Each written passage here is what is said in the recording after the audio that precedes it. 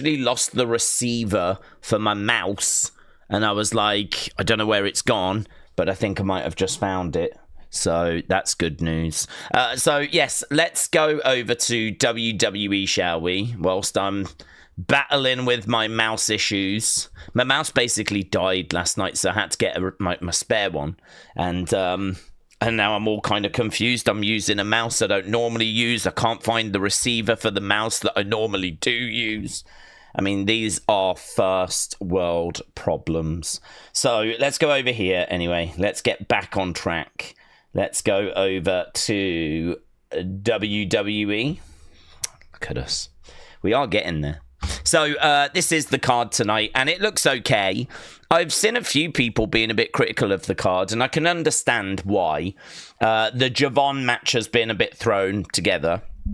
Obviously, he only qualified on, like, Tuesday for this match, and it was really last second. I mean, he got the win, and bang, we were off air. I mean, there was no time left for him to say any words, or there was a little stare down between him and Ober afterwards, which was like an online exclusive. So it was really rushed. I mean, I think the timing of the show on Tuesday was a bit off. And so Javon just gets past Trick, and then boom, we're straight off air. So it feels a little bit undercut, this. They probably could have done with another week, where we had another week of building up like Javon and getting like a bit of a contract signing or something. But Ober against Javon, I think he could do it tonight, Javon. I think Javon could do it. I wouldn't rule him out of actually doing it. I think he could do it tonight. So Javon is, I don't know that he's my pick, but definitely keeping an eye on him. So Ober against Javon. Then we've got TNA Knockouts champion Jacy Jayne against Masha, Slamovich, and Ash by Elegance. Should be decent. I mean, I think Jacy just keeps upsetting the odds. Here, she's got to face two women. You know, does she get past both of these? I'm going to say she does. I think when she loses it, it'll be in a singles match. I think Ash by Elegance and Masha might get in each other's way. So I'm going to go with Jacy. So I'm looking at Javon. I'm like really 50-50 on this. I feel like the majority of people will say Ober, but I just sort of feel like we've spent a little bit of time building Javon. It's just this final match that we rushed. Don't know. This is why I'm really torn. If I was going to play it safe, I'd go Ober, right? But if I want to be adventurous, I'll go Javon. In regards to the Knockouts Championship, I'm thinking Jacy. Jordynne against Blake. I think it's going to be Blake. I think this is a feud. I think they'll have a rematch. I think Jordynne will win the rematch. Then we got Hank and Tank Dark State. Leaning Dark State. I think they need it more. Hank and Tank, you can make an argument they need it. I think they've done well being the NXT Tag Champs, but Dark State really do need something to be shouting about, gloating about. So, and Hank and Tank can always try and win them back. So, thinking title change there. But again, quite close. I mean, I think this is a good card in regards to I can make an argument for it going either way for quite a lot of the matches. The favourites here are Chelsea and Ethan, but I think Tyra, May, and Tavion are going to get it. I mean, I can't see Chelsea staying in NXT for long. So this Team Canada against Team USA, like, are we really going to have Team Canada, the heels? I mean, we all know how evil Canada are. Are we really going to give them the win? Don't know, man. I just sort of feel like Tyra, May, Steele, Olympic gold medalist, Tavion Heights, trying to build the guy up. If Tavion pins Ethan, that would get Tavion a title shot as well. That could come out of this. And Chelsea is just, you know, off upon the main roster, kind of doing other stuff. So I feel like Chelsea's only around for this show. So, I don't know, we're really going to have Team Canada win. They're the favourites. I wonder if they're the favourites because people know who they are and they don't know who Tyra, May, Steele and Tavion are. I'm thinking Team USA, but I could be wrong. The odds are that it's those guys. They're not big favourites, but they are favourites. Then we got Jaida against Kelani against Lola. Lola is the favourite in this match, and I'm not sure why. The only thing I can think is she's just re-signed a contract. So perhaps people are thinking, oh, they're going to have her win so that she can then go on and, kind of kick off her new contract. I think any of those can win. I mean, Jaida's a great talent. Kelani's a great talent. Lola's a great talent. So what I'll say is I agree that the card is, could be stronger. I'll agree that it definitely is missing a bit of star power. I mean, I sort of feel like Chelsea coming down is one thing, but probably could have done with another big name being on this card, considering it's having to go up against like an AEW show as well. I think that it probably could have done with a little bit more help, but I'm looking forward to it. I think actually there's a lot of matches I'm not sure which way they're going to go, and so I'm looking forward to seeing how this story progresses and what it is they've actually got planned. So yeah, for a Sunday, I'll take it, right? So NXT coming up tonight. Right, let's sort out this mouse issue, which I think I've just sorted, so yay for me. Let's go here. Boom, boom, boom. And I want to make sure that we're up to date with all of that. Looks good. Lovely. Tom says, I hate how the refs stop counting at 2 so that people have a chance to kick out. Yeah, I mean, that's an old thing in wrestling. That's been around for a long time. I don't think WWE care if there's other shows, because I don't think they care if NXT is must-see, said Miss Clown. Well, you could be right, but you could be right. It could be that WWE aren't too bothered. They're just kind of putting this show out there as a disruptor. Whether this would have been on a Sunday, if it wasn't for the AEW show, maybe they would have run this on the Saturday. I don't know. I honestly don't know. I think it's undeniable that WWE are putting in things to disrupt. I think it's undeniable WWE are trying to cause problems for AEW and AEW shows. And I've seen a lot of people crying about that. And, sucks to be them, but I don't give a flip. As someone that doesn't watch AEW, it makes no difference to me whatsoever. So, this is business. If AEW start doing it in the future, they start putting shows up against WWE shows. If, AEW get hot. And it feels to me like they've got a little hotter. Feels to me like more of you care about what's happening in AEW than I think we were seeing in 2024. So I would say that whatever they've done recently, I think has been working for AEW. But, if they get hotter and it gets closer, then, we might see them starting to counter-program some WWE shows in the future. Who knows? So, and if they do that, WWE will only have themselves to blame, won't they? So,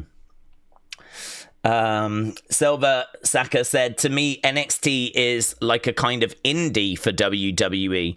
Evolve is the new developmental, said Silver Saka. Silver Saka, shout out to you. Angel said, R.I.P. to Bray, 2 years ago passed away. Yes. I saw lots of tweets on that today. AEW's next pay-per-view is on the 20th of September. So is, I believe, WrestlePalooza. So, as I said, undeniable that WWE have been counteracting AEW shows. So, I mean, you'd be a fool to try and say, like, oh, it's just a coincidence. But the big thing for me is I'm not bothered. It doesn't bother me. I'm not upset about it. I'm not bothered by it. I think if you are someone that tries to watch both, then I could understand it being a frustration because it's hard to avoid spoilers. So I understand the argument is, well, just watch one and then watch the other after.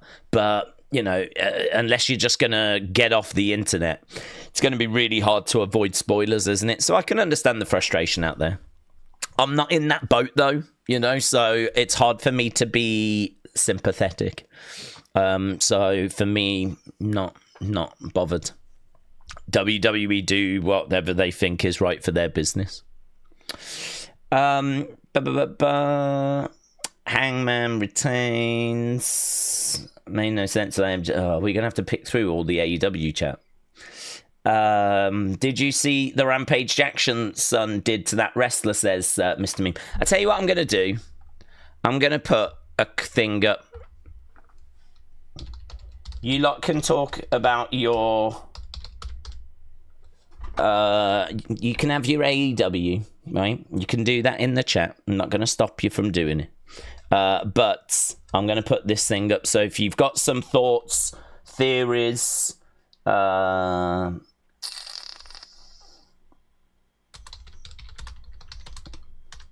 then you can leave them here. Otherwise, I'll have to sit here and be like, and pick through all the people talking about AEW. Which is fine. I'm not going to stop you from doing that, you know. I appreciate there is a sizable portion of the community that are interested. Okay. So if you do want to leave a thought or a theory, or if you wanted to have a conversation on something, just ask the question thing at the top. Right. The real frustration for a fan in the US is the new PLE deal with ESPN, says Matthew. Yeah, I understand that. I saw a lot of anger. Kelly, the wise lady, was quite angry. In Unseen, there was an article doing the rounds that says, it's from Netflix, they said live events, and if you're on like an ad level, if you try to use a VPN, it won't work. So I know there's a lot of people thinking they're going to use a VPN and just get the UK Netflix. But apparently, according to Netflix, and you never know if they're telling the truth or not, but according to Netflix, if you try to watch a live event, or you are subscribed to like the ad tier of Netflix, a VPN won't work for you. Apparently it doesn't work. So obviously Raw, SmackDown, they are live events. The PLEs, they are live events. So Netflix seems to be sending a message of that it won't work. Now, whether that's true or not, I don't know. Because they could be saying that, hoping that you just lose heart and don't even try, right? The one thing I can tell you is that I tried to watch a live... No, what did I try to do? Oh, hang on. This is interesting, because when I was in Egypt, I had to use a VPN because... I couldn't sign into the UK Netflix, and I was able to watch the shows. So it did work for me in Egypt, but I'm just trying to think if there was any... I did have to use a VPN, I'm sure. It's up in the air on that one. We're not going to quite know. Has anyone actually done it yet? Used a VPN to watch UK Netflix? That would be interesting to know. Has anyone actually tried to do it? Because it would be good to know, wouldn't it? I've got a feeling, right? This is what I think. I think it's going to be hit and miss. I think in certain places it'll work and in certain places it won't. I will not be shocked to find out or hear that some of you have had trouble with the VPN. That will not shock me. I could totally believe that being the case. But equally, I will not be shocked if I hear that people have got it and it's worked for them. So I think I'm not expecting this to be a 100% workaround for people. And I think that is a problem in itself, because in that regard, like, you never quite know if it's going to work every time you're going to use it. I mean, eventually, if you've used it for like 12 months and it's been fine, or 6 months and it's been fine, or 3 months and it's been fine, you'll get comfortable with it. You'll be like, yeah, it's fine. But, you know, if it's going to be like, sometimes it works, sometimes it doesn't every time you try, then that's obviously not going to be a very workable way forward, is it? So I think there is a conversation that needs to be had around VPNs and if it's going to work, because Netflix are saying it won't. So, yeah, interesting. Plum Girl said, I did it for NXT using Nord. Where are you, Plum Girl? Where are you? John Drick said, when does the show start? NXT starts in an hour and 40 minutes.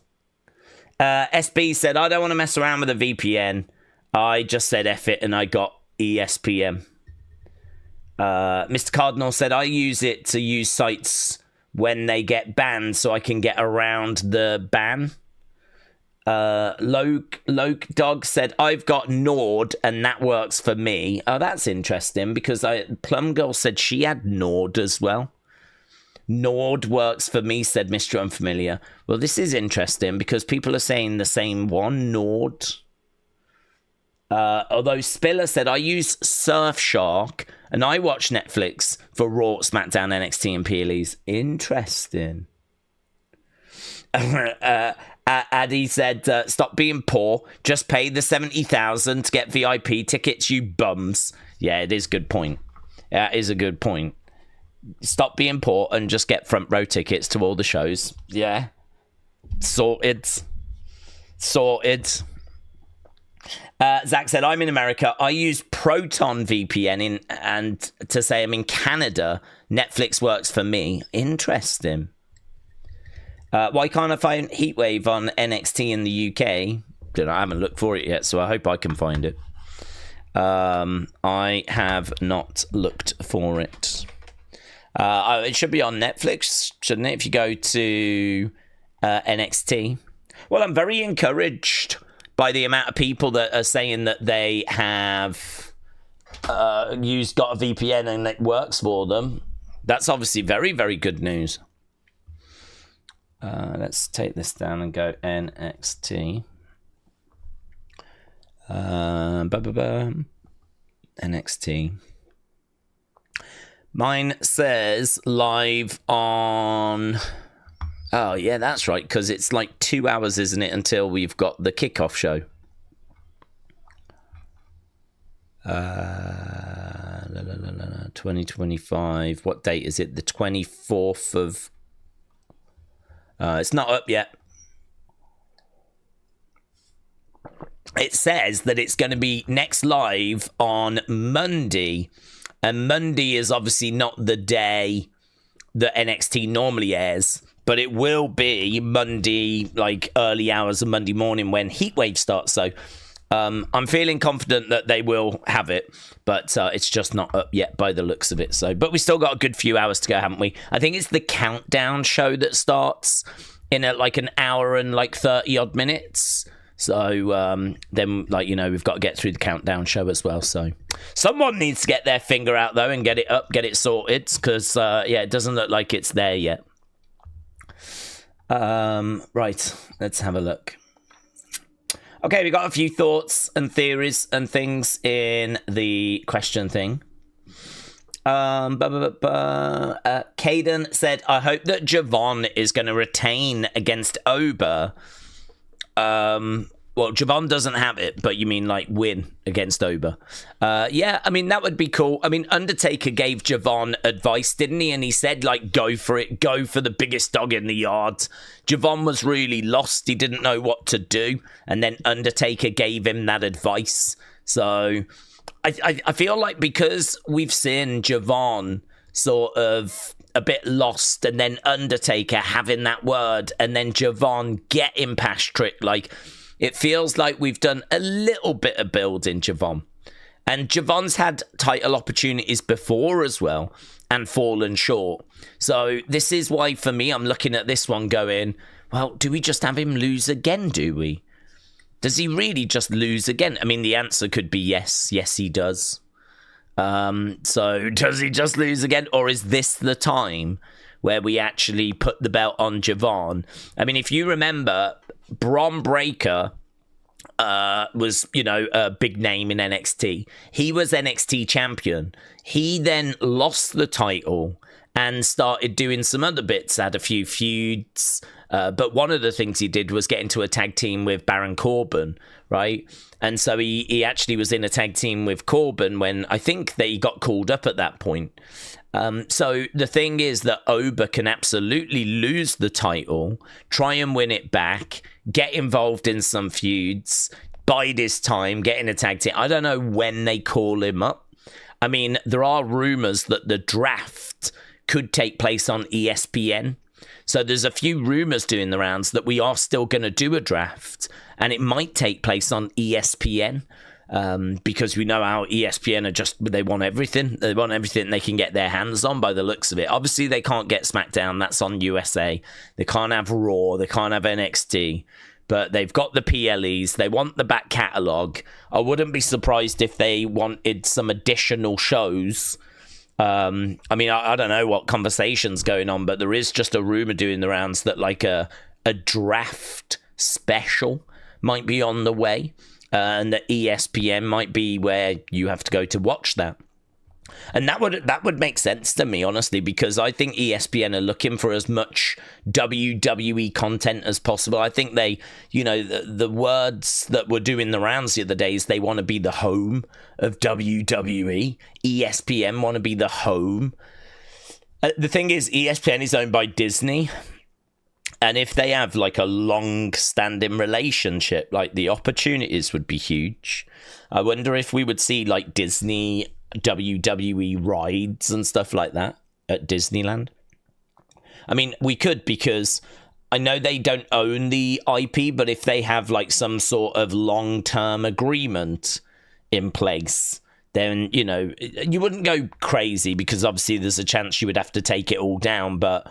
Well, I don't know, if you've got some sort of deal that means that you and WWE are in partnership for the next 10, 15, 20 years or something, then who knows?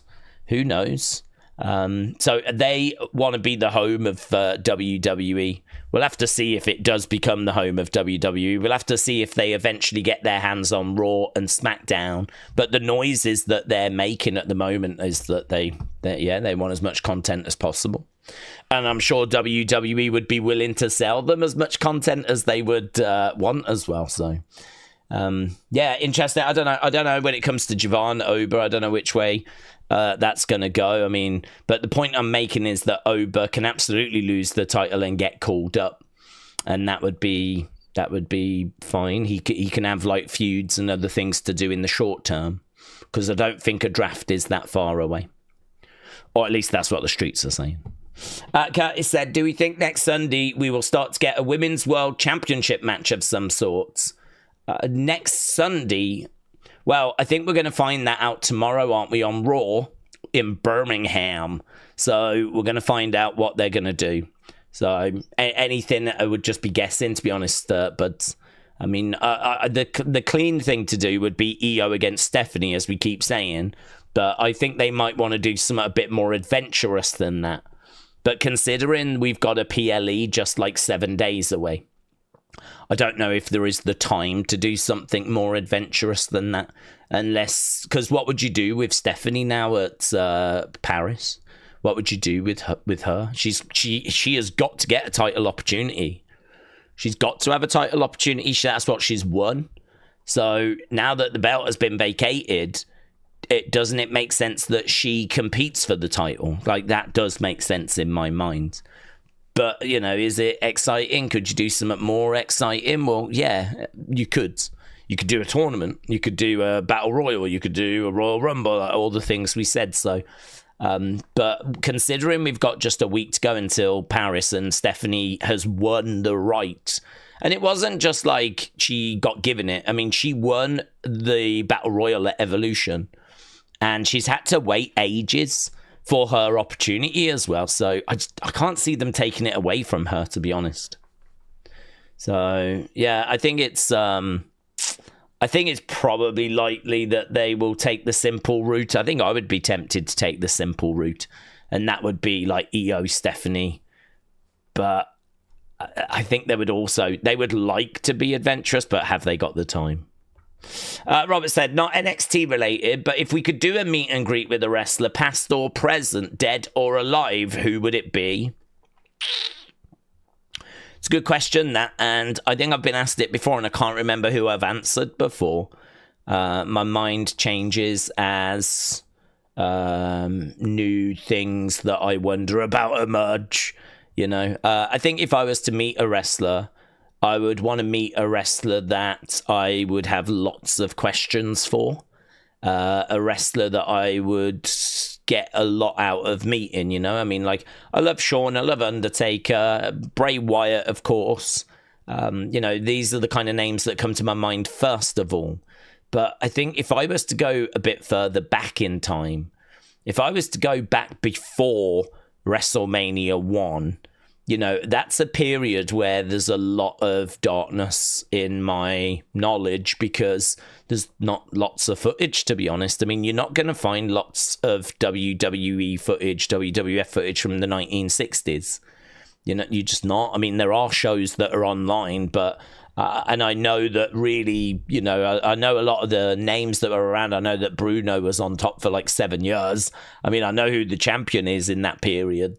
But I mean, when it comes to like stories from that time, when it comes to, you know, what life was like on the road, and, you know, you can find obviously books that people have written and you can read about these things. But I think to sit down and actually have the opportunity to talk to someone, I mean, this is why speaking to Bruno Sammartino.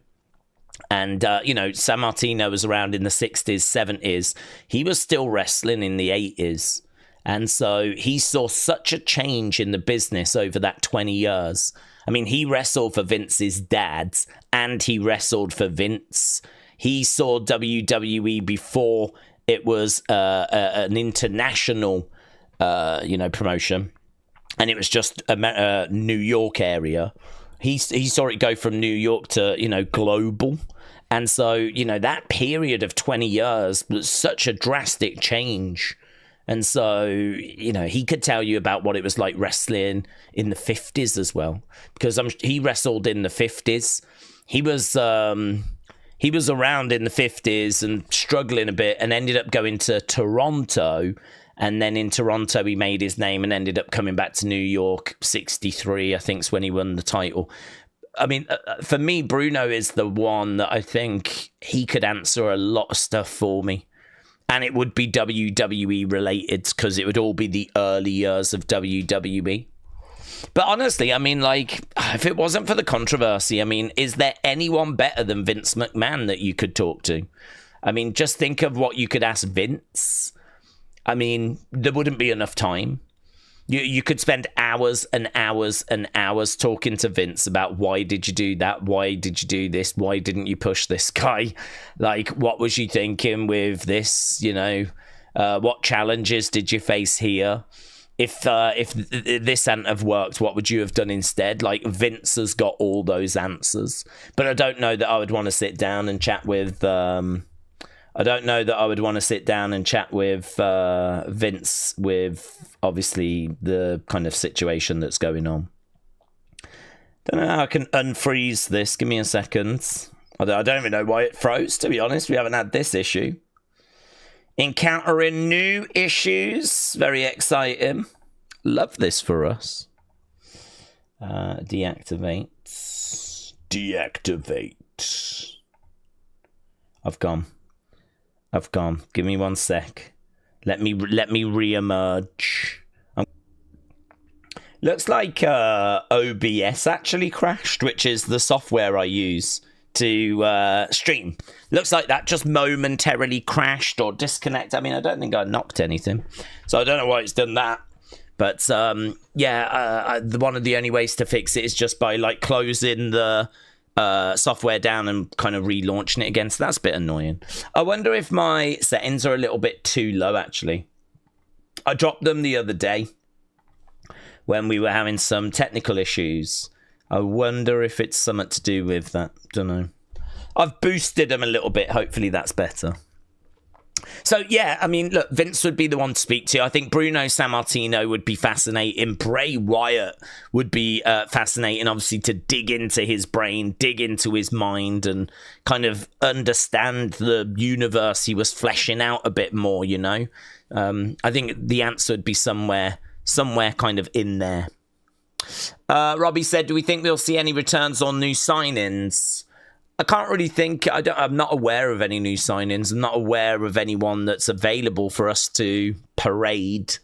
So I'm not expecting any new signings being shown. Returns, I don't even know who's out injured, to be honest. I can't think of who's... I mean, I suppose you could get Tony. There's people we've not seen. I mean, getting a return for Tony could be interesting. We haven't seen Stacks in a little while. I mean, it could be that we could get some people like that. Riz is out for quite a long time with an injury, as we know. I don't think there's anyone at the... I'm trying to think if there's anyone at like the top end of the card that's like out injured at the moment. I can't really think of anyone. Let's have a look, just see what's on the NXT roster. So NXT, Mr. Chase saw the other week. Brooks Jensen down in Evolve. Charlie Dempsey, Dante Chan, Idris, they've been in Evolve. Briggs saw the other week. Lexis King's in a feud. Luca Crucifino, Osborne, Ober, Tony, Ridges down in Evolve. Sean we've seen. Tyson, Wesley was backstage the other week. I'm not aware of anyone that's like missing, absent, that could come back. I mean, you got people like Ilya Dragunov on the main roster, but I can't really think of anyone here. So, I mean, I think if you're going to have a surprise, it could be a TNA talent. It could be Trick, because Trick's not on the show. It could be Tony, because we don't know what's happening with Tony. But I'm not aware of any new signings or anything. I haven't even heard anyone like rumoured, so I'm going to lean towards no. I'm not really expecting anything on that in that regard. I'm expecting there to be a good show. I'm expecting it to be at least one title change. And yeah, I don't know. I kind of feel like a lot of the NXT PLEs this year have been solids, have had some good matches, but have not been mind-blowing. And I think this might be another one of those, to be honest. So just, you know, the way I would look at it is like, I'm glad we got some wrestling this weekend, and I think it's going to be fun, and I think it should have some really good moments to it, and some dramatic moments, as, you know, we could get a new NXT champion. The big swerve here could be Javon winning that title, closing out the show as the new NXT champion. That could be the big moment.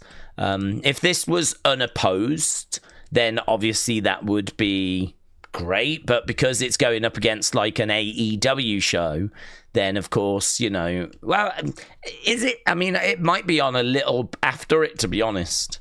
I mean, we know that the AEW show is in London, so that's surely got to finish like 11. It can't go past 11, so I think that one might finish by the time this one actually starts. So yeah, this is just going to be, I think, a fun show afterwards. So no, don't really expect anything in the way of like returns or anything. But do you think there's a chance we get a new champion? Miss Clown said, do you think that Ober could go to the main roster soon? Oh, I don't think it'll be too long. I mean, I don't know really what else there is for him. He's kind of tried being heel. He's done a little bit of being face. He's got like his promos are good. His match quality is fine. The way I look at it is the way I keep saying, like when you pass your driving test or when you go for your driving test, they always say you haven't got to be the best driver.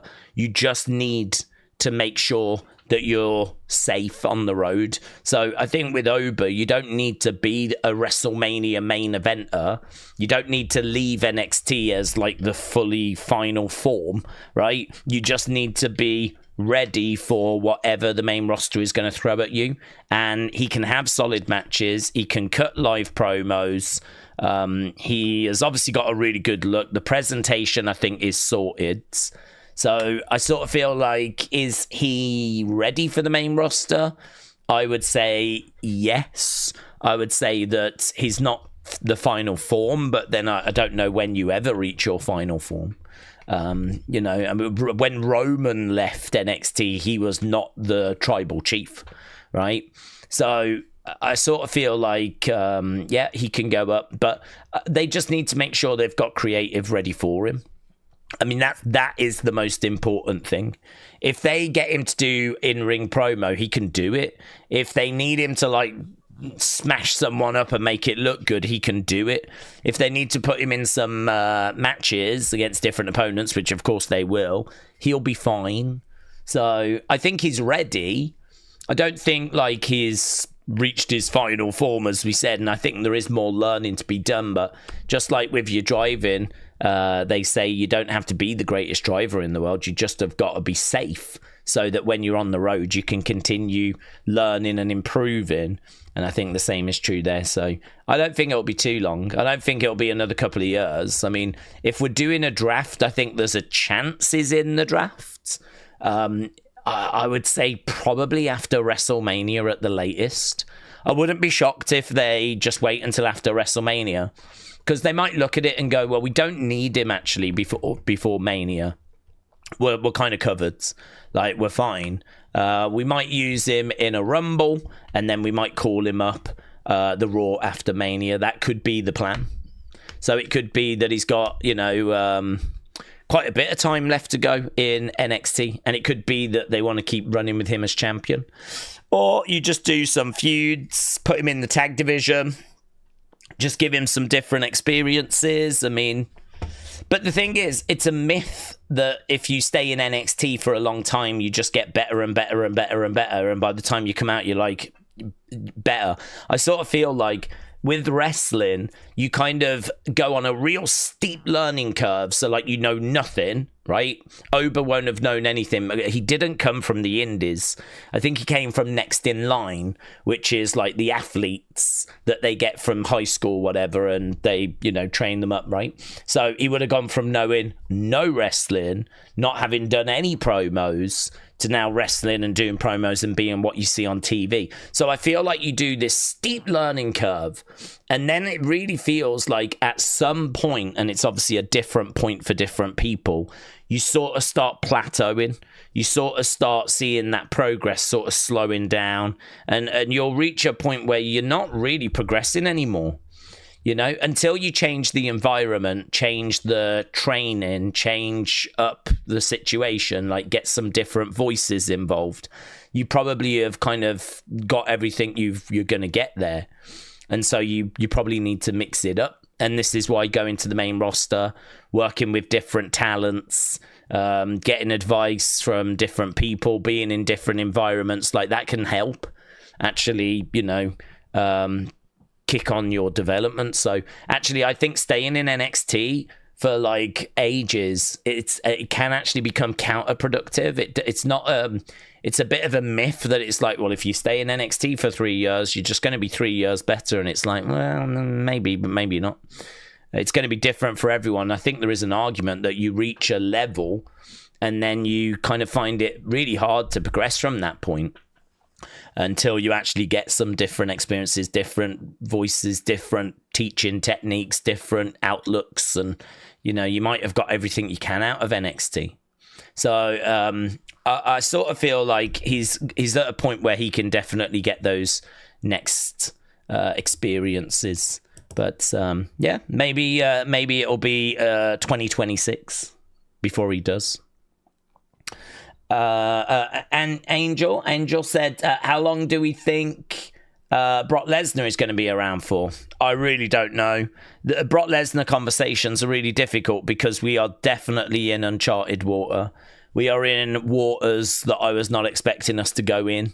So, I mean, it's really hard for me to talk about that because I would not have brought him back. And I am not excited for his matches. For me, like, I just sort of think this is... It's just unnecessary. I don't really see... I'm struggling to see the value. I mean, I think if you're a casual fan or someone that doesn't really follow Brock, then you will be excited. Obviously, if you know the stuff that he's caught up in, then there's serious questions that need to be answered. I mean, the serious questions, how much did he know?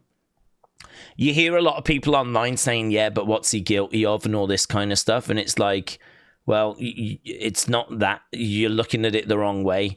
It's what did he know? We don't know how much he knew about what was going on. He was very involved. Very involved. He gets mentioned in the lawsuit like 40 odd times. And there was material that Janelle Grant was being pressured into, allegedly, being pressured into creating that was being sent to him.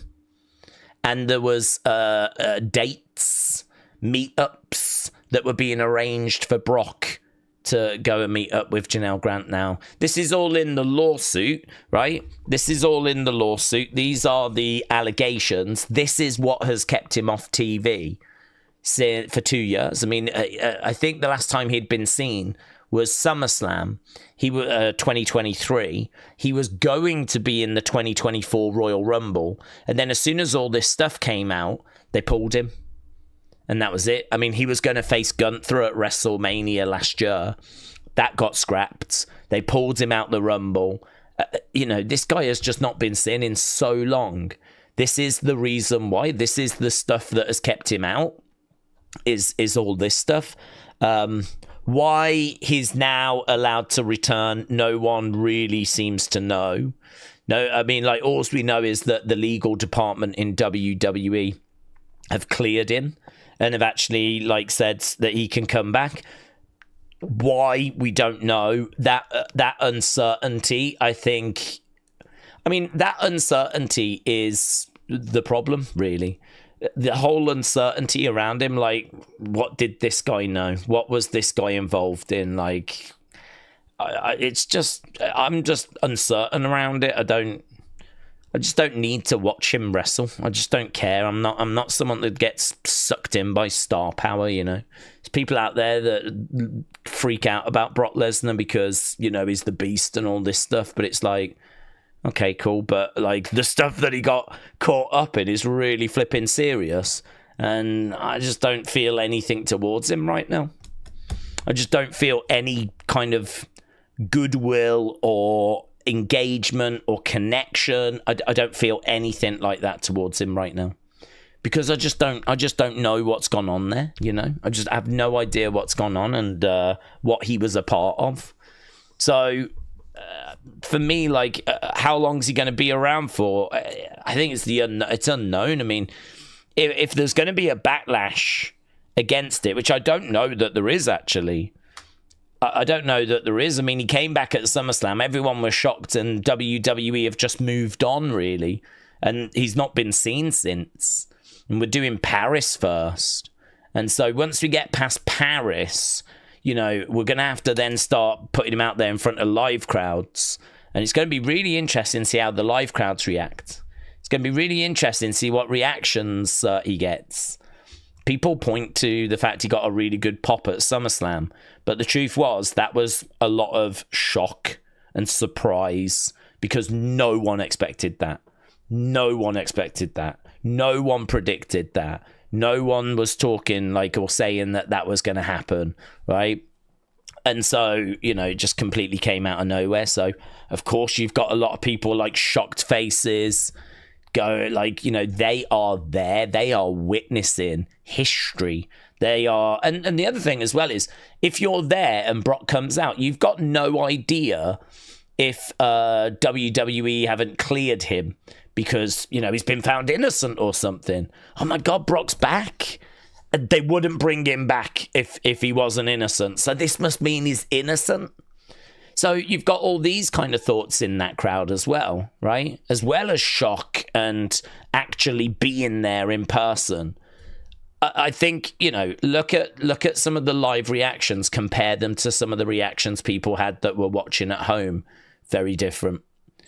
there's content creators that are jumping around, hugging each other, and that's their reaction that were actually there. And then look at other people's reaction that were not there and not surrounded by 60-odd thousand people cheering and everything, you know. That sort of herd mentality, I think, can be quite powerful.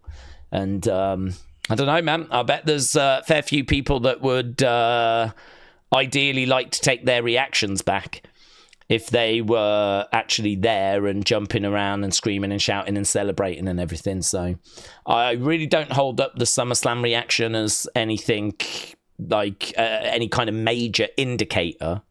I just think it was a very isolated incident because of the shock of it. And so it's going to be very interesting to see how a normal crowd that are expecting to see Brock, I think it's going to be very interesting to see how that crowd reacts. So how long is he going to be around for? How are people going to react to him? What's the backlash going to be? I mean, if the backlash is not going to be that great, then I could imagine he'll be around for a while because, you know, Brock, he's being paid a lot of money. I think his contract's up next year. So, I mean, I could see him sticking around until the end of his contract. Whether he would renew or not, I mean, I really don't know. It depends. WWE might say thank you and that's it. We're done.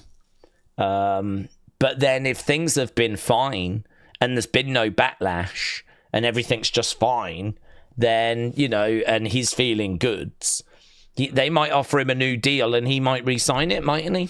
So all I can tell you is I am not excited for John Cena, Brock Lesnar. Couldn't give a flip about that match whatsoever.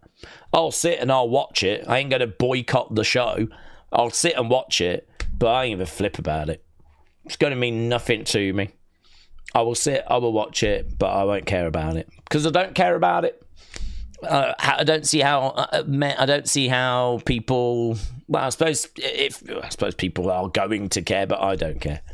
So I'll watch it, but they're going to have to work pretty hard to get me excited for it.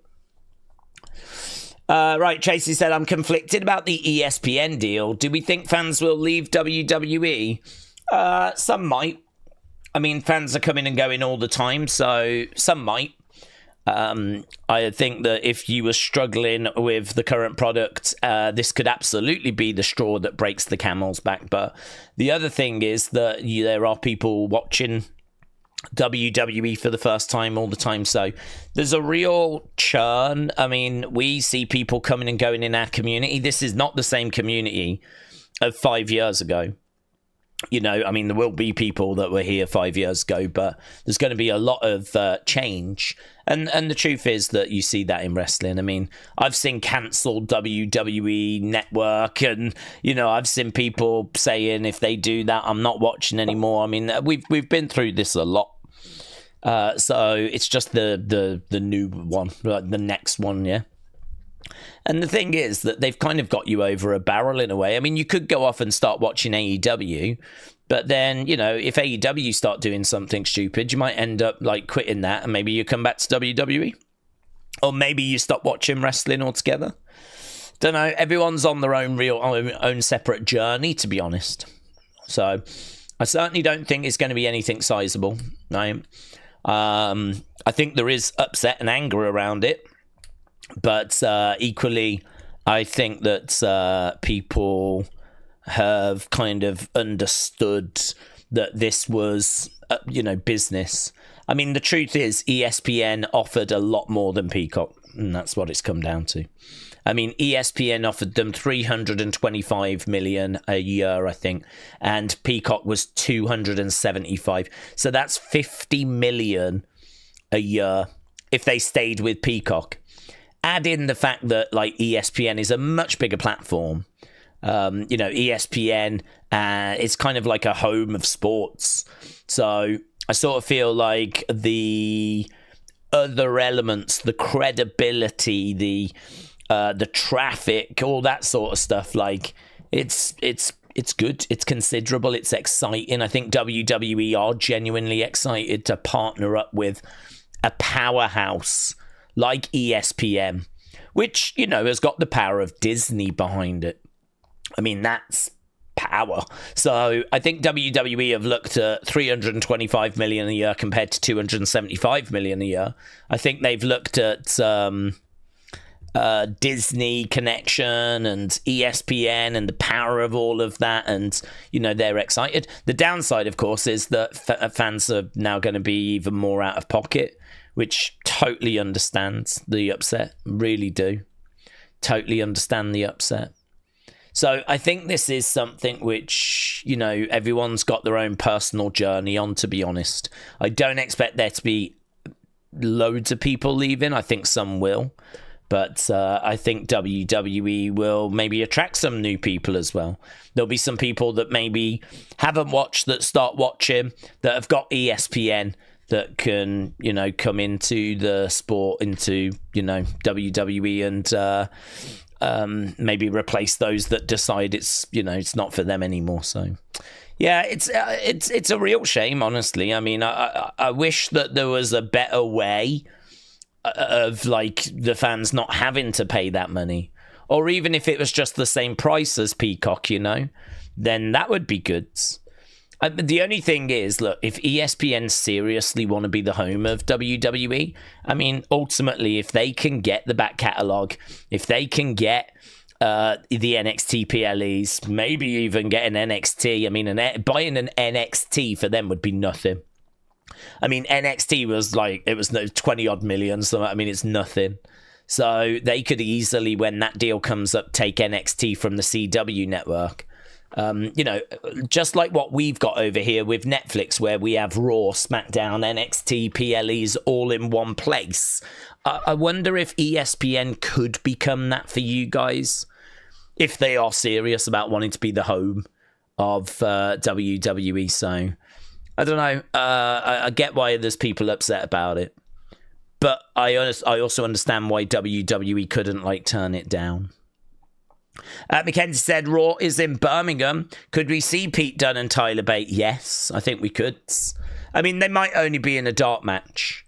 SmackDown was in Ireland, and they had Sheamus and Lyra on dark matches.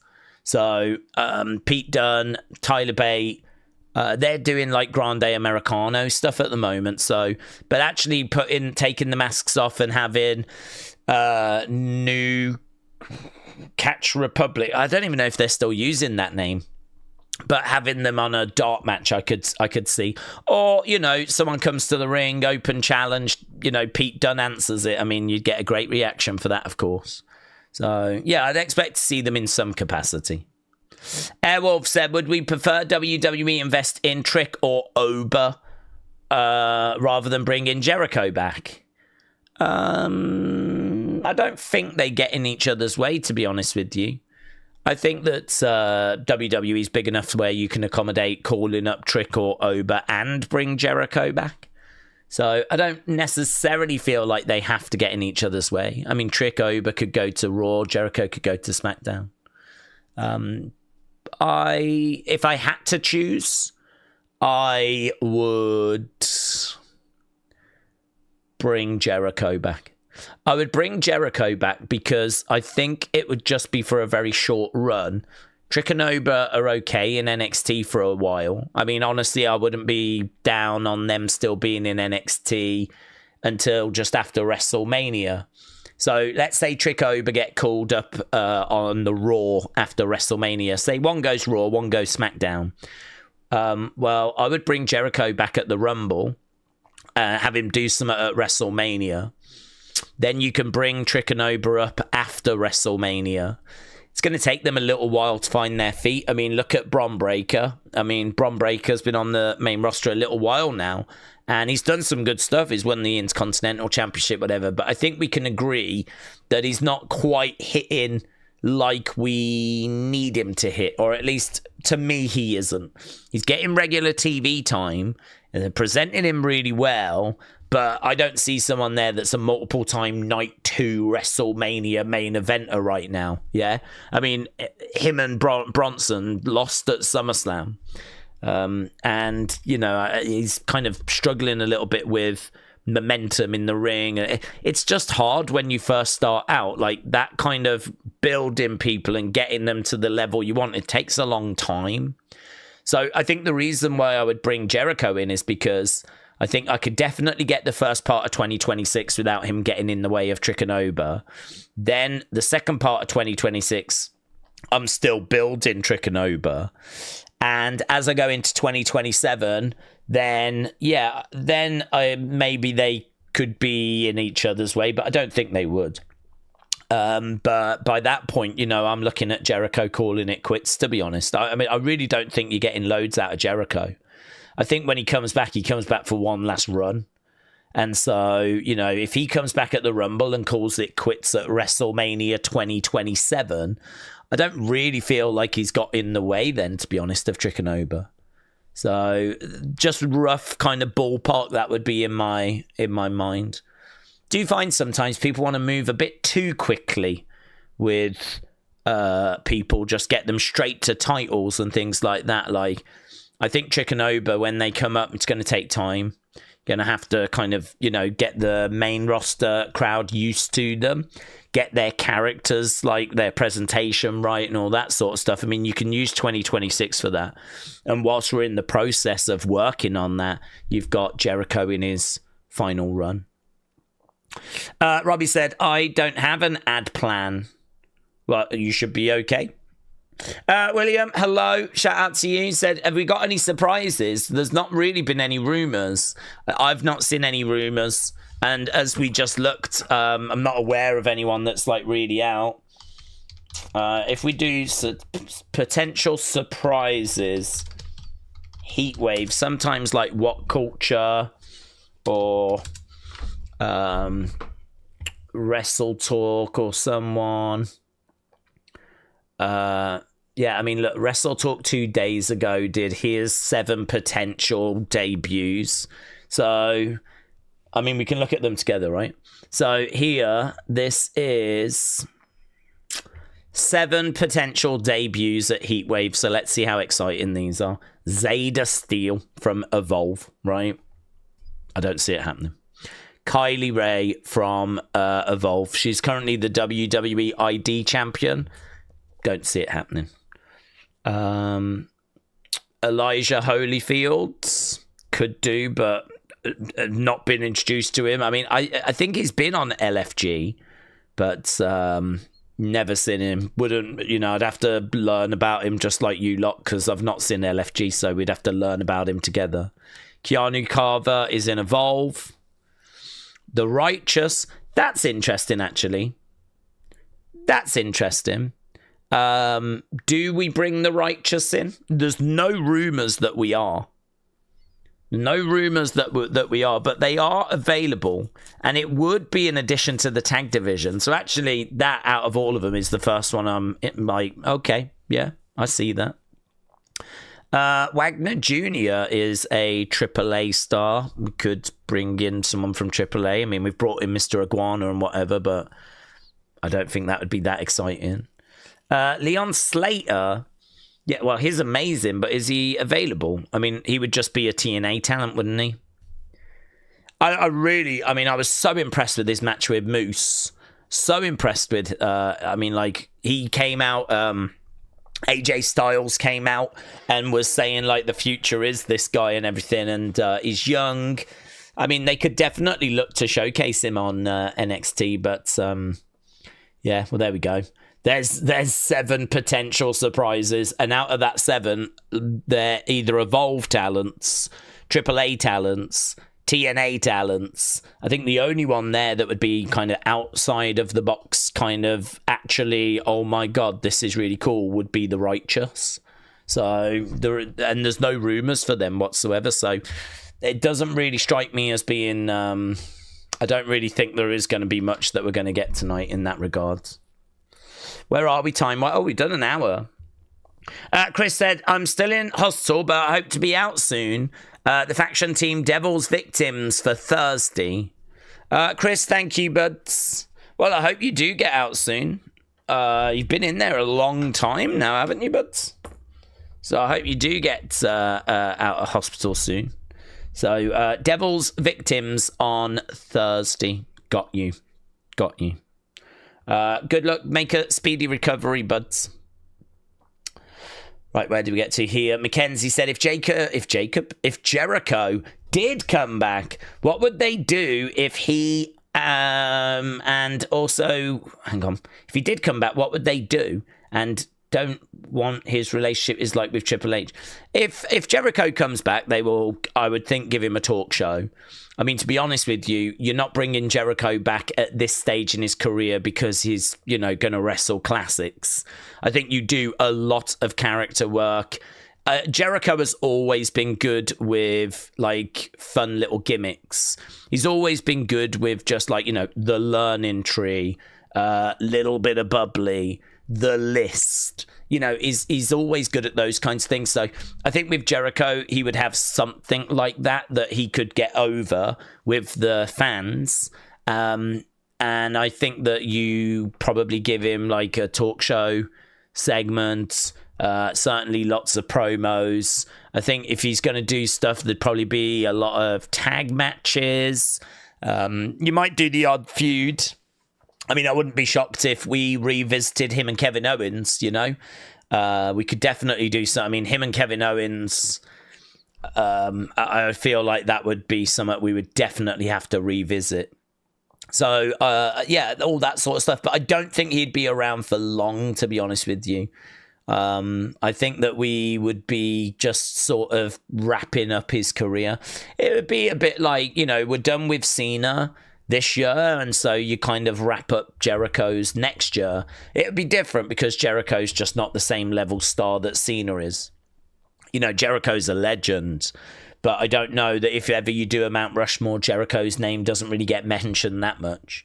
If ever you do a Mount Rushmore, people say Roman, Hogan, Stone Cold, Rock, Cena, those are the names, Undertaker, Ric Flair. These are the names you get. You don't really get anyone going Jericho. So I don't think I'm being disrespectful when I say he's not that level, yeah? So it wouldn't be as big of a deal, but it would still be a big deal. I mean, Jericho is still a name. The thing is, he's been in AEW, and he's goofed around in AEW, and I don't know kind of how many people he's, kind of turned off, if you will. I don't know how many people that were into Jericho are just not really bothered by him these days. I mean, I certainly was not feeling much warmth towards him when I stopped watching AEW. But since I stopped watching AEW, time is a great healer. All those times I had to listen to Judas and it was doing my head in. Those are long gone now. So, Jericho is a legend, and I'd welcome him back. I can understand those that wouldn't. I can understand those that watch AEW and are like, no, the learning tree was so cringe, and he's just been cringe for like 3-4 years now. I don't want to touch him with a barge pole. But I think if he comes to WWE, it's like a reset. Maybe some of the goofiness that he's been doing, some of the stupidness that he's been doing, might not fly in WWE. WWE might not give him that same level of freedom, and we know that Triple H is not a big fan of like that kind of stupid stuff. So I'm sure we could find something for Jericho. Be a shame if we couldn't, really. I mean, I think part of the joy of WWE has always been the nostalgia. Nostalgia is a very powerful weapon tool in wrestling, isn't it? We always love seeing the legends come back. And to be honest, though, we've only got like the same legends, really. It'd be lovely to see some different legends. I feel like I see the $1 Million Man all the time and Sergeant Slaughter all the time, which is fine. I mean, they're great, but, I can't wait to see Demolition. Now that Demolition are back under a Legends deal, oh, mate, imagine if Demolition, their music hits and they come out. I don't know why or how you would do it. It'd have to be like Saturday night's main event. We do a talk show. We've got some special guests, and we bring out Demolition. That would be so good. We haven't seen them for years and years and years. They were on the out with WWE. I mean, Mattel made Demolition figures 2010. And since then, they were the only Demolition figures that got made, because after that, they were part of a lawsuit against WWE, and you know, that's it. They've been on the out. And they're not in the Hall of Fame, and they are one of the greatest tag teams of all time. And we just never get to see them. So, you know, that to me would be exciting. That's a nostalgia that would really hit with me. That would be something I'd be like, oh my God, yes, so good. And we're losing all that generation as well, you know. I mean, sadly, a lot of people from the golden era, they're no longer with us. I'd say the vast majority. So to actually have them back and actually, you know, kind of doing something would be really good. I tell you what I would like. I'd love like a bit of a Tuesday Night Titans type show. Tuesday Night Titans was where like Vince would sit down and talk to wrestlers, kind of interview them. They would throw to the odd match, but really it was kind of like a sit down late night talk show thing. And yeah, I'd love something like that. I mean, they tried something, I suppose, like that, which was the bump, but it just wasn't it didn't have the same vibe. I've never quite got into the bump personally. I watched one of the first episodes and it was god awful, and kind of really turned me off. I was like, I'm not interested in this. And then I never really found a way back into it, but it ran for quite a while actually, the bump. I think there was quite a few people that did enjoy it, but yeah, I never quite got into that one. But it'd be lovely to do like a little sit down thing with Demolition. It'd be great if they could do that on Raw or SmackDown, just like we've got an exclusive interview with Demolition, and they could just talk about like what it was like wrestling back in the day, just for a couple of minutes. Doesn't need to be anything long. I do think that we need, or it would be great if on each episode there was some sort of nostalgic look back, you know, kind of look back at a great match, or speak to a legend, or go somewhere that's got some, you know, important history with WWE, or go to the warehouse, or, you know, like there's so much that you could do. Only needs to be like one of those progressive look backs, you know. It doesn't need to be anything massive. I'm not saying a segment. I'm just saying like a couple of minutes where you just on each show give a little bit of time to the past. Because, you know, a lot of these people will pass away and we will lose like hearing from them and actually get into, you know, some of the best WWE segments from the past are things like that are really quirky and out there and different, you know, like some of the best stuff is like Fuji Vice, which was like Don Morocco and Mr. Fuji like doing like this weird Miami Vice skit. I mean, there's loads of things like that from the past, like Yokozuna doing the body slam challenge on the USS Intrepids. I sort of feel like there's a lack of that stuff in modern day wrestling. We don't really do anything that's like that outrageous or that fun anymore. And I wonder if you could just have a couple of minutes where you do something fun, involving the past, or like involving some legends that could be really good. Maybe go around Demolition's house, you know, see the, because I'm sure they've got their merch. So have a chat with them, have a look at their merch, couple of old stories from the past, all in a couple of minutes, tightly edited. Lovely, mate. That would be a little 2 minutes that I could see people sharing on social media. Here was the Demolition profile from 2025. And it's just, you know, here's the Tito Santana one from 2026. Here's, you know, imagine if we had a Mr. Perfect one, you know, Rowdy Roddy Piper one. And do you know what I mean? Just these little 2 minute capsules, not video packages of highlights or anything, but actually sitting down with them, getting a story out of them, going somewhere where, you know, they show us like a key moment in their career, or show us some merch, or I don't know. I don't know. I don't know what you would do with it, but it would be great if we could do something with Demolition. So the point I'm making is nostalgia, very powerful. And I think Jericho digs into that. So this is why I would not close that door, because, you know, I think there is still value there.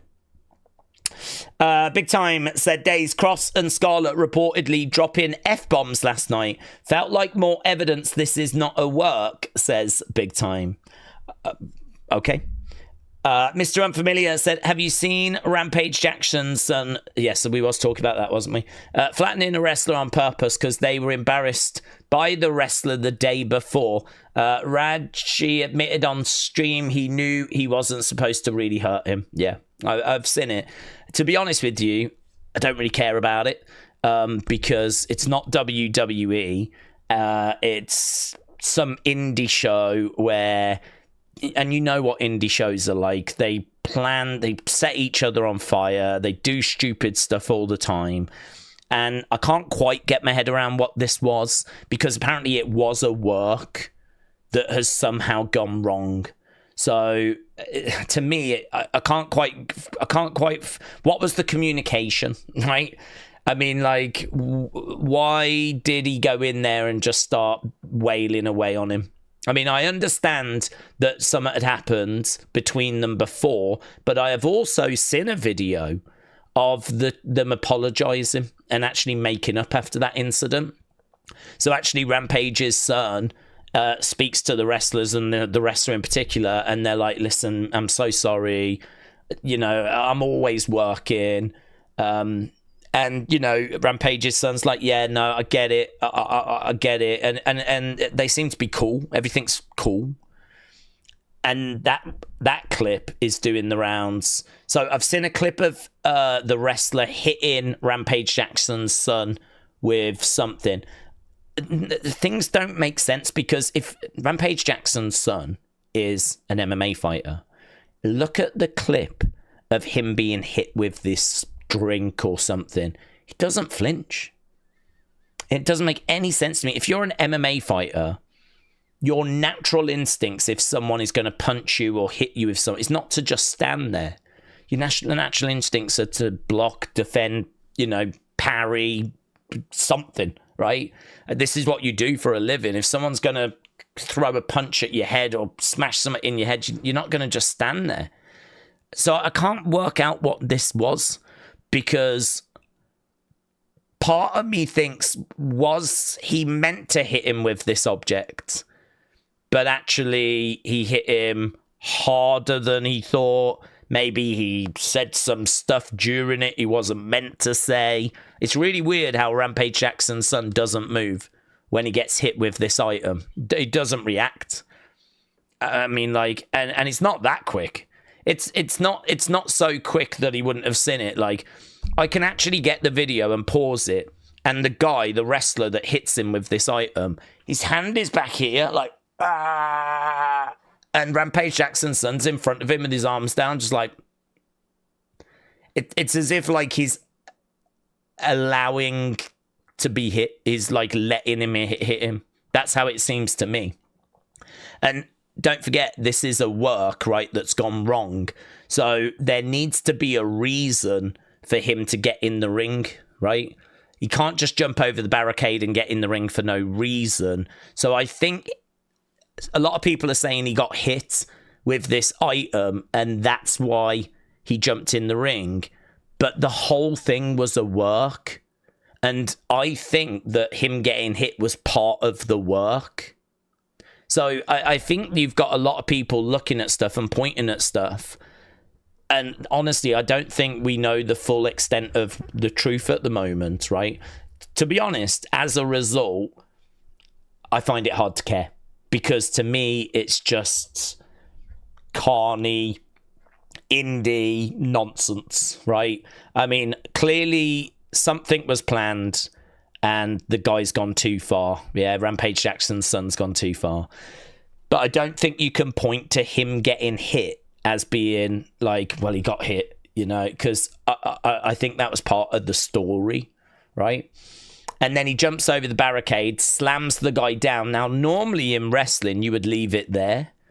I mean, normally in wrestling, you'd pick him up, you'd slam him down. I thought the slam looked really good. It's like a spine buster type thing. I mean, I'm trying to picture it, but he picks him up, slams him down. So it's like a spine buster. And normally you would just trash talk there, right? You'd be on top of him in guys out and you'd trash talk like, stay away from me, blah, blah, blah, blah, blah, yeah? The thing that seems to have gone too far is he then throws in these, like, ground and pound shots. And I don't know what's happened. I don't know what happens at that point. I mean, you can say it's a work that's gone wrong, but gone wrong is doing some heavy lifting, isn't it? I mean, it didn't go wrong. It seems like Rampage Jackson's son went wrong because he's picked him up, slammed him down in this spine buster. And really, at that point, job done. I mean, the wrestler's out, or at least acting out.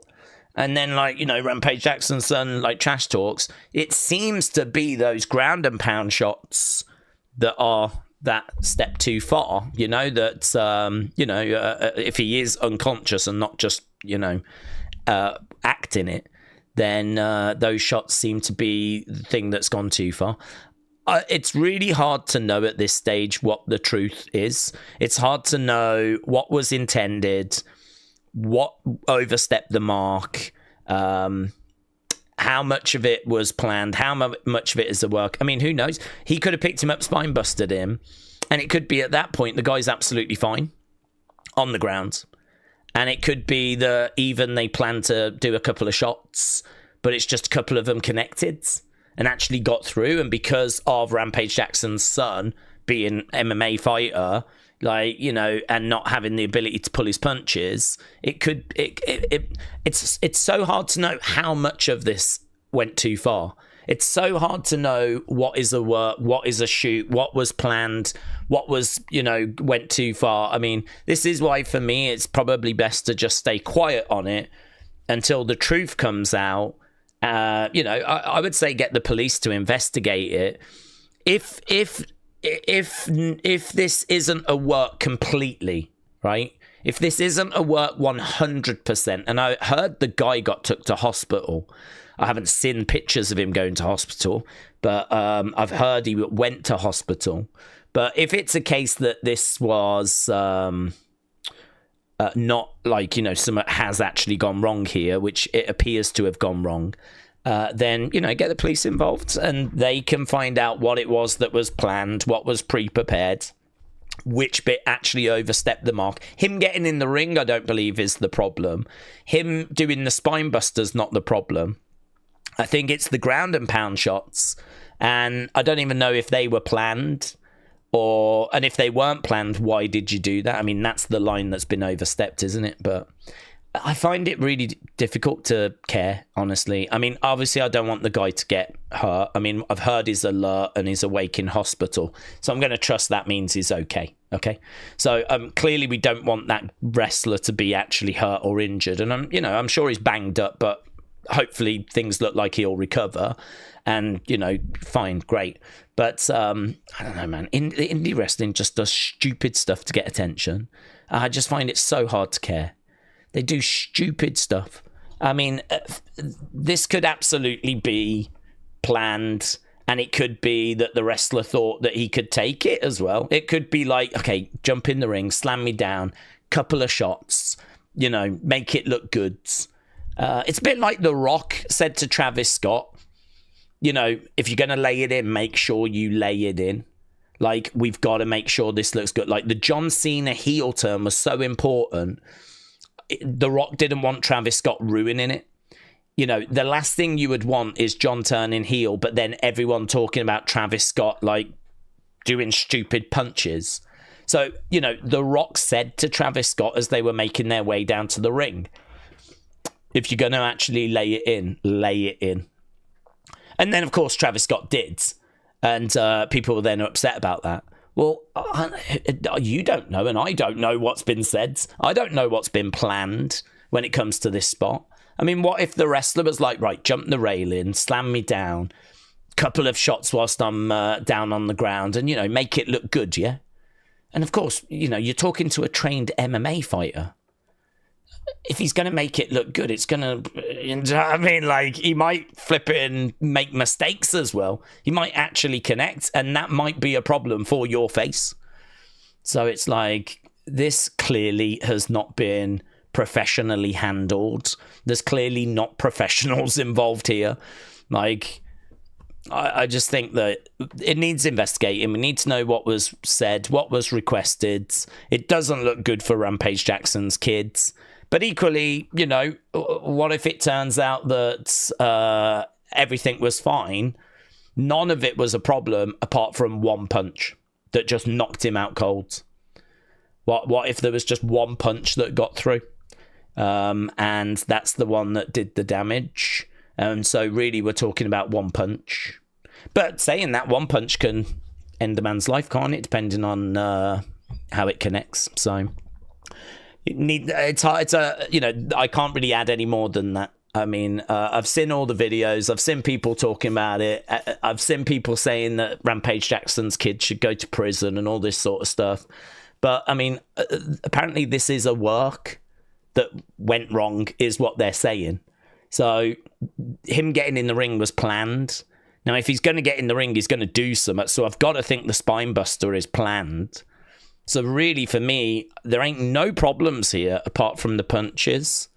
And I don't know if all of those connected. I don't know if they were even requested. And so it's hard to know exactly what's gone wrong, how much has gone wrong. I think you've got a lot of people just believing that he was not meant to jump the railing, he was not meant to get in the ring, he was not meant to do anything, and apparently that's not true. Apparently this was a work. This was something was planned here. So that's my thoughts on it. Until we kind of get the details on it, there's not really too much I can add. But for me, like, I just don't. I'm just not bothered. I'm not even going to bother including it in Unseen. It's not WWE related. It's the indies doing indie nonsense again. It's, as Jim Cornette says, like mud show stuff. You know, it's just stupid. And I just hope that guy will be okay. But as I said, I have heard that he's responding and conscious. He's not dead. Some people have said he's dead. Again, social media as well not help it. You've got the indie wrestling doing stupid shiz, and then you've got social media like exaggerating and blowing everything out of proportion. And the end result is you've got a load of people going around saying that this wrestler's dead and all that. It doesn't help when you've got YouTubers as well that are like taking those and creating clickbait headlines as well. God, isn't the world a mess? Isn't the world an absolute mess? We've got stupid indie promotions doing stupid things. You've got social media that's then exaggerating and blowing everything out of proportion. And then you've got YouTubers coming in with clickbait headlines and thumbnails that are then, you know, only making things worse. And the whole thing just flipping, spiraling out of control. It's not good. It's not a good look. Clearly, it looks like something has gone, you know, drastically wrong. But, yeah, just, you know, things go drastically wrong in the world all the time. Get the police involved. Let's have a look, investigate, find out what it is. Then we can comment on it. So, there we go. I really can't really add any more than that. Curtis said, what do we think of MFT Wyatt 6 in War Games? What do we think about MFT's Wyatt 6 in War Games? I don't mind it. I'm all right with it. It'll be fine. I don't know what Nikki would do. And would that be 4-on-4? You'd have Rowan, Howdy, Jacy, and Loomis. So it would be 4. You might need to get an extra person in there to make it 5. We tend to do 5, I think, when it comes to War Games. So you might need to just get someone else involved. But you could do 4. I mean, you could do 4-on-4. It'd be pretty good. I mean, I feel like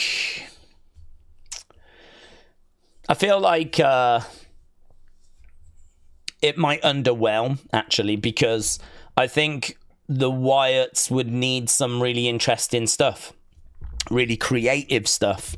And I just have not seen much creative out of them. So, I don't know, could you go into it with confidence that there would be anything really good in it? Or would it just be a normal match? You're not going to get much out of the MFTs, are you? They're just badasses that are going to get in there and just, kick ass. But I think, people would like the spookiness. They would like interesting weapons. What kind of weapons would the Wyatt Six use? I mean, you don't want just a normal chair, and you don't just want a normal table. You'd want to get adventurous with those things. So, if WWE Creative can give them that kind of support and can actually come up with like some really creative weapons, then we could be getting somewhere. But to be honest with you, I'm not convinced that it would be that great. Look at their tag run at the moment. What are they doing? They ain't doing anything. Do you know what I mean? They won the titles by cheating. There's been nothing really that interesting in ring wise. They're starting to do some interesting bits now where they're kind of popping up in the background, starting to stalk people. So, it's just hope at them, though, isn't it? You're just sort of hoping, really. It's kind of like cross your fingers and hope that they will book it good and that the booking will reflect the excitement we had for this group last year. So, I don't want to be down on it, but I do think that the Wyatt Six Creative... I'm waiting for it to be what we were hoping it was going to be, and at the moment, it's not quite there. At the moment, they're just another team, but they're just another team that are at least popping up in the background. I mean, I will give them that, right? We got Howdy, we got Rowan, we got Nikki all in the background. I mean, that's good. It's a start. I'll give them that. But I just feel like if you're going to give them a War Games match, then you're going to need... what does their cage look like that they get locked in? I mean, you'd want that to look fun, kind of tailor that to them.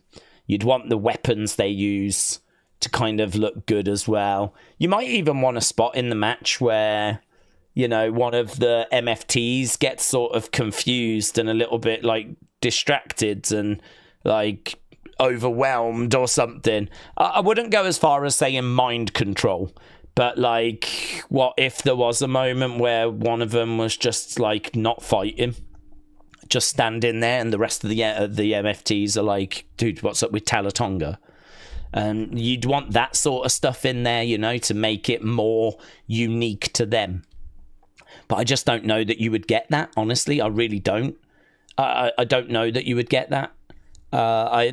There's every chance you would just get the current version of the Wyatt Six in a match against the MFTs, and it might not be what you're hoping for. So, I'd be down for seeing it, and I'd keep my fingers crossed that they would do some fun, creative, really get stuck into what makes them so special.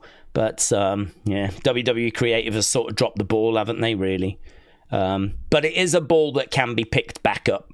And hopefully we're starting to see some green shoots that they are picking it back up. And DP56GB said, what do we think about WWE Creative? Yeah, I think it's a bit safe. I think it's a bit comfortable. I think that it's just a little unadventurous. I think that the kind of things that I'm looking for and the kind of things I think the fans are looking for is you're looking for those kind of storylines that take a few twists and turns, that kind of keep you on the edge of your seat, that surprise you, that go off to different locations, that, involve vehicles and involve like different kinds of segments rather than just promo match. I feel like what WWE do is they do what you would imagine the bulk of a show should be, but really the garnish, the sizzle, the extra stuff that you would want to see in an episode that, just kind of takes it to that next level, just really satisfied. Like, that just feels like it's missing. I mean, I would say, like, the story where Chad had some matches against luchas, struggled, so he had to go to Mexico. And then we saw him go to Mexico. It was actually Orlando that he went, but Mexico. That is the kind of thing I think people are looking for. but obviously with a bit more of a payoff to it. I mean, he got given a box, he opened the box, and really we've never found what was in the box. I mean, we sort of know that it was the Grande Americano mask, and now he's running around as Grande Americano, but there's been no mention of that box ever again. I mean, Chad has never actually told us what was in the box. So do you know what I mean? Like, it's not the strongest story in the world, is it? I mean, 1 week he went somewhere, got a box, and then he never actually explained what was in it. But then all of a sudden, Grande Americano appears. So, I mean, we sort of know what was in the box. But I sort of feel like that's the sort of stuff that people would like if we were doing more of that kind of a thing, like an actual story that actually you can follow. And to be honest, we've just brought Grande in, and now we're not doing anything with Grande, are we? I mean, Grande's just popping up in matches. But, I mean, he's not really involved in any storyline, so that's kind of all just, you know, gone nowhere. I know that Chad got injured. Maybe it was going to go somewhere, but if he hadn't got injured. But it hasn't gone anywhere. And then, like, you just kind of look at the shows, and it's just match, promo, and that's it. And to be honest, that is what a wrestling show largely is, right? So you can't be too down on it, but when the match quality is not good enough, because we watch Raws and SmackDowns on a regular basis, you lot score the matches like good 95%, something like that at best. I mean, like, there's no match that you, like, rarely do you get a match on TV that you go, oh God, I really enjoyed that. That is a real classic little sleeping hidden gem, you know. Most matches, like, what did you think about that? Did you enjoy that? I mean, like, you get something better at PLEs, you know. I'm not going to say there haven't been good matches this year, and there has, and there's even been some good matches on Raw and SmackDown. But considering we watch week in, week out, 2 shows a week, nearly 5 hours of content, and actually for a lot of this year, 5.5 hours of content each week, Raw, SmackDown, not good enough. Not good enough. The in-ring has not been good enough. And the storylines have not been adventurous enough. Everything is very, very comfortable. Very simple, very comfortable, easy to deliver, not very challenging, safe. These are not very exciting words, are they? I mean, I don't think you're going to find too many people that are going to tell you that 2025 was an amazing year, a great year, or anything like that, because it wasn't. It hasn't been. It's been. I don't think it's been as bad as people have said. I do think that there is. I think negativity is a very easy, slippery slope, honestly, and I'm guilty of it as much as anyone, right? I think it's very easy if a show just about meets your expectation, probably because of whatever happened in the main event.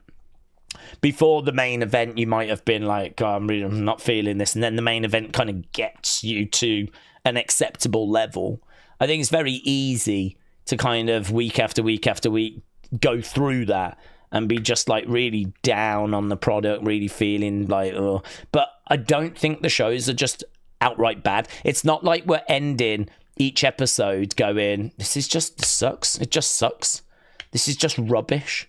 Like, we're not at that level.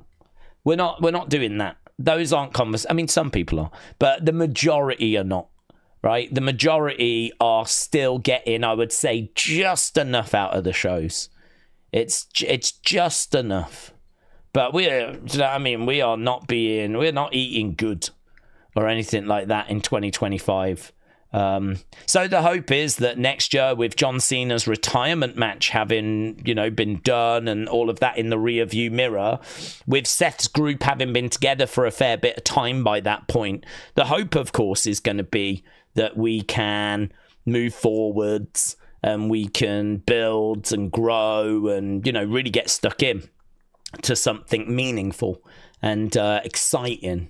And, obviously we did the whole Cody finishing his story thing. I think they're trying to set up Sammy finishing his story. I don't know that that's going to work. And it certainly won't work as well as Cody's. But I think they are trying for, like, next year, Sammy potentially getting a world championship. It's just been mentioned a lot recently. So I do think there might be something to that. And of course, you know, we might get Jericho coming back. We might. We might not. He could absolutely re-sign with AEW. But yeah, we need some stories, don't we? We're going to need to do some stories. I don't know if we'll have The Rock around. If we don't, then I don't know. Do we do Roman CM Punk? I mean, that's a match we need to do. And I would much rather see some singles matches. I don't need to keep seeing flipping triple threats. I hate these triple threats. I mean, they turn out all right, actually. I mean, I think they have managed to crack doing triple threats. I saw loads of triple threats in the past where I was just not for me. But actually, the quality of them, I would say, has really improved in recent years. I've enjoyed their triple threats a lot more in recent years. But you just can't beat a proper, juicy singles match where two people are battling to prove they are the best. The problem with the triple threat is that you win it and the match can be exciting, but you can't really gloat that you're the best. No one is thinking Seth is better than CM Punk and Roman because he won at WrestleMania. I don't think that. I don't think that Seth proved that he is better than them. He just proved that he, on that night, managed to outsmart them with the Paul Heyman betrayal. That was it. And that was all that was. So, you know, let's do Roman. Let's do Roman Punk. Let's do Seth Punk. Let's do Seth Roman. Let's kind of, you know, get stuck into some singles matches. Ideally, without some outside interference. Ideally, you know, I'd love to see some. I think Roman and Seth are at a point in their careers where they could have a match that could be a match that goes down in history. I mean, I really believe if you do Roman Seth and Seth says, I can beat you, Roman, and I can do it without any help. I've always been able to beat you. And Roman be like, so I'm one of the greatest superstars of all time. I mean, I've just had one of the most incredible championship runs ever. Like, there's just no way you are on my level. And just imagine how great that match would be. One-on-one, no outside interference, and they just have a match. And, like, you know, close pinfalls and all of that. Like, that's what I'm looking for. In 2026, if they can deliver some of that to me, I will be very grateful. We just saw, actually, Gunther CM Punk have a banging match. I mean, I really enjoyed that match. Gunther against CM Punk. I do agree it was a little long in the midsection. I do agree. I think they could have shaved some time out. It goes half an hour. It could have gone 22 minutes instead. I think, like, the end of it is really good. I thought the match, I mean, I think Meltzer gave it 4.5 stars. It's really well scored on Cage Match. You lot really enjoyed it as well. There was grumbles. I think a lot of people would say it was not a perfect match, because I think there are periods where it just kind of, not drifts, but gets a bit repetitive, is kind of stuck in a bit of a groove. Could have shaved some time out. But as I said, I think it is a love letter to pro wrestling of the past.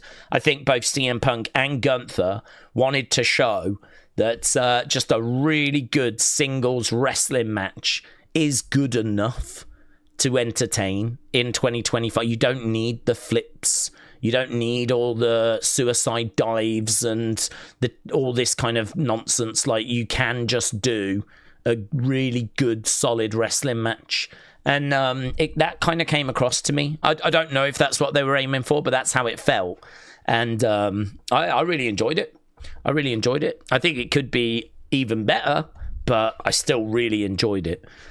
So, yeah, 2026. I think creative is very safe. I think there are ways of making safe still really fun and really good and really, you know, entertaining. But it would be nice if they could spice it up a little bit as we head into 2026.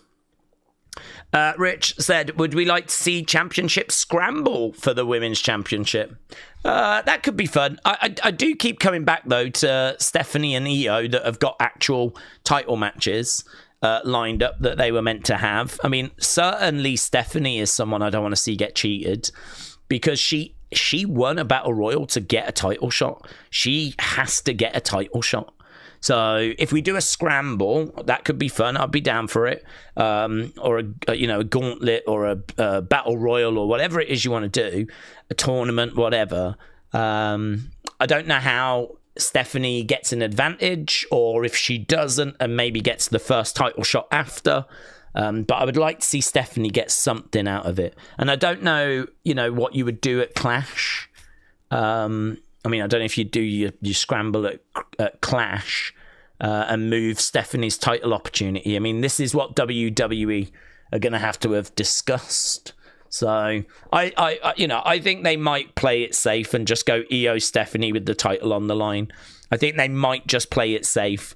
Clash in Paris, Io Stephanie, title on the line, done, simple, no messing around, and just that ticks all the boxes.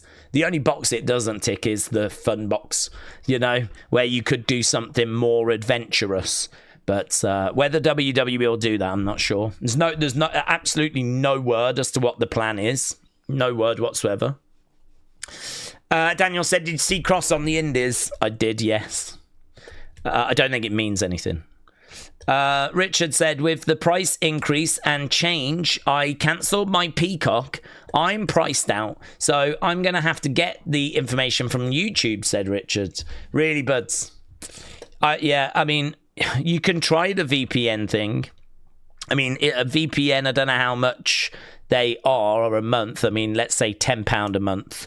And then I think you can get Netflix for like £10. So it's still going to be more than Peacock, even if you do a VPN and UK Netflix. It'll still be more than Peacock, but it might be more affordable than ESPN. Although, maybe not, to be honest. I mean, if you want the ad-free Netflix, I mean, it might be like $15 or something. And then your VPN, it might be $10. So, I mean, you might end up spending $25 to avoid a $30 payment, Maybe you could cancel a few other things, though, if you do that. But you got to kind of work out your own situation, haven't you? So I understand. I really do. I understand the frustration with it. I understand that there is now a paywall and it is a barrier. I mean, you go back to when it was on the network, that was just £10 a month. So, I mean, people have not had to pay this much since 2013. The network came in 2014. I believe WrestleMania 30 was the first PLE on the network. So, it's been a long time since people have had to pay more than like $9.99, $12.99 for a PLE. So it sucks. I mean, there's nothing you can say apart from it sucks. I get why they did it, but it really does suck. But back in the day, go back to the 2000s, early 2010s, 1990s. I mean, it was a pay-per-view model. So every show you had to buy individually. I mean, it was considerable amount of money then.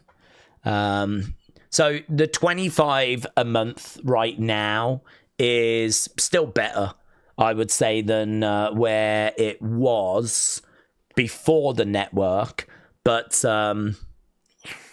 people wouldn't buy every show.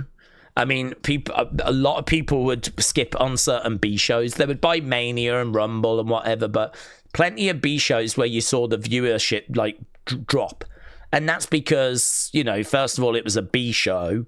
It was not like WrestleMania or SummerSlam. And also, like, they would try and make it like, a big deal. I mean, they would try and build like big championship matches and everything, even for the B shows, but they had to because they were still charging you like $50 or whatever for the show. So, but those days, even though we did go through all that, they're so long ago now. A lot of people didn't go through that. A lot of people were not watching at that time. And so, like, they've only ever known it being on the network for $9.99. So it sucks that I wish there was some I could say to help, apart from the try the VPN Netflix thing. Seems like a lot of people that have got NordVPN seem to be saying it's working for them. So, I mean, that's obviously a real positive. But I don't know that it's going to save you a great deal of money still, because you're going to need a VPN, you're going to need a Netflix subscription, and I don't think it's going to save you loads of money. Brian said, if Kross is still with WWE, when do you think he will return? Well, the Kross situation is obviously an interesting one. I mean, there's nothing since he's gone that has really changed my mind that this could still be a work. Don't care if he says and tells you it's not a work. I'm not bothered. I don't care if he swears. I don't care if he shows up in the indies. Like, unless he went to AEW, which I know WWE definitely don't have a relationship with. Like, they would not want him going over to help them out. Other than that, there's nothing that's changed my mind. I mean, he will swear outside of WWE because technically he's outside of WWE. And they want you to believe that he's gone. So, you know, the swearing thing that was mentioned earlier doesn't change my mind. Him going to GCW, I mean, GCW actually hold WWE ID matches. So a lot of the ID tournament that's just happened to try and crown the first WWE ID champion, that was done at GCW. So him going to GCW don't mean anything. It doesn't mean anything. WWE have got a relationship with GCW. So it doesn't mean nothing. So to me, like, I mean, if it walks like a duck, it talks like a duck, sounds like a duck, it's probably a duck. And there's so much about it that just does not sit right. There's so much about it that's weird and off that, I mean, like, I can't sit here and tell you that it is a work. I can't sit here and tell you that. The only thing I can say is from, you know, when it looked like he was going to go and then no new offer was coming in, something has felt off with this whole thing. And, you know, even Carryon in that Ariel Helwani interview said, if something feels off to you, that's okay, because something feels off to me as well.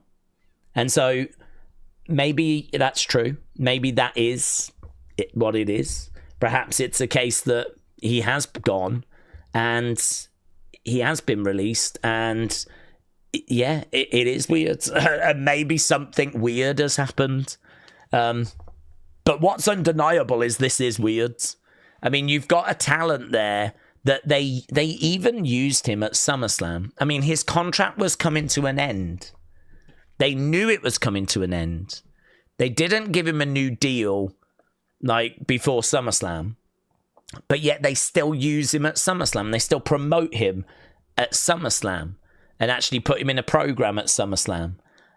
You know, think of all the talent they've got that's still under contract that was not used at SummerSlam.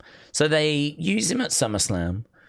Afterwards, there's the "We Want Kross" chant, which I know Triple H didn't hear at the time, but he would have been told, listen, they didn't say Brock. They said Kross. I mean, you'd only have to have a look on social media to very quickly get that, right? So he definitely knows that they said "We Want Kross." And then, like, obviously, we've since found out he was offered a deal. He just asked, like, how did you get to this number? And then, like, they go, well, we're not going to tell you. You got 24 hours to sign it. We're not going to tell you. And he didn't sign it. They pulled it. And then he just ends up going. And this is all whilst there's a pretty noisy "We Want Kross" movement online, you know? It just doesn't, it's just weird. And then, and so they were going to keep him. They were going to offer him a contract, but they weren't really that bothered. They were going to spend money, but they weren't really bothered. And he had 24 hours. And like, so if he signed it, what were they going to do? Like, this would suggest they've got no plans for him then. So if he signed it, what's they going to do with him? Just have him sit in catering? It's just, none of it makes sense. None of it like makes any sense. I mean, this is a proper business that's run by Nick Khan, TKO. They're going to know when people's contracts are coming up. And so, you know, you sit the person down. I mean, I can understand if I can understand if they don't want to renew, not saying anything, right? It might not be professional, but if you went up to Carryon and said, we're not going to renew your contract, you could understand that he's not going to care then, is he? I mean, he might not show for work. He might call in sick. You know, you might have like a HR problem on your hands. So, I mean, if you're going to tell him I'm not going to renew your deal, you're probably going to have that conversation really towards the end of the contract. If you have that conversation in April, I mean, you would have had 3-4 months of, you know, probably inactivity, right? Maybe not from Carryon. I think he is professional, but there will certainly be others that were down tools, yeah? Well, if he ain't got nothing for me, then I'm just wasting my time, aren't I? So, you know, you might have others that do that. So I could understand WWE not saying anything beforehand, but it's the fact that they offered him a deal. It's the fact that, like, they, on that Tuesday just before, like, said, well, here's a contract. Sign it if you want. And if you don't, we're not bothered. And it's like, what kind of business is doing that? I mean, like, they're always looking at budget cuts. They're always, like, cutting back on the budget. The idea that they would offer someone a contract and go, here's some money from our budget. We don't have anything for you. Sign it if you want. Don't if you don't want. We're not bothered. Like, what? It's just so weird. So I don't know if they haven't said to him, go, we ain't got anything for you right now. So let's let the contract expire. We've got a new one lined up for you, right? We'll bring you back, say, at the Rumble next year. Go off, promote your book, do some indie stuff. Let's see what we can do with this We Want Kross movement. And, you know, let's kind of take it from there. So, I mean, there is a theory that's doing the rounds that he's going to be at Clash in Paris, right? I will be very, very interested, of course, to see if that happens. If it does happen, there is a YouTube channel which has called it, right? There's a YouTube channel out there that is adamant that he's coming back at Clash in Paris, and they've detailed why. And it's a very interesting video, but it's also a video that could be absolutely pointless, absolute garbage if it doesn't actually happen, right? It's just a fan theory, but it's going to mean nothing if it doesn't actually happen. So I'm aware of that video, and I'm aware of the theory, and I think they did some good work with that theory. I touched on it the other day when I said, you know, the theory basically is Seth tried to fool us with an injury. He did catch out a few, but he didn't catch out everyone. And so is it that he's trying again? This time, Carryon has gone. Actually, Carryon helps Seth retain at Clash in Paris. And it's another one of Seth's attempts to kind of, you know, fool us. And of course, if Carryon is outside of WWE, knowing that he is going to return soon, then he's going to do whatever he can to convince you this is a work. But the problem is, or convince you this isn't a work, sorry. But the problem is, if this isn't a work, then of course he would also say what he's saying. So it makes it so difficult to know what's actually going on. I mean, I do believe right now he's not under a deal. I do believe that. I believe right now his deal expired, and I don't think he's re-signed a new one. But it doesn't mean there isn't a new one that's, you know, waiting soon, that he knows that he's going to come back to. It's just when. But there is a theory out there that he's connected with the Seth group and that he will appear at Clash in Paris. Not my theory. Not anything I'm saying. But there is a fan theory out there regarding that.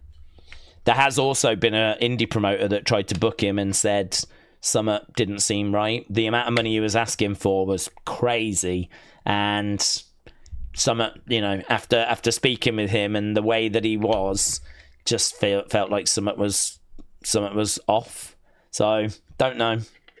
I really don't know. I really don't know if it is or if it isn't. And him saying it's not.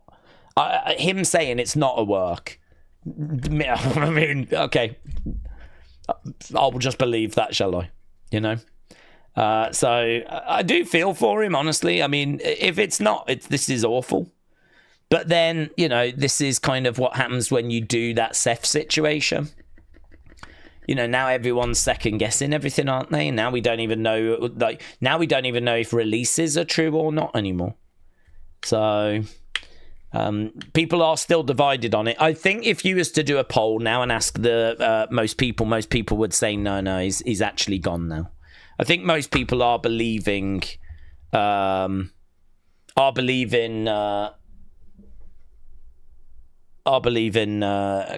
when he says he's no longer there. But honestly, I don't know. I don't know. I don't. There's nothing I've seen that's like really changed my mind. Someone telling me that, I'm telling you the truth, that doesn't do it. So yes, that's an interesting question. I wish I could give you something better than that. Why has Cody left the tour, said Daz. Cody is filming Street Fighter. Daze, what are the predictions for tonight's matches? I did break them down earlier, but I mean, I can quickly do it again now. We should be going over to the thing soon. We should be going over to the countdown. There it is. There won't be much on the countdown. Normally it's from WWE's headquarters, isn't it? For these ones.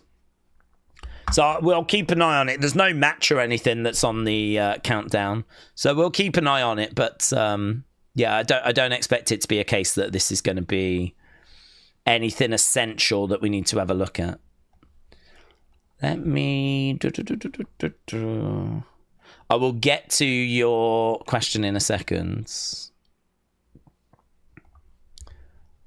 I just need to see if I can download that. I can download that. Lovely. Right, let's go preview. Over here. So, yeah, we've got... an interesting card tonight. It's one that I think people have got different opinions on. Some people like it. Some people aren't that bothered. I think that it's quite hard to call some of the matches. I quite like that. I like the fact that it's not straightforward. It's not like, yeah, that. Easy. You know, I can predict this. I can predict that, blah, blah, blah. I do think that it's a little tricky. Like Ober, Javon. I think you could go either way on that. I think Ober gets it, but and I think Ober would be the favourite. But I really think Javon's got a chance tonight. I really think he's got a chance. I think Javon, they've just spent a bit of time trying to build him up. They had Undertaker speak to him. I also think he's someone which is going to be a champion in the near future. I mean, he's so good in the ring. I mean... Yeah, why not give him a run with the belt? Why not give him a run with the top title? Having him of, you know, his special as well. I mean, because we've seen him so much, it's easy to just sort of take him for granted. But he is, you know, there ain't many talents that are doing what Javon's doing. He's real special. He's a young man. He's charismatic. He can do some incredible stuff in the ring. And because he's young as well, you got to think that he's just going to get better and better. He's still at that age where he's like improving as well, learning and adding to his moveset. So I think Javon is a really exciting talent. You know, could he use his agility and speeds, his high flying, his, you know, I mean, he got past Trick. Could he get past Ober? I mean, he could. Does he? Don't know. It's going to be interesting. So Trick Ober, I really feel like that one's a bit up in the air. Then we got Jacy, Masha, Ash by Elegance. I'm going Jacy. I feel pretty good on that. Jordynne, Blake. I'm going Blake, and I feel pretty good on that. Hank and Tank, Dark State. I'm going to lean Dark State. I'm not feeling as good on that, but I feel pretty good on that. Chelsea, Ethan against Tyra, Steele, Tavion. I'm going to go Team USA. I don't think this is a feud. I think it's a one-off match. So I don't know why you would have the heels win. Tavion pinning Ethan to get the win makes sense because then Tavion gets a shot at Ethan's championship and probably loses. But Team USA winning here. Jaida, Kelani, Lola. Lola's the favourite, but I don't really know why. But yeah, I will say that. Well, I'll go Lola. I'll go Lola because she is the favourite. I don't know why. Clearly, I've missed something. It might be the fact she's just signed a new contract. So I'll just go with what the bookies are saying. So there we go. 6 matches. Quite close on a few of them. Really looking forward to seeing quite a few of the matches, actually. I mean, I do think Hank and Tank are quick and quite a fun tag team. I think they've really, got really worked on their chemistry. Not sure what we get out of Dark State. We don't know what 2 members are going to be representing Dark State. Should be good, though. I'm looking forward to that. Blake Jordynne, I don't know. I mean, it should be good, but I don't know. I'm looking forward to it, to seeing how the match goes. But I don't know. Chelsea, Ethan, Tyra, Steele, Tavion. I don't think it'll be an amazing match, but I think there'll be moments in it. It's got Chelsea in, so it should be fun. Jaida, Kelani, Lola should be fun. I could see them booking something really dynamic there. I mean, we know that Kelani can do some really good bits. Lola's quite hard hitting. Jaida, same actually, quite brawler style. So, yeah, they could mesh quite well. That could be fun. I don't know which one opens the show. I wouldn't be shocked if that opened the show, actually. Maybe the tag teams open the show. But, yeah, okay, that could be good. Jacy, Masha, Ash by Elegance. I don't think it'll be as good as Jaida, Kelani, Lola, but should still be good. Jacy is a decent wrestler. Masha, I'd say, is the best of the 3 of them. Ash by Elegance, she's okay. I think she can hold her own. She can do some spots. But, I don't think you're going to get anything too mind-blowing out of her. Ober Javon's going to be match of the night. I think that I think Javon always delivers in his matches. Ober is obviously the powerhouse. I'm sure he's going to chuck Javon down. He's going to have Javon hurting. Javon's going to come back. I think because the title's on the line, it's going to be dramatic. That to me feels like it's going to be match of the night. So yeah, there we go. Will we get the Righteous? I'm not expecting them, but of all the surprises that Wrestle Talk mentioned, I think that's the most exciting, or would be the most exciting. Chris said he was been in hospital 4 weeks tomorrow. Well, I hope you're out soon, buds. I hope you're out soon. Dad said Junkyard Bulldogs are going to be in on Thursday as well. Okay, thank you. Did I not put them down on the list? I must have forgotten about them. I did put... who did I put down? I thought I'd put Junkyard Bulldogs down. DWO, Project X, and I thought I'd put Junkyard Bulldogs down on the list, but doesn't matter. I kind of expected you guys to be there. I wasn't sure if Devil's Victims would make it, though, so good to hear that from Chris that they will. So, yeah, big faction thing on Thursday. Also, this week we need to get Hall of Fame sorted as well. This is the last week of August, so that's another thing we need to get done. Right, where are we? Do we think Rug Muncher is a good name for a wrestler? No, but I think it's a good name for a kid. If you are looking for a name for a child, if you are bringing a child into the world, I think Rug Muncher is a good name. Junkyard Bulldogs on Thursday. Daz, thank you. Big Time said, outside of Stand and Deliver, I do think the PLEs have been solid, but at the same time, pretty lame ducks. We forget how much Carmelo, Elia, Dijak, Corbin, and Bron held the fort for NXT in 2023. WWE Unreal revealing so much behind the curtain doesn't help. I won't be shocked if an episode covering Seth's worked injury and Kross's situation. It's interesting.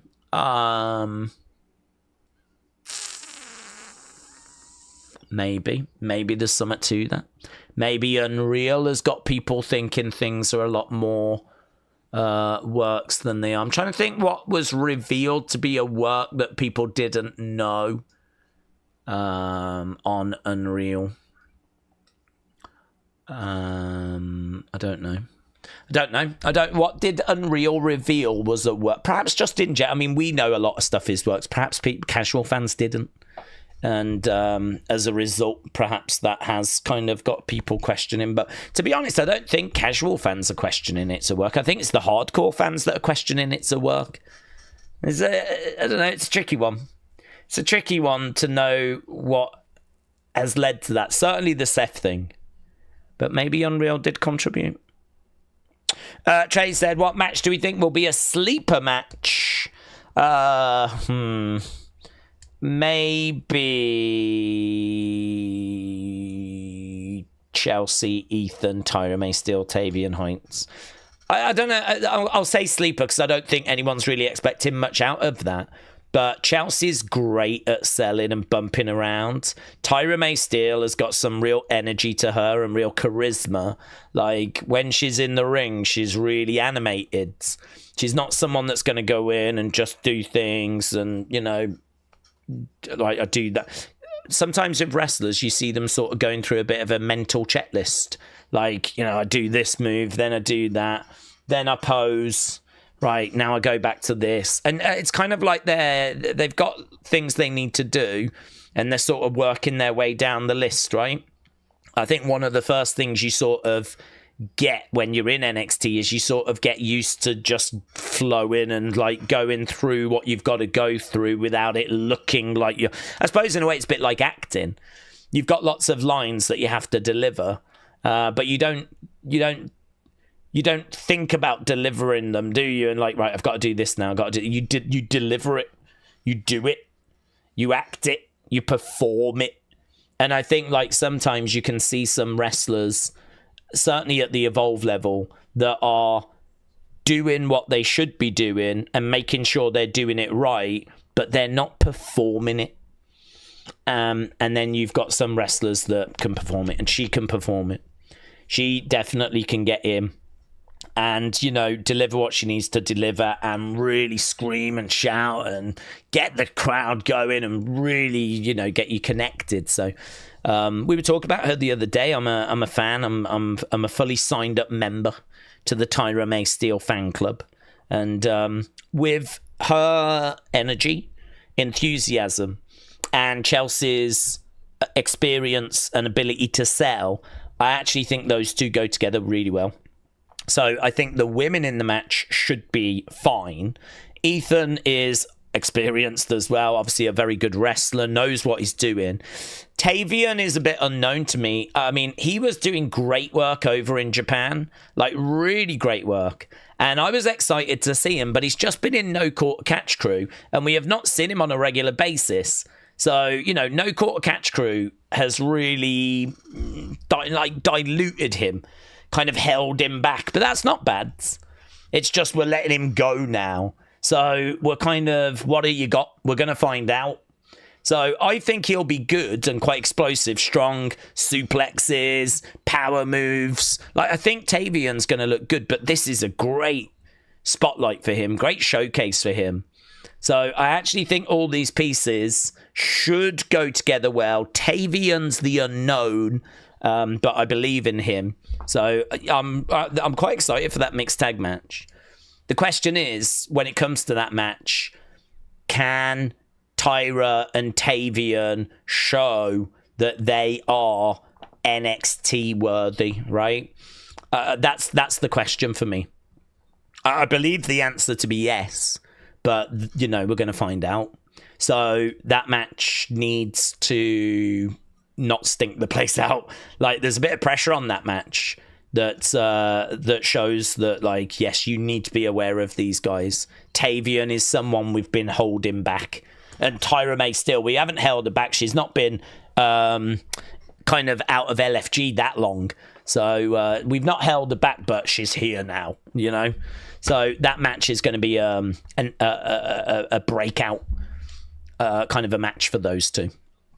So I'm hoping that as a result, like, everyone's just going to give everything. It's going to be really fun. So I think the expectations for that will be quite low, but I think there's an opportunity for some really fun spots and to do some really good stuff. And I mean, Chelsea can always entertain with her facial expressions and everything. So, yeah. Jordynne Blake, I'm really interested in because I just don't know how it's going to go. First of all, I don't know who wins. But also, I just think, oh, God, this is a real tricky one, that one, because I don't think their chemistry in the promos have been that great. I don't think their chemistry has been that good. So what's the chemistry going to be like in the ring? It might be that promo-wise, with the material they've had to work with, it's been a bit clunky and it's just sort of felt a bit off, but maybe they get in and just shine when it comes to what they do best, which is wrestling. I mean, we know how good of a wrestler Jordynne Grace is. And we saw Mariah May in AEW. Like, I wasn't watching like all the matches and everything, but I saw enough clips. And I saw like her story with Toni Storm. That was the one thing I was going out of my way to watch and follow because I really enjoy Toni Storm. And she was great, but I don't think we've seen that yet in NXT. So, maybe a bit of adjusting, but tonight's a pretty big night for Blake Monroe. I'd like this to be, okay, here she is. Because to be honest with you, I don't feel like I can say that yet. I don't really feel like I can say that Mariah May has really arrived yet.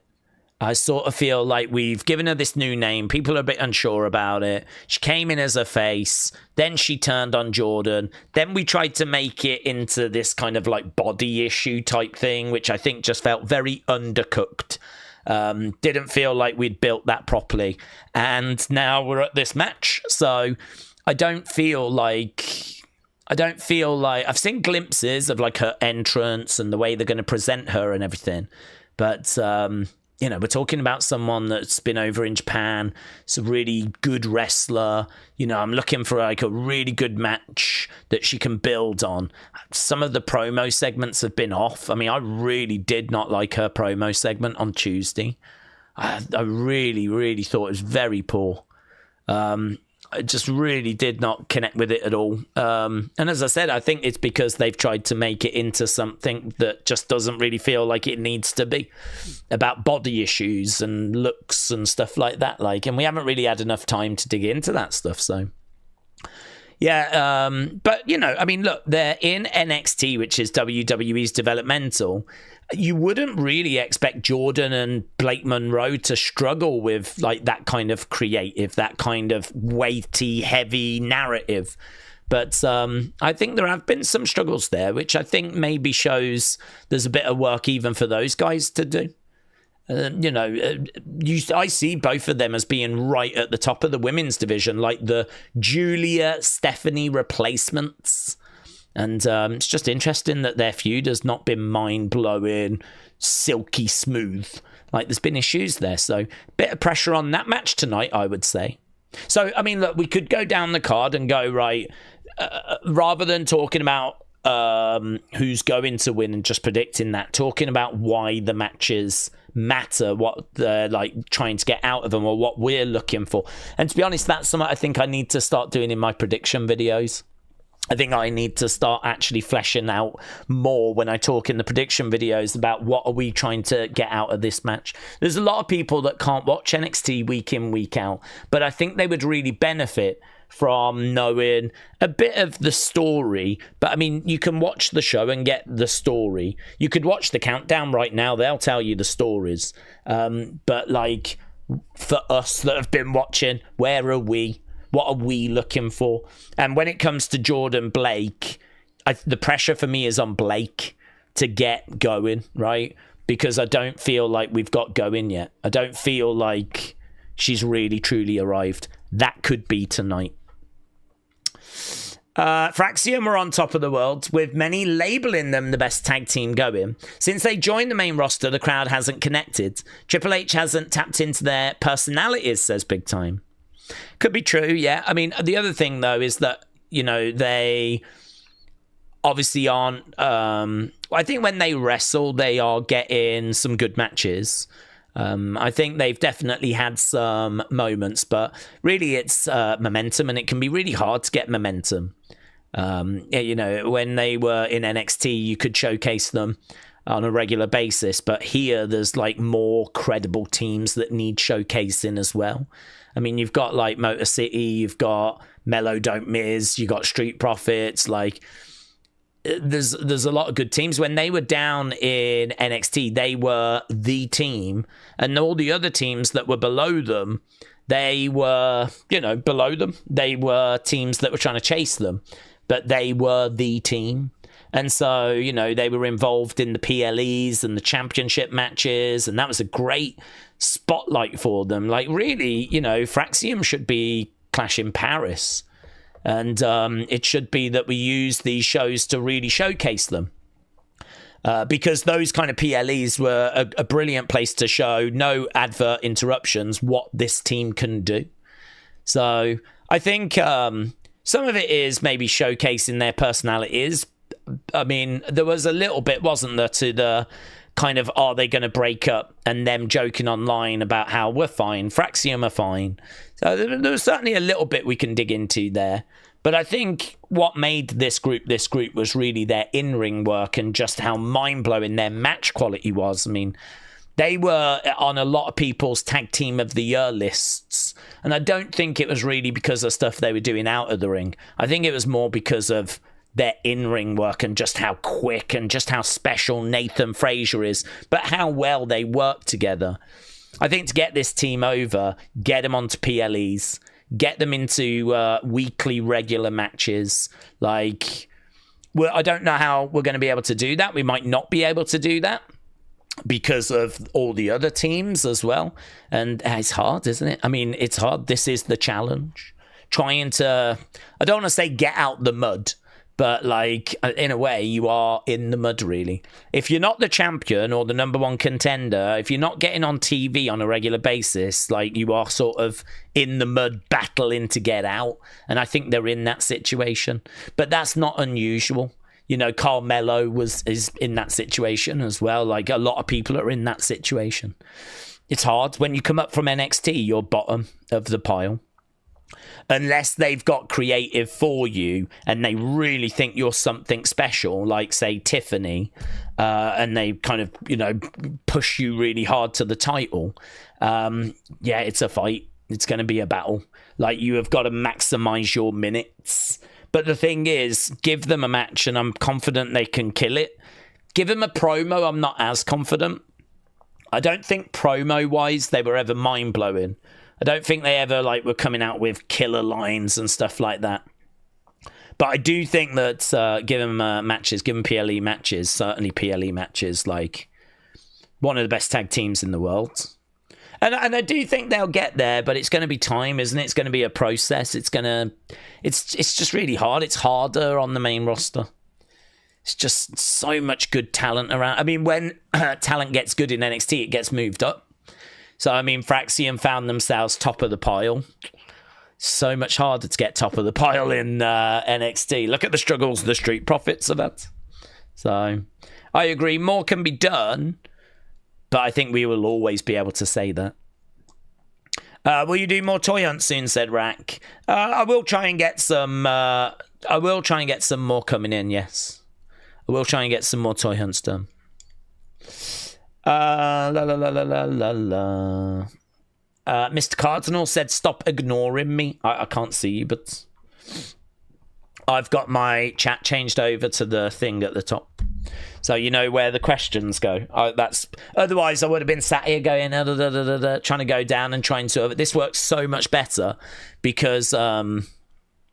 I don't have to try and avoid the AEW conversation. So you lot can talk about whatever you want to talk about. Talk about AEW, talk about whatever you want to talk about. But I can still just carry on answering people and kind of getting stuck into that using the questions thing. We are 20 minutes into this countdown show, by the way. We are seeing Oba Femi.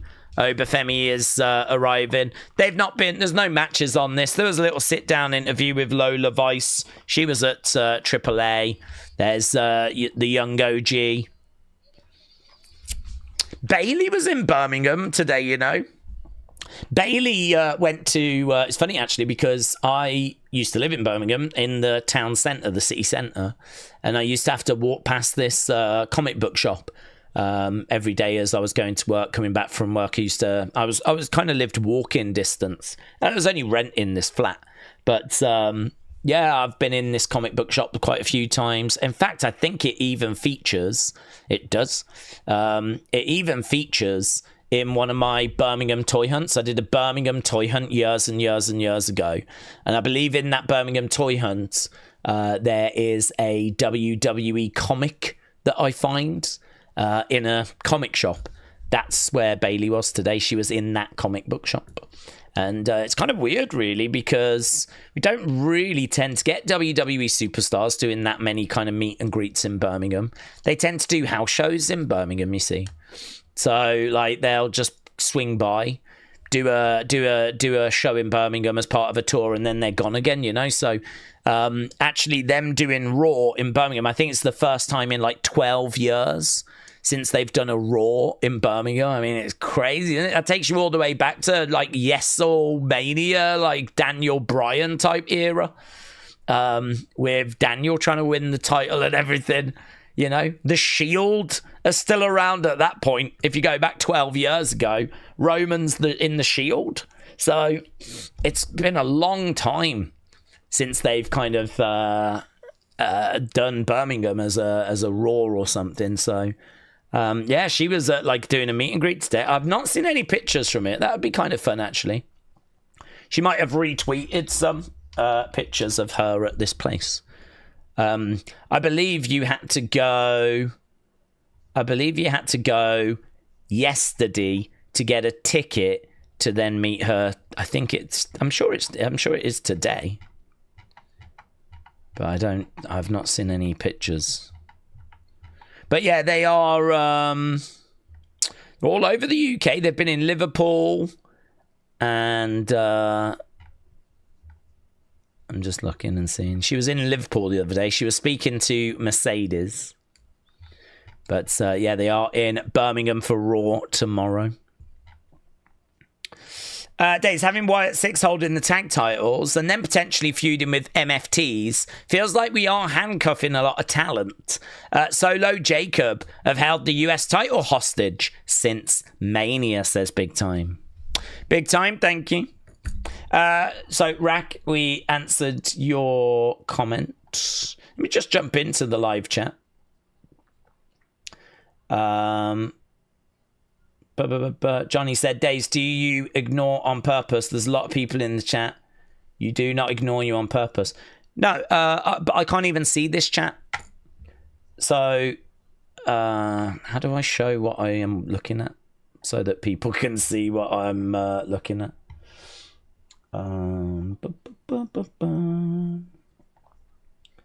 I am here. So this is the live chat, right? This is the live chat. Hello, James. Hope you're doing well. So here we've got all the live chat, right? This is people putting in comments. But if I go up here and click on this, this is what I've been reading. This here.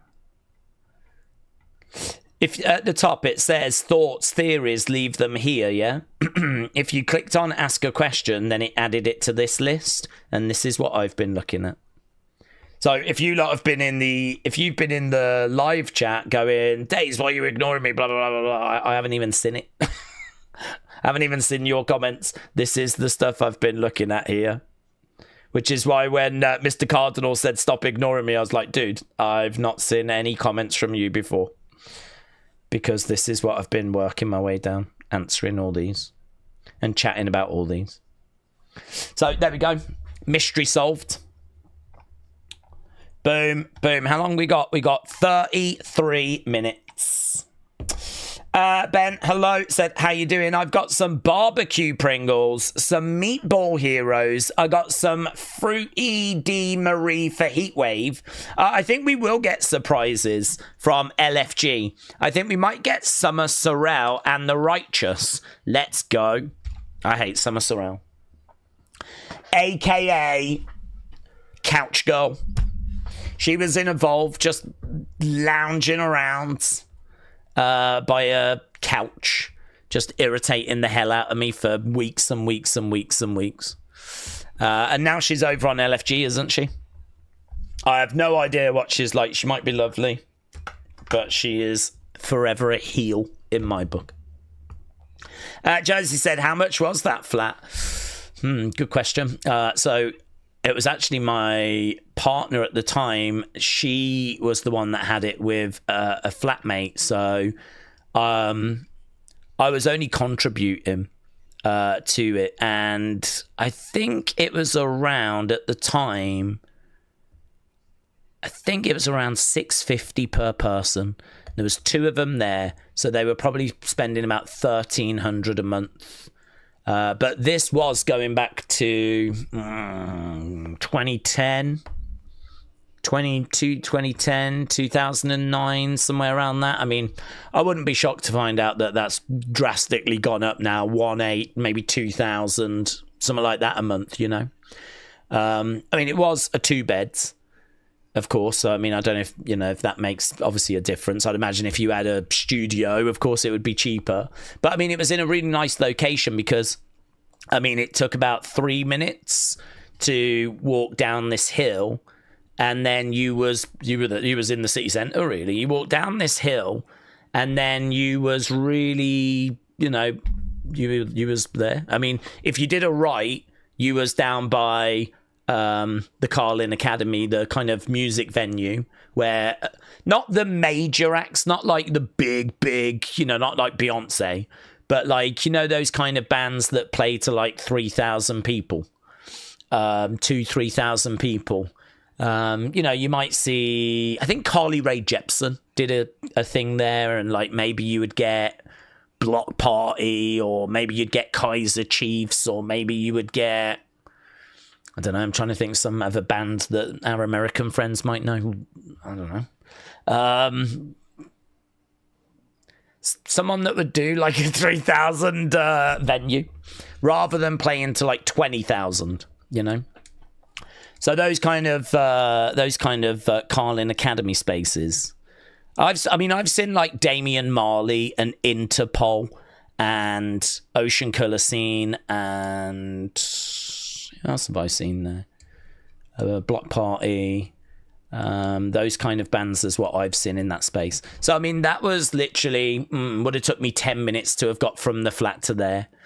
Or I could have gone into this comic book shop where Bailey is, and that would have took me even less, 8 minutes. I could have got to the Birmingham train station in about 12 minutes. And I could have got to the shopping centre in about 12 minutes, 15 minutes. I mean, it was so good, really good. But wasted money as well. I mean, I sort of look back on that and it's like, man, you know, all that money. The problem is when you're renting, all that money you're paying on rent could be going towards a mortgage, couldn't it? The problem is, though, how do you save for a deposit? Getting a deposit is the hard part. I mean, I think most people in the world, they end up just spending their income on rent, bills, food, and, you know, maybe they got a little bit left over after that. But there ain't, where's the money for saving? How do you save? Like, for a lot of people, myself included, it was a real challenge. So, you know, I kind of moved back here so that I could save. And, you know, pretty soon the goal will be, can I try and start finding a place, you know, get a deposit together and try and start finding a place. So I do sort of look back on all the amount of money I've spent in my life on rent. Because, I mean, I've lived in Birmingham in 2 different places. I've lived in Milton Keynes. I've lived in Ipswich. I've lived in Southampton. I've lived in Wolverhampton. I mean, I've really lived in quite a few places in this country. And I've spent a lot of money on rent as well. But you got to do what you got to do, haven't you? Got to do what you got to do. If you're watching Heatwave, Peacock internationally, Netflix, said Edwards. Metal Mama said, I still don't know the answer, and I'm almost 40. It's hard. Life is really flipping hard. Metal Mama said, I don't watch NXT. Is there anything I need to know? Anything you need to know? I think we could get a new NXT champion, but the odds are we won't. But I do think there is a chance. Javon Evans and Ober are two really promising talents. Ober is a wrecking machine. Just a badass, just keeps churning out wins. He is respected as a result. Fans really like him because he's a badass and he's cool and he just messes people up. So Ober is definitely someone that I can see making a splash on the main roster. But Javon, a young man, just doing just incredible kind of agility, flopping all over the place. Just really innovative. I suppose in a way a lot like Ricochet, but I don't know. I think he's even got a bit more about him, to be honest. So, yeah, main event is going to be really interesting. Blake Monroe against Jordynne Grace. I mean, Blake Monroe was Mariah May from AEW. She's not long arrived. This is her first serious feud. And so, yeah, we are looking for that match to really be the arrival of Blake Monroe. She has had a couple of matches and, you know, she is a heel, but we're really looking for something here to get our teeth into. So I'm really looking for a match that's going to really, you know, grab attention. Then we've got the tag titles on the line, Hank and Tank against Dark State. Dark State are a group that keep interrupting matches. Don't know which way they're going to go on that. I think we might get new champs, but Hank and Tank are not bad.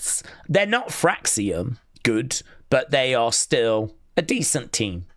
So that, you know, could be interesting. We got Chelsea Green.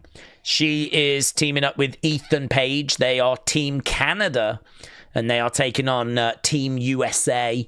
Tyra May Steele, who won an Olympic gold medal for wrestling, and Tavion Heights, who I think, did he have tryouts for the Olympic team? I know that he is of a very high standard. So, yeah, we've got those Team USA against Team Canada. Should be a fun match, that. I just think it'll be a fun, bonkers match. So, sort of looking forward to that. Then we've got... What else have we got? We have got... Oh, yeah, Jacy defending the TNA title. It's still weird seeing TNA titles defended on NXT. But she's defending the TNA women's title against Ash by Elegance, who was Dana Brooke. And Masha Slamovich. Masha's a great talent. I really like Masha a lot. So that should be fun. I mean, I think Jacy will get it. I think the champ will retain. But again, can we just get a fun match out of it? And then we've also got Kelani versus Jaida versus Lola. That's another triple threat. That is to figure out our number one contender for the championship, the NXT championship. So, yeah, I mean, look, I think the card is okay. I don't think it's mind-blowing. I think that it should be a fun night of wrestling. I think if you watched AEW Forbidden Door, you're probably going to have seen better matches than what we're going to get here. Because I do think that they pride themselves in AEW a bit more on the match quality. I don't think NXT kind of worries so much about that. They do go out there and try, but of course we're dealing with very inexperienced talent as well. You know, we're dealing with people that are trying to make it to the main roster. AEW are dealing with, like, experience. A lot of people that have, you know, been in the game a long time, competed in New Japan, and you know what I mean, like they're it's a different level really in that regard. But I think NXT does a really good job of kind of getting the most out of what they've got, you know. I mean, I think they've done a great job of building up Ober, presenting Javon. I think, look at how Ethan is used here compared to AEW. I mean, really good. Really good. Ethan's like really blossomed and has really got himself into a good spot. And, you know, Ricky Saints as well. I mean, Ricky Starks, he's being used a lot better here as well. So, yeah, there's lots of positives, lots of good stuff. But we'll have to see if the show can kind of deliver. Expectations are, you know, I think people are, I don't think expectations are crazy. But should be a really good show. Daze, HBK's credit, he really did try with guys like Miles and Lexis, Hank and Tank.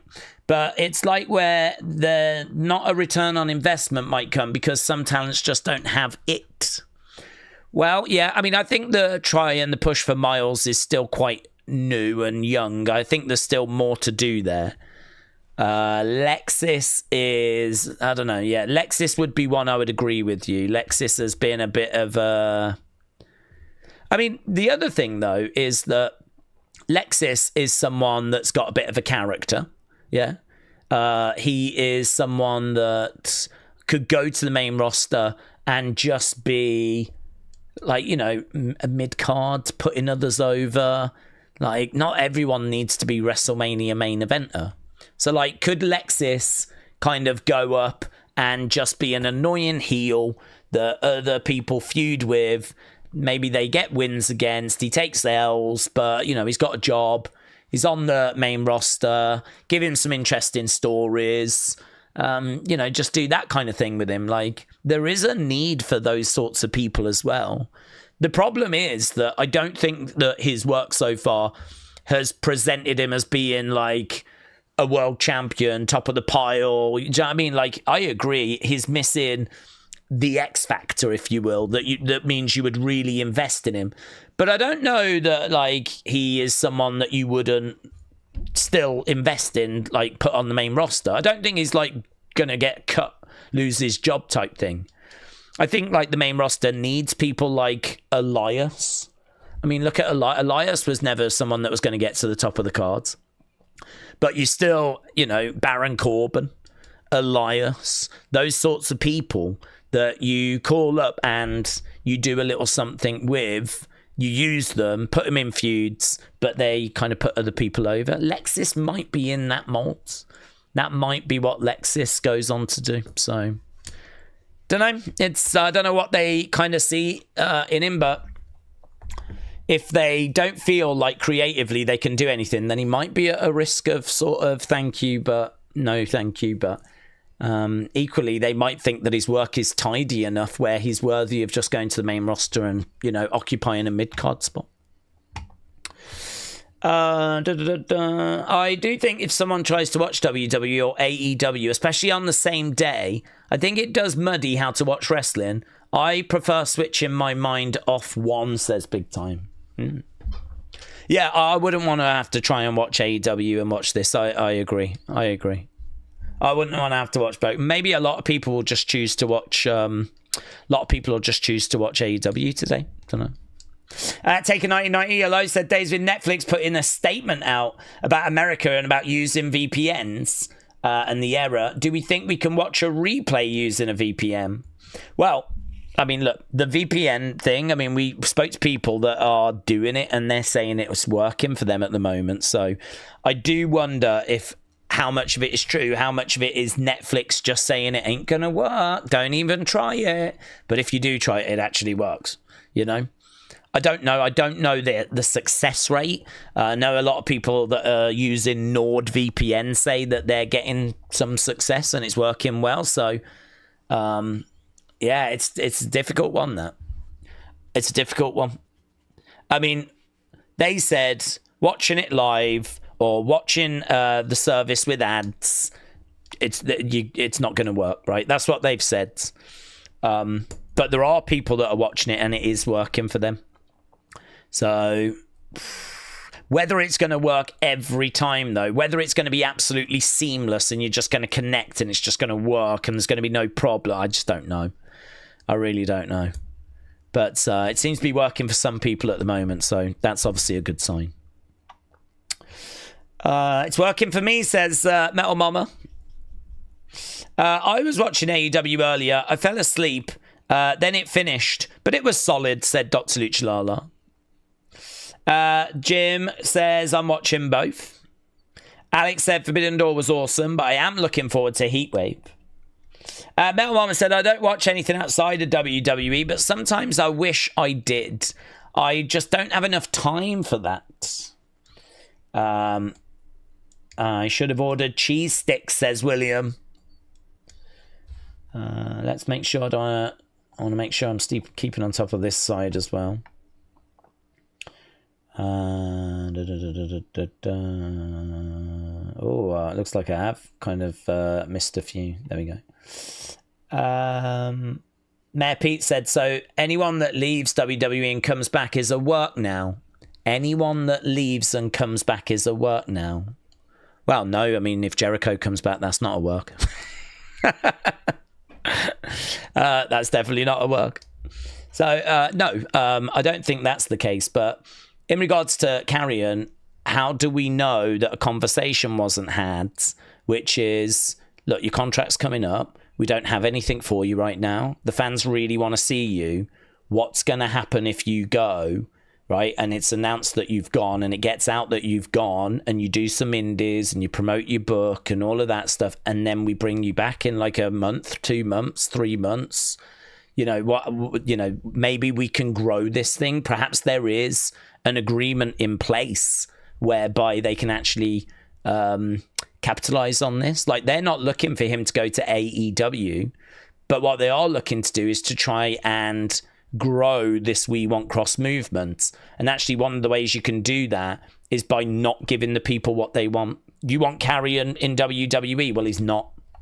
You want Carryon on TV? Well, he's not.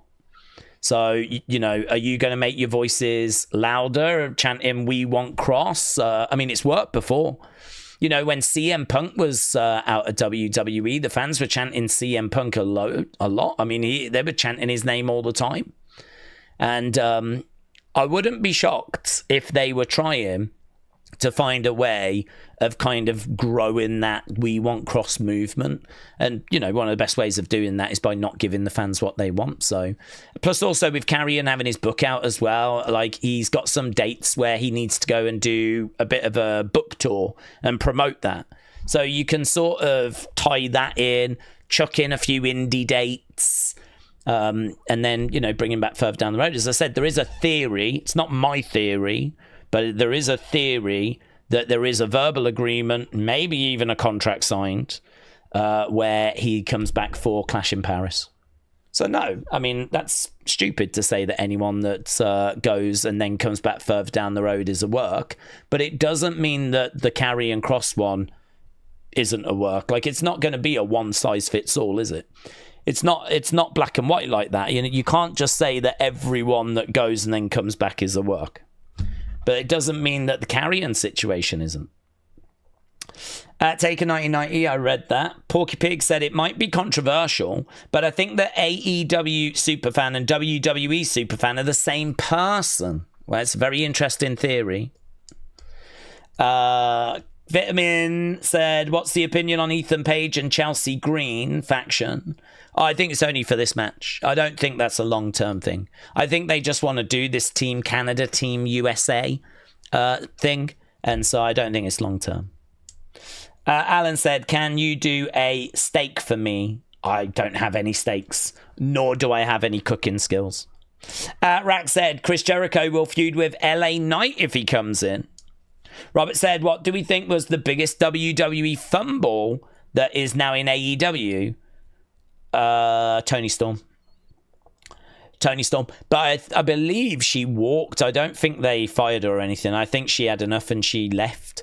But clearly there was something not right with her going. So, you know, if WWE had found a way of keeping Tony Storm, well, to be honest with you, if they'd have found a way of keeping Tony Storm, would Tony have become what she became? I don't know.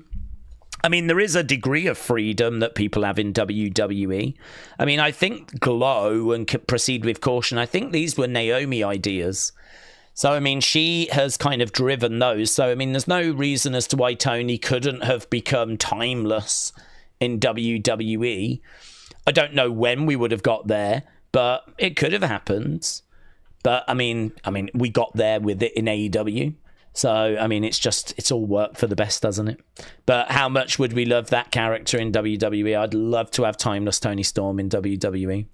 It's the one thing, honestly, that I have kept up with. You know, I even saw a video of her earlier today where she was talking to Athena, and all of a sudden she got up, got in the ring that was behind her, ran the ropes, came back, sat in her chair and then said something that had the B word in it that rhymes with witch. Yeah. I'll see you soon kind of a thing. Yeah.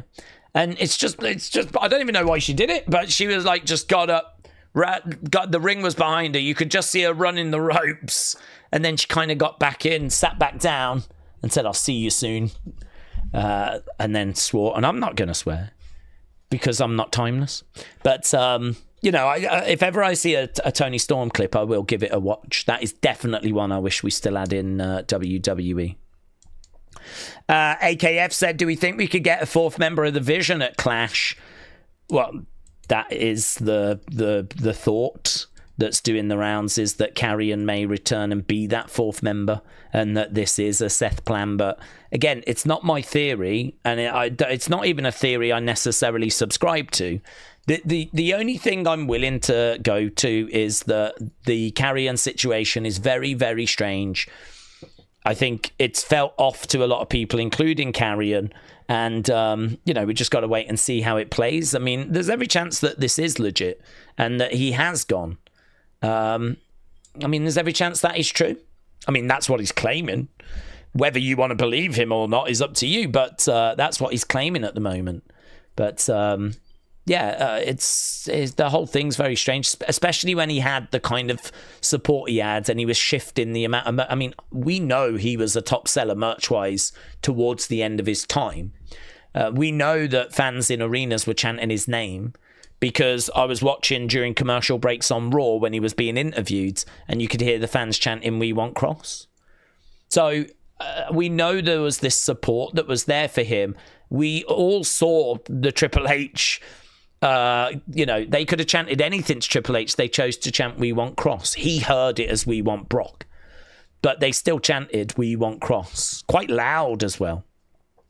And you know, I sort of feel like it's really crazy to kind of just allow that person to go to AEW. That's what doesn't make sense to me. You're just going to allow that person to sign with your rivals.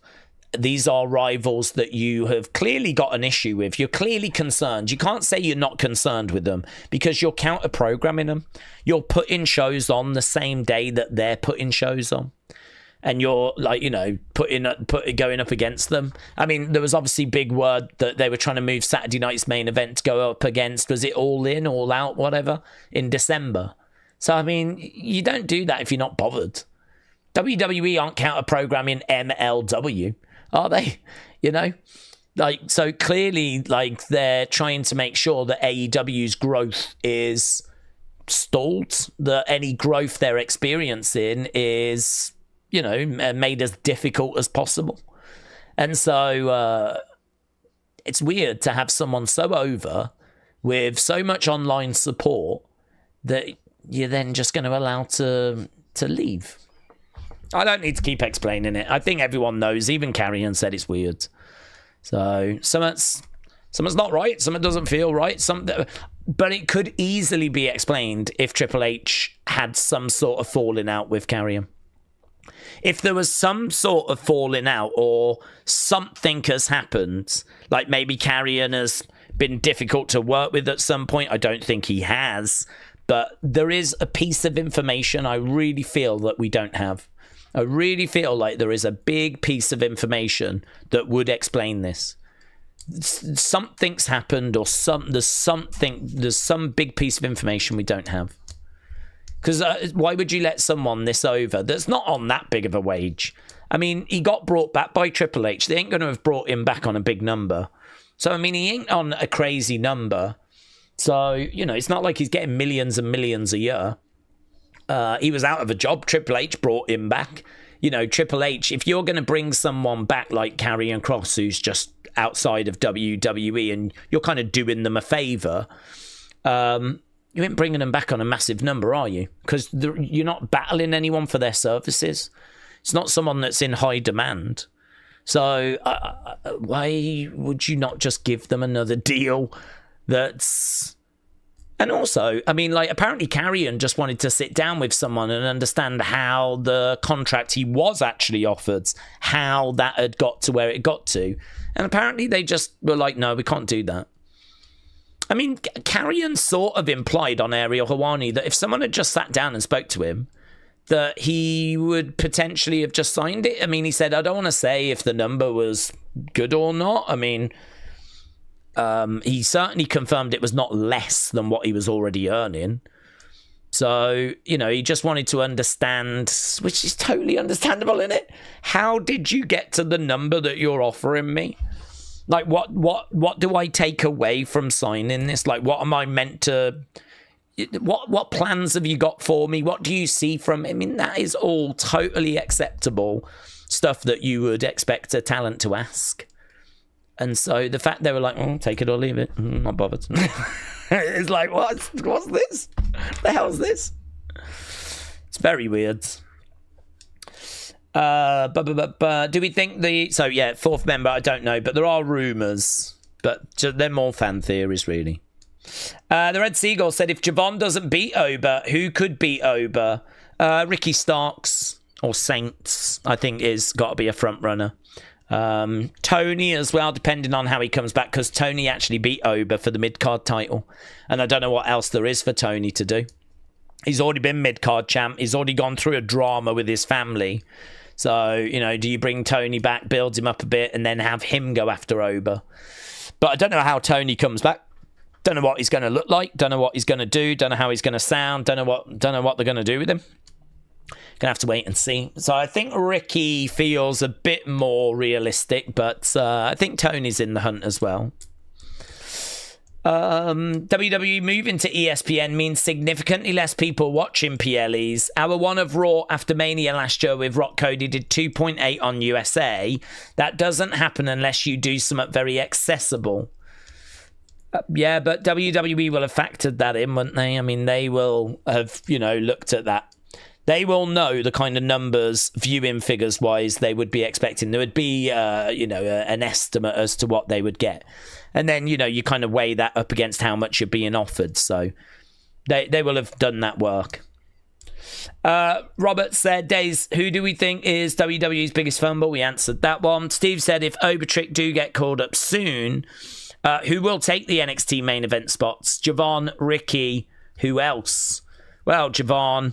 Ricky, Ethan, they seem to like that Jasper Troy guy. I mean, I don't know that he'd be in a main event, but I think he'd be around sort of the mid-card.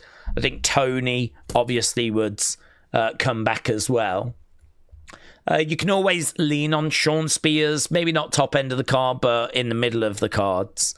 You can always lean on him. They're trying to build Miles. You've got Lexis King around. They're trying to make some movement with Tavion Heights. Again, a lot of that is going to flesh out the mid-card, to be honest.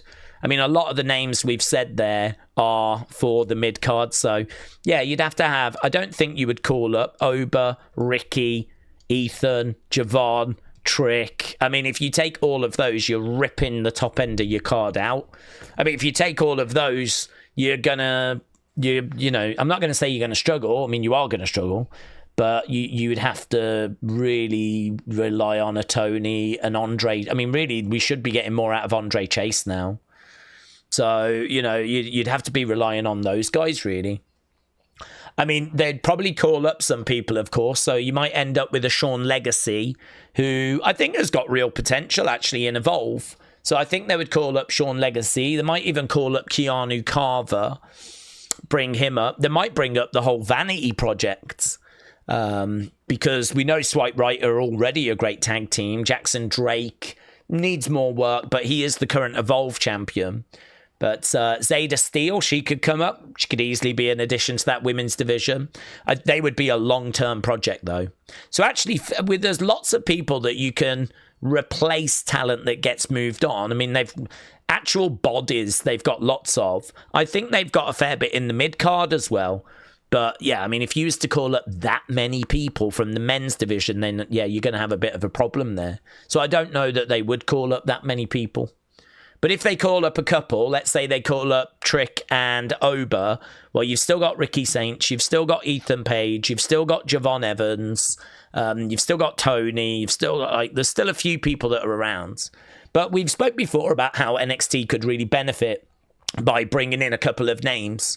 Like, if there was a couple of names available, you can always use Joe Hendry to plug some gaps. You can always use Moose, you know, any kind of talent. And you can always bring down some main roster talent as well. I mean, again, if you have got any gaps, just grab a hold of, you know, I don't know, Finn Balor, someone like that. You probably wouldn't use Finn, but, you know, someone of that caliber. Just give them a rundown in NXT for a bit whilst you're trying to build some names or find some new names. But, yeah, they could definitely do with getting a hold of some people. You know, Rey Fenix, Penta, they just went straight to the main roster, which, you know, was a bit of a shame because I think NXT could have benefited by having those guys around. But I don't think they'll call up all of those people as a result because it would leave NXT a bit thin. But listen, this is the problem NXT has to face. This is a challenge NXT should really revel in, because if they have done such a good job that they've got all these people ready and the main roster wants them, that's what your job is. Like, really, rather than going, oh God, they're killing us, by taking all of these, it should be more pride that you have got that many talents ready for the main roster. That is your job. And so then your job then becomes, I've got to get this next crop ready, you know? So, I mean, NXT's not going to fall apart. It's been going since like 2010. You know, it's been its own brand for over 10 years. So we've been in these situations many times where we've called people up and left the roster thin. But you move forward, you find a way. I mean, new talent emerges, you know, new storylines and new characters, and bring people in and use main roster stars. It's fine. It's fine. We got about 40-odd seconds left to go. Hello, made by Dawn. Daze, beside Javon, Williams, Page, who else in NXT is in that championship circle? Well, I think Ricky will be. Jasper Troy has been around it. But it's been a lot of Javon, Trick, Ober for quite a while. But Ethan's been up there. You know, Ethan was up there. Who else was up there? I mean, late last year, we had Eddie Thorpe that was up there. He's no longer with us. So, yeah, I mean, look, there will be some new blood that kind of comes into that picture soon. There's going to have to be. But certainly I don't look at it as like panic stations. Oh, my God, this is a disaster. I mean, the thing with NXT is it moves so quickly that you can't really have disasters. Even if you have like a bad 3 months, 4 months, I mean. Okay, let's go over to Heatwave live right now. There it is. We looked a few hours ago, it wasn't there, but it is there now. Okay, let's go back to the normal chat because obviously we don't need big, lengthy conversations at this point. There's Lowell. We're in Lowell, Massachusetts. Is it on Netflix? It is, yes. We are in Lowell, and there's a good amount of people there, actually, for this. Looks good. I like the fact that we're not doing these just all the time in the Performance Center. It is nice to get out of the Performance Center. The thing with Jasper Troy, the gimmick is outdated. The whole rough and tough big man with chairs and growling said big time. Yeah, it might not work long term. I think it's just a way of getting him going, really. I mean, I'd imagine, you know, he'll be in NXT for a little while. Whether he's still doing that in 12 months' time, we're going to have to wait and see. Probably we'll have to get a bit more refined. There's Tyra and Tavion. There is Jordynne.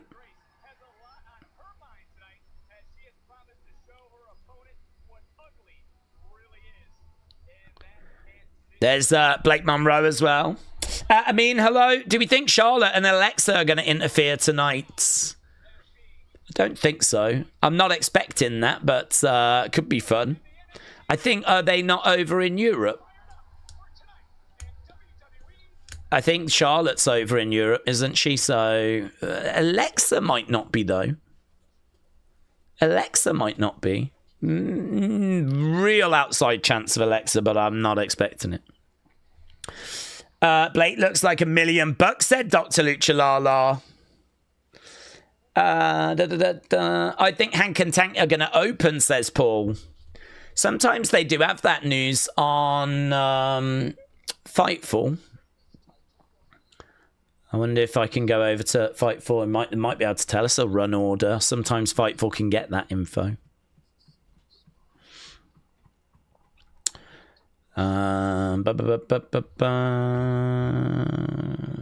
AEW scoops thread.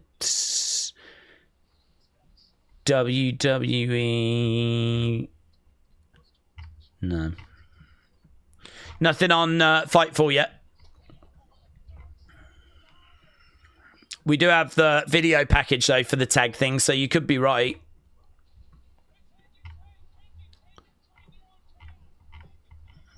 It's just a lot of AEW stuff, to be honest. Steve said, Jasper's not been working for me. I know he's new, but I don't find him believable. He still needs a lot of work, and a repackage will probably be needed in the future. James said, Blake can put me to sleep anytime. Dr. Luchalala said, is today the day Cutler gets kicked out? That would be fun. Don't know what he would flipping do if today's that day. I actually think they could milk it a bit longer. He's made about 2 or 3 inappropriate comments right now. They probably could just get a little more out of that before cutting him loose. But what he goes on to do then, I really don't know. Jordan said Charlotte and Alexa have got a tag match in Lyon, so Alexa won't be there. But she could be here because Lyon's not till next Friday. So she's got plenty of time to get to Lyon. She was not on the show the other day. It was Charlotte that was in Dublin, so because she took on Piper Niven. So Charlotte's in Europe. I don't think they would have flown Charlotte back for this to then fly her back to Europe.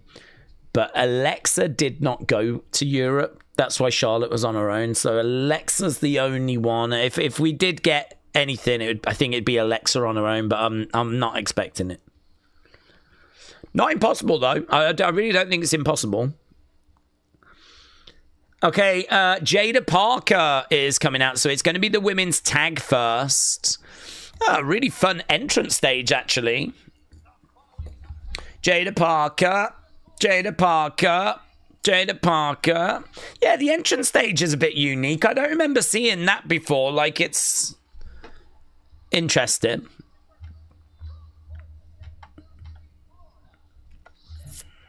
So, this match, number 1 contenders match.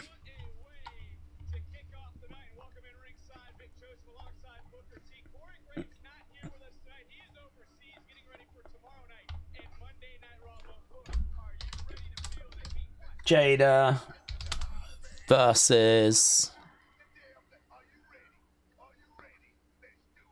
Booker's fired up.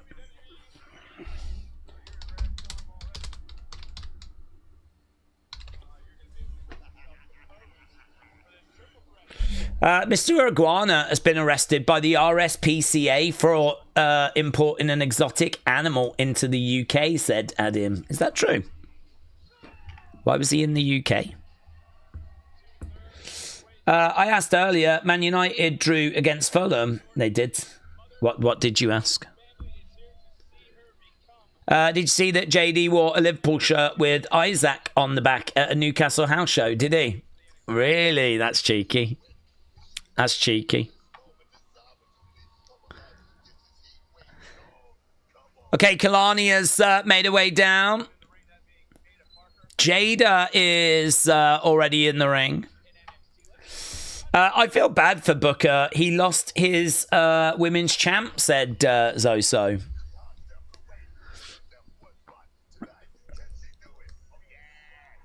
I love this entranceway. This entranceway is blowing my mind, and I don't know why.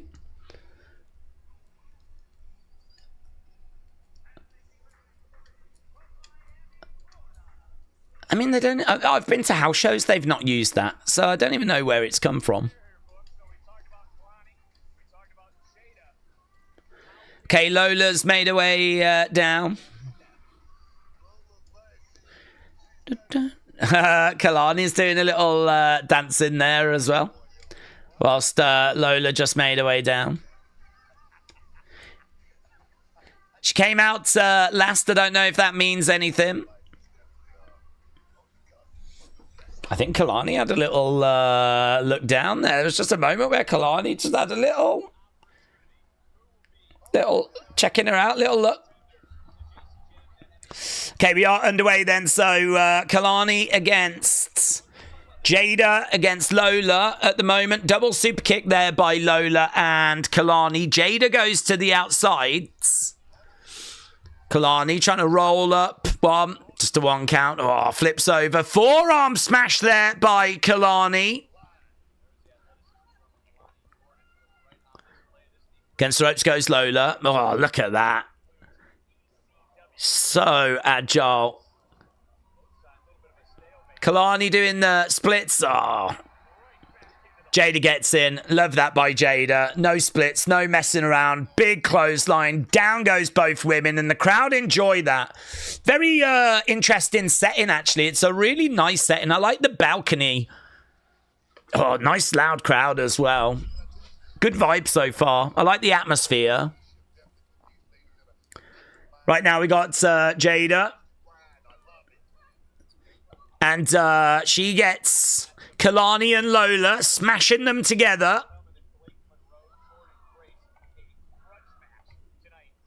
Again, driving her shoulder into the midsection.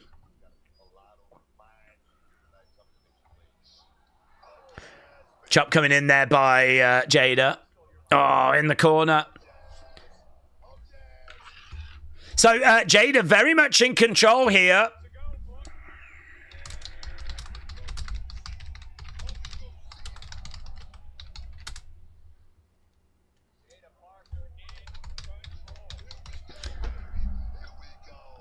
Going up, bang. High stepping by Jaida Parker. Jaida Parker in control. WWE do triple threats so good, said Jersey's finals. Yeah.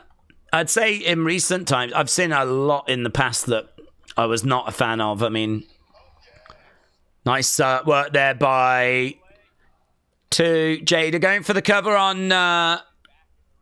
going for the cover there on Lola.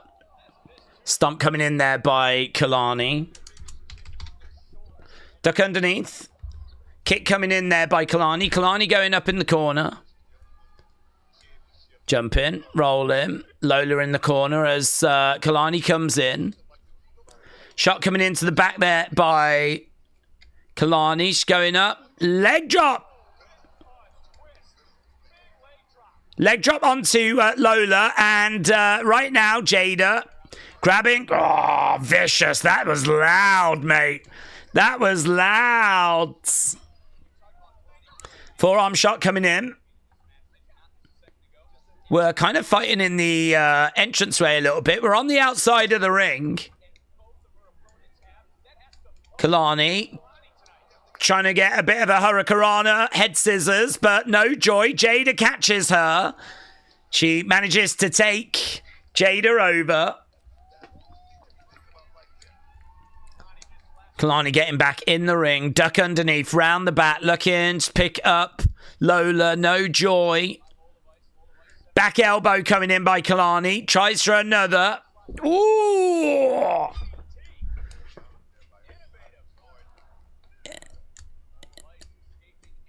Absolutely planted Lola there.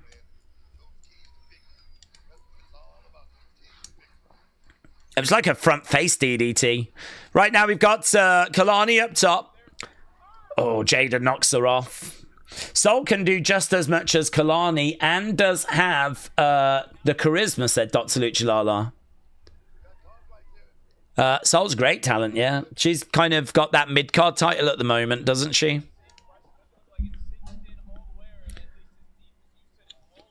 So, a bit of a triangle applied at the moment by Lola.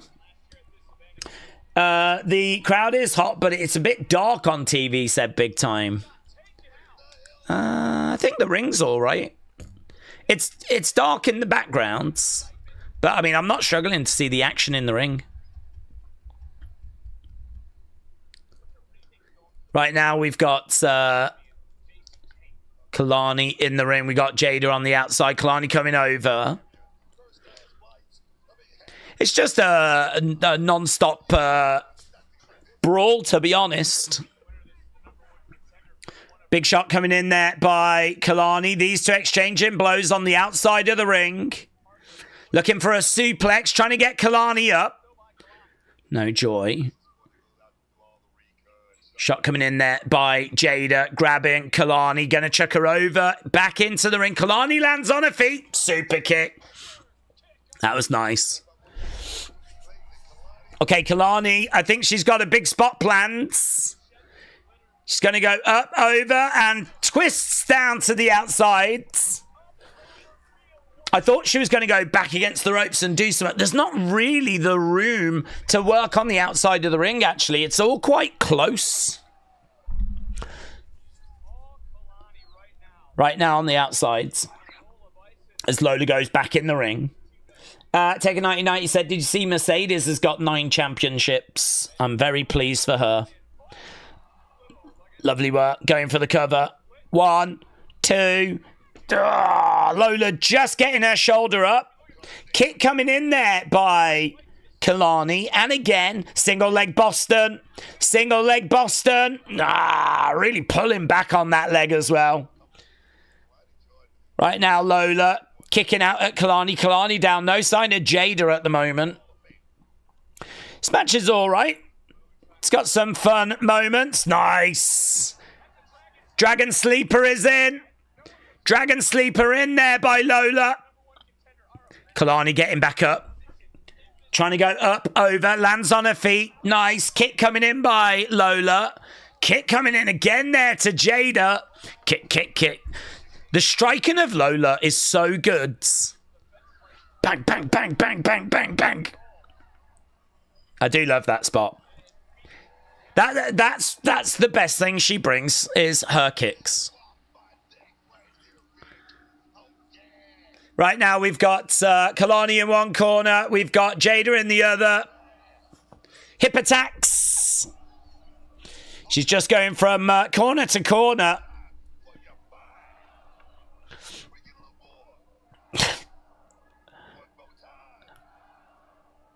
Booker enjoying himself. How you feeling, Book? Big boot there by Lola. Picking up Kelani. Lovely suplex. Really nice. 1, 2. Kick out there by Kelani. Let's get a poll up, shall we, and see what people are thinking. I'm out of breath just watching, said Johnny. It's fast-paced. Gets the ropes. Oh, lovely. Jaida, 1, 2. Lola will kick out. She does. She goes for it. I always think that's... It never works that. When you've already got someone down and you crowd are chanting, this is awesome. I think it's good. Is it worthy of the this is awesome chant? Kelani going against the ropes. Spine buster. Jaida, 1, 2. Shoulder up by Kelani. Yeah, it doesn't feel to me like any spot at the moment has finished this thing. I'm not on the edge of my seat thinking, oh my God, is this it? There was a bit there where Jaida went for the pin, couldn't get it, jumped over onto Kelani, tried to get the pin. That never works. Here's Lola. Hip attack there by Jaida. Jaida has got a back elbow coming in there by Lola. Jaida trying to go head first. Another back elbow coming in. Shot coming in there by Jaida again. Another big blow. Kelani is over in the corner as Jaida picks her up. He's got her on the top rope. Could be a superplex. Shot coming in there by Kelani. Another chop coming back. The poll said, who wins? Oh, I did botch it. You're right. I'm so used to writing that in the poll. Right now, kick coming in there by Lola. All right, we're doing the powerbomb superplex spot. I'm not crazy about that.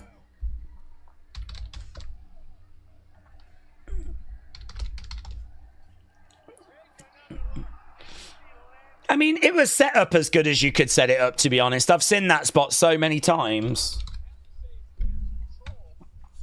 Crowd enjoy it. It's a good one for the live crowds. Right now, we've got Kelani in the middle of the ring. We got Lola. We got Jaida. I mean, they've really worked at a pace. I think it's been a good open. I think it's been a fast-paced open.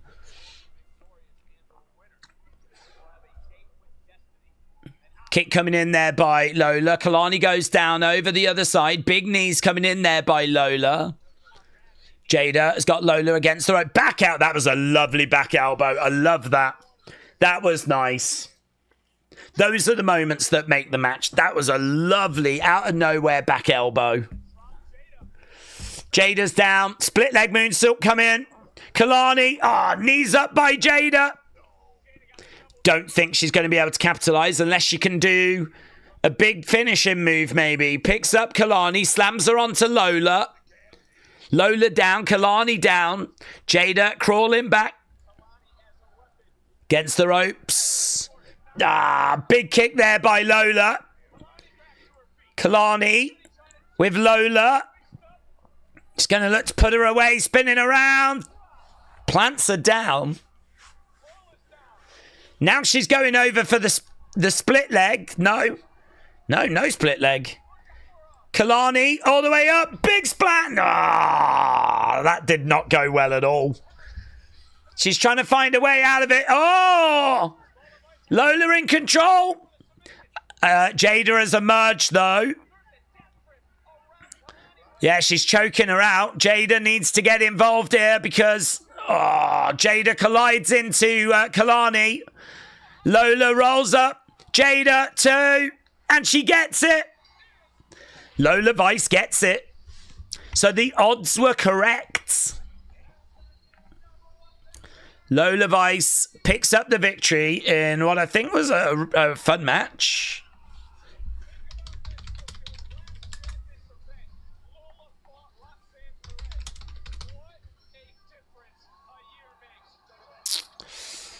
Lola gets it.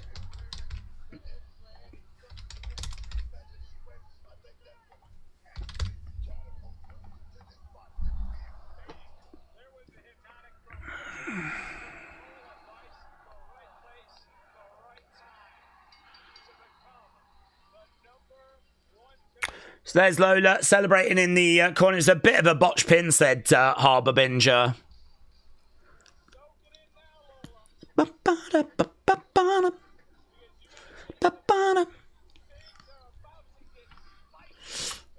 So on the outside of the ring, we've got Jaida looking pretty gutted.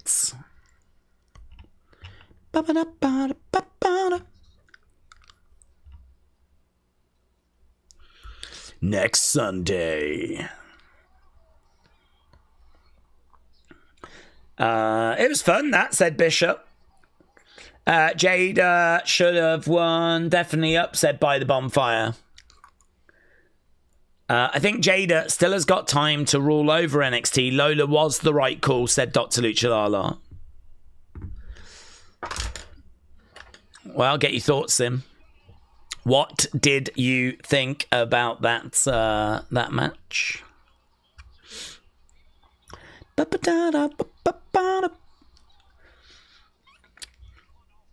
Okay, we just got commercial break right now. So, 6 matches tonight. Match number 1 done. Canelo Crawford.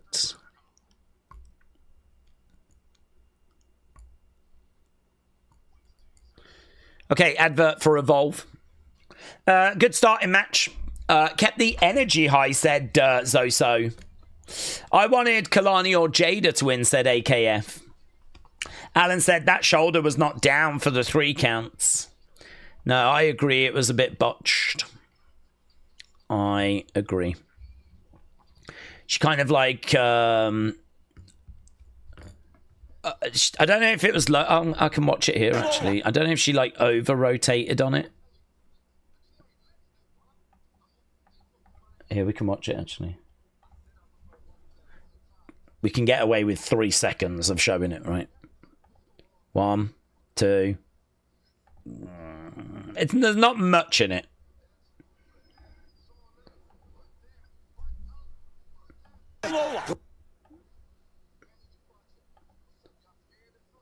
Shoulders down.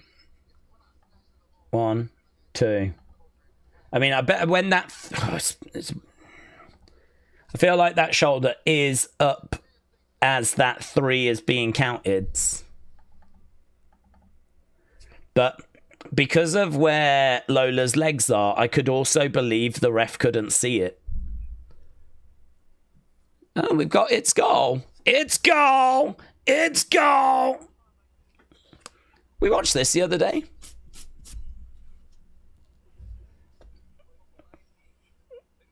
Why are they showing us It's Goal and Jamal Hampton right now?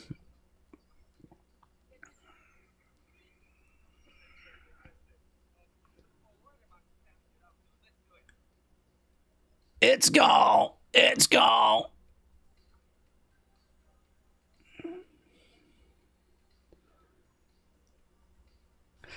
Do we get surprises tonight, says Nathan.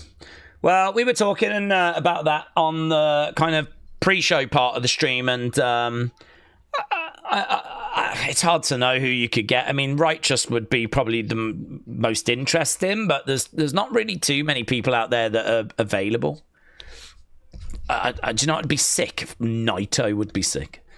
Imagine if they bring in Naito, I'm going to explode. We don't need VAR. That made a mess of this weekend, said By the Bonfire. Taker 1990 said it really didn't matter who's going to win. I like all 3 women. They're great wrestlers, said Taker 1990. Austin said, I'm watching a Nintendo commercial. Oh, I've got It's Goal. It's Goal and Jamal Hampton from Evolve. Am I still watching Heatwave? Why is this so long? What's happening?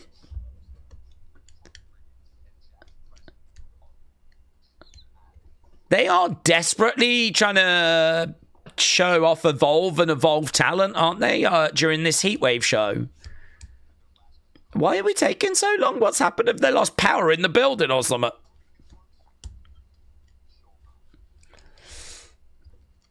There we go. Evolve every Wednesday. Tubi, YouTube, internationally. Let's go back. Okay, here's the Cullen.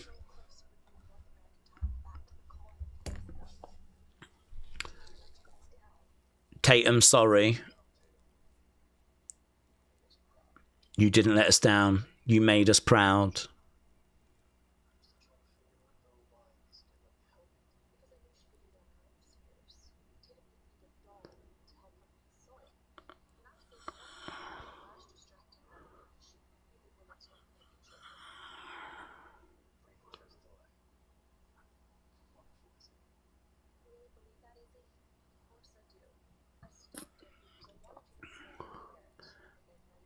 I wanted you to win on your own merit, like I know you can.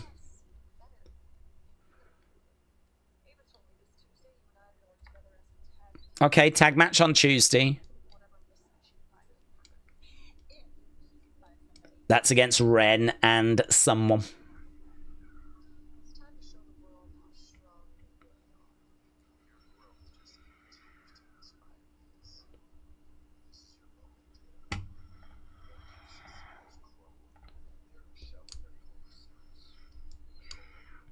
I think Ren might get Kelani. Kelani might get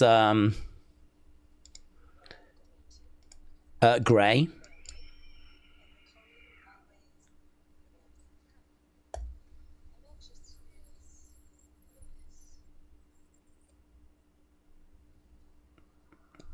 Okay, we're backstage with Jordynne Grace. Why is she out in the corridor? Is that where she got changed? Why is she not in her locker room? She's just out in a corridor with a chair, just like getting a pump on. Just like me before these streams. It's going to work one day. Here's Dark State. Here's tag title time. Dark State versus Hanky Panky. Okay, let's get rid of that poll. Daze, who's your favourite NXT World Champion of all time? Can be men or women. I'm torn between Adam Cole, Balor, Samoa Joe, Asuka. I think maybe Balor, when he was doing demon stuff, was really exciting.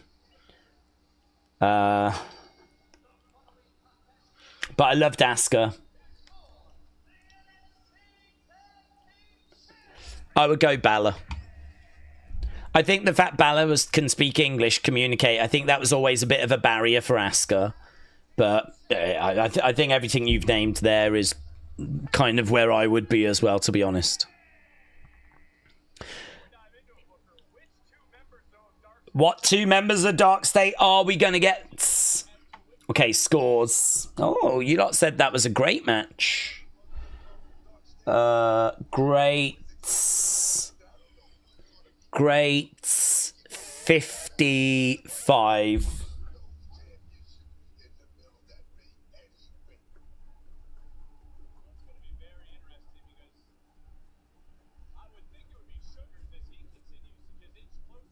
Yeah. I think it's either high-end good or low-end great, and you've gone low-end great, and I think that's absolutely fine.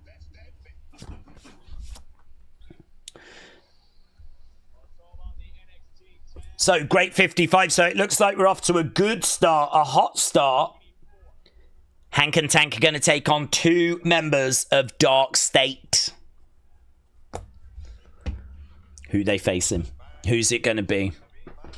I think Saquon wants to be one of them. We got the Sugar Man.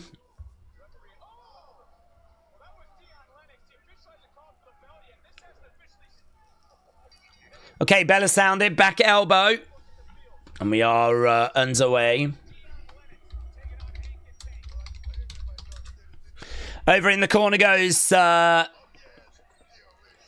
So actually it's not Saquon, it's Dion Lennox, and is that a Cyrus? I think it's Dion Lennox and a Cyrus.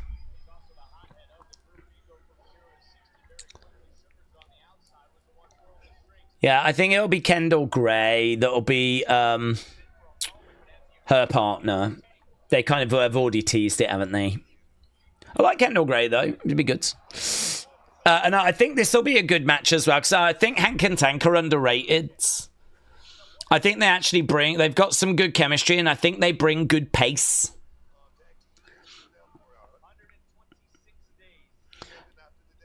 They've been 126 days as tag champs, Hank and Tank. Dion Lennox, we haven't seen much out of Dark State. And whenever they have been wrestling, a lot of the times it's been as a faction, so they've not been getting loads of ring time. So it's a real good opportunity to have a look at Osiris, have a look at Dion Lennox. Let's do a poll. Who is going to win?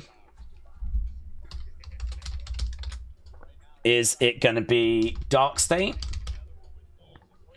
or Hank and Tank?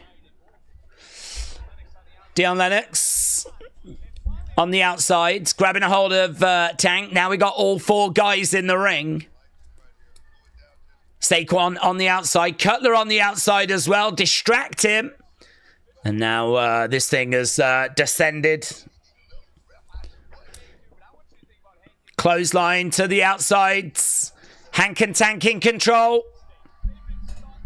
Big cheer. Hank and Tank backing up in the corner. We're building up to Summer. Charging in. kind of double suicide dive. They both kind of ran and went to the outside. Crowd are fired up. That's a shucky ducky quack quack moment. I mean, you didn't really get to experience it because we just focused on Tank doing a suicide dive, and then kind of in the background you could see Hank. Already we've got this. I think this crowd go to This Is Awesome way too quick. Jesus Christ. Already this is, remember when This Is Awesome actually meant something rather than that. Really, they use This Is Awesome instead of applauding. Rather than applauding, going, oh, that was really good, they go, This is awesome.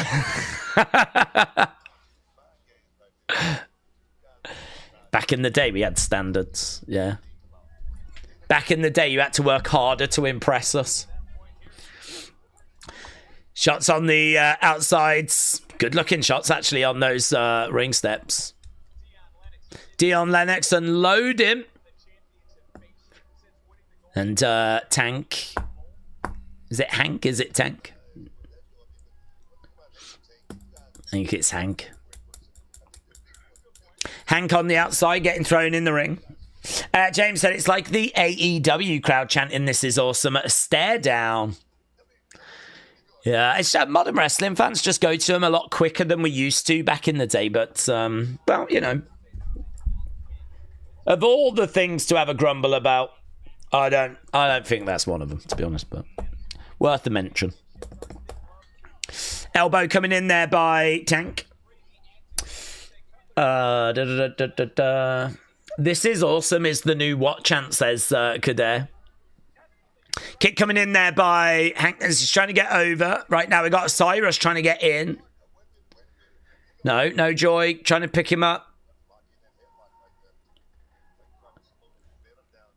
At the moment, Hank is struggling to make this tag. He's reaching. Fingertips. Oh, swing and a miss. Gets picked up. Osiris, power, mate. That is serious power. He just grabbed Hank. Oh. He's able to chuck him over. Dion Lennox with a clothesline. Tank goes down. Dion Lennox on the outside. Another tag coming in. I think Osiris and Dion Lennox. I like that clothesline. He kind of jumped over the guys on the ground to deliver it. Oh, chest first in the corner. Down goes Hank, going for the pin. 1, 2. Kick out. Kick out. Again, jumps right on him, grabs the head. Chinlock applied here by Dion. Dion is all over Hank at the moment. No tag has been made. What's that pad? Is that an elbow pad or something? A knee pad or some sort of pad? Hank over in the corner. Dion Lennox. Over the other side. Goes in. Was that a tag? I don't even know what that was.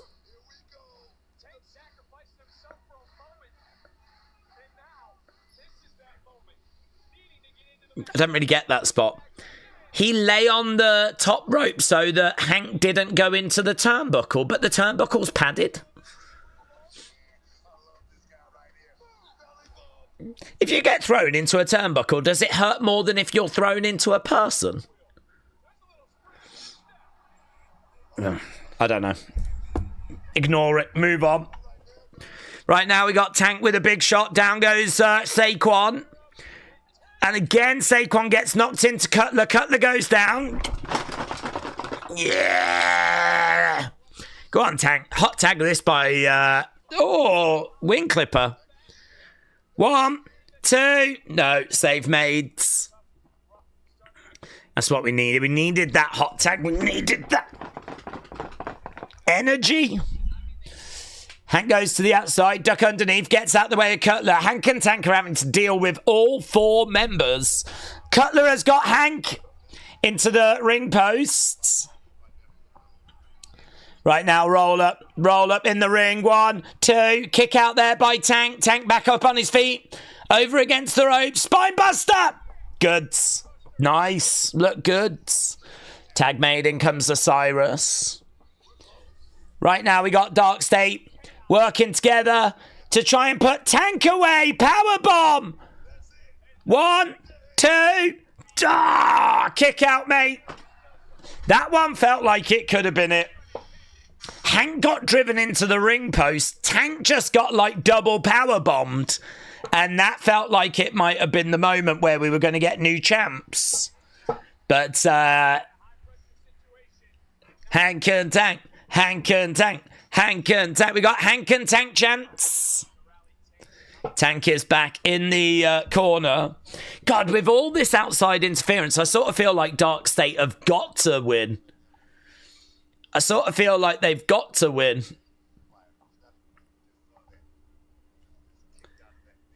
Because, like, there's so much outside interference. Like, if they can't win with having 2 people helping them on the outside, then what a stupid group. Oh.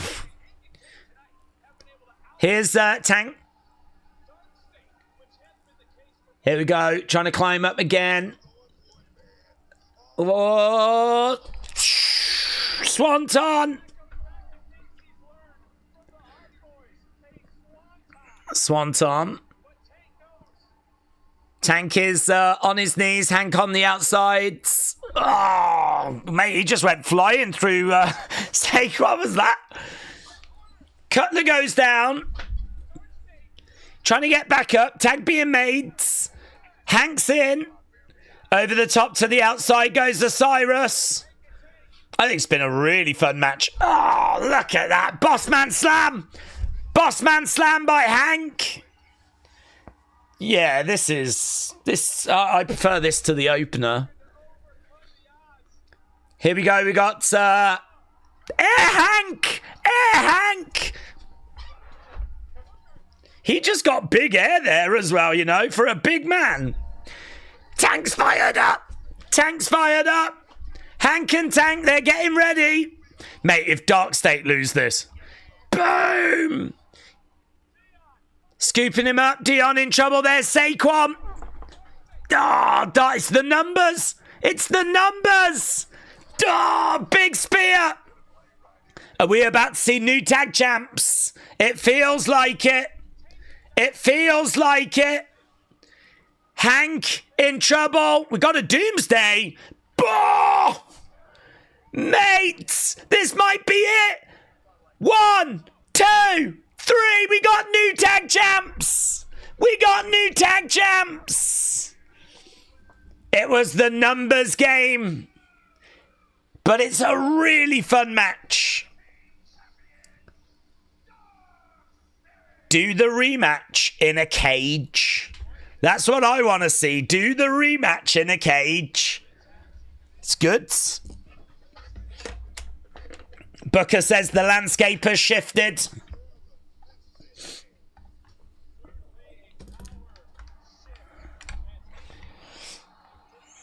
Yeah, good. I thought it was a good match.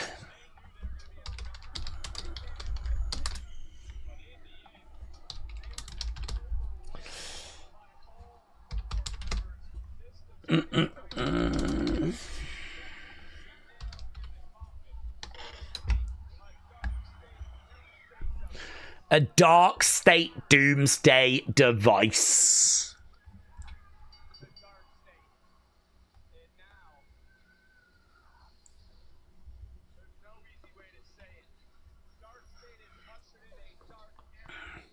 Dark State have ushered in a dark era. Wonder if we're going to get another, like, hour-long Evolve commercial.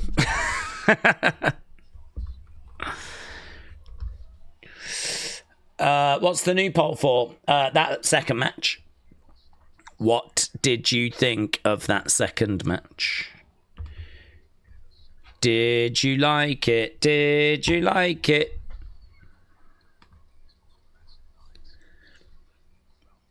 WWE Crown Jewel.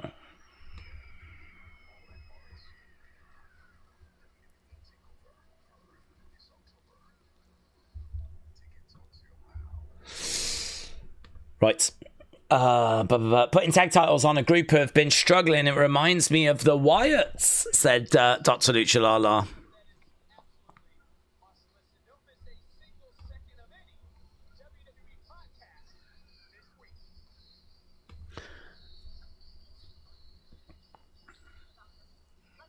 Okay, we're backstage with Lexis.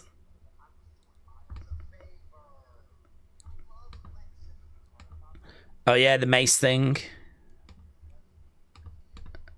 Are they going to announce a blindfold match?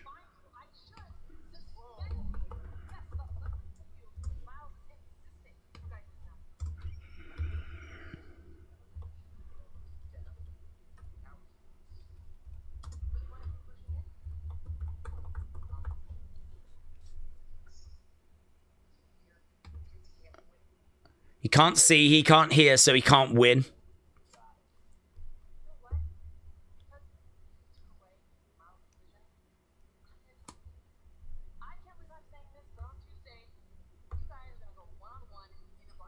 Blindfold match announced. Lexis and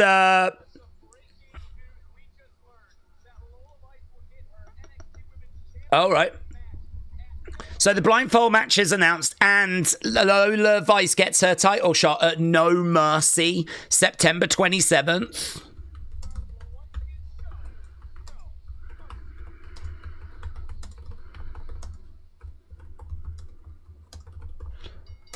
Oh, okay. Now we've got the TNA Knockouts Championship match.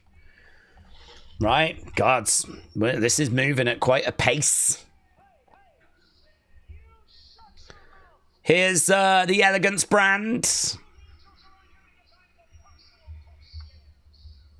Elegance.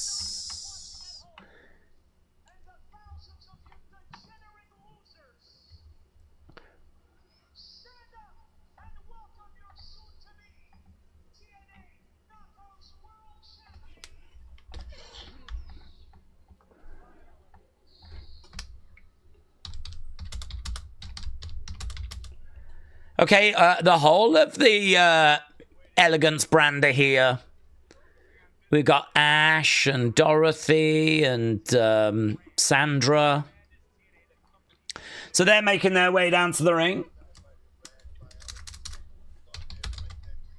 I don't know if it's EY or Y, actually. Jacy. Don't know.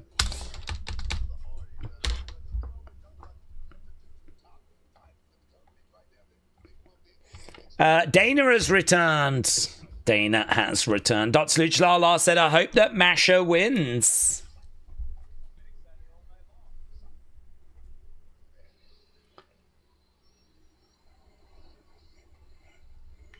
Great 55 for that last one. So, oh, hang on. Yeah, great 55. 8% said it was bad. I wonder if people said it was bad, because it wasn't a bad match, but I wonder if the result upset people.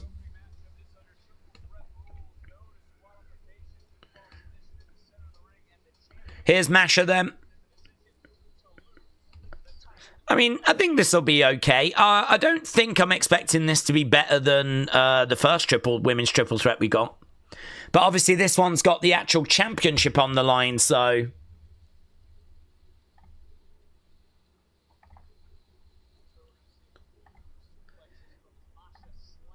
Yeah, man, here we go. The best AI theme music in the business. Na, na, na, na.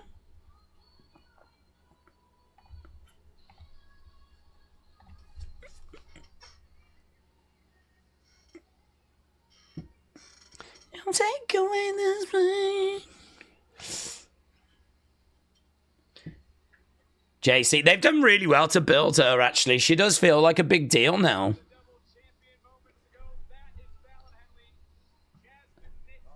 There's Jasmine. You, come here. Come here. Go away. Still, I will forever love that.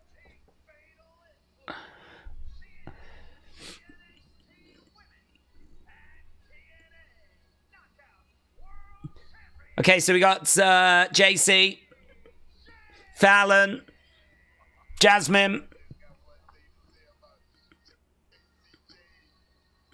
Carlos Silva, the president of TNA, is in the crowds.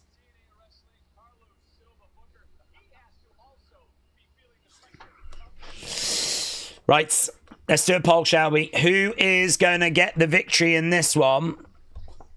Who leaves as champion? It's a nice belt, that, actually. I like that TNA title. Jacy,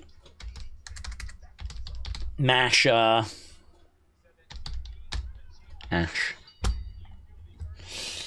Jacy will be a jobber once again when she loses those titles, said Austin Dildo. The song is definitely a rebel banger, said Mayor Pete. It's a rare rebel banger, isn't it? Yeah. Rare.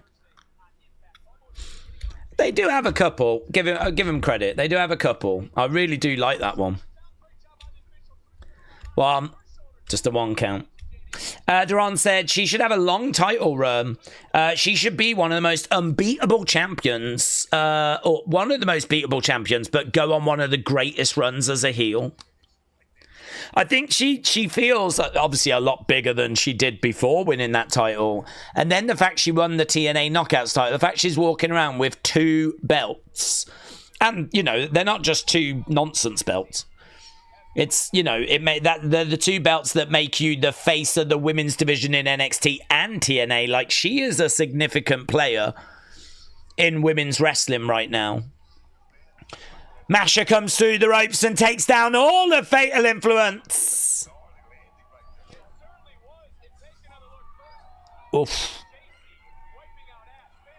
And there, look at that. All 3 of Fatal Influence going down. Back in the ring goes Masha. She takes Ash over. So now we've got Ash and Masha. Look at that. She's just constantly flipping her over. Big boot. Masha's a great talent. I really enjoy watching Masha wrestle. This is where the TNA relationship comes through for me. I get to watch NXT and I get to watch Masha Slamovich in action.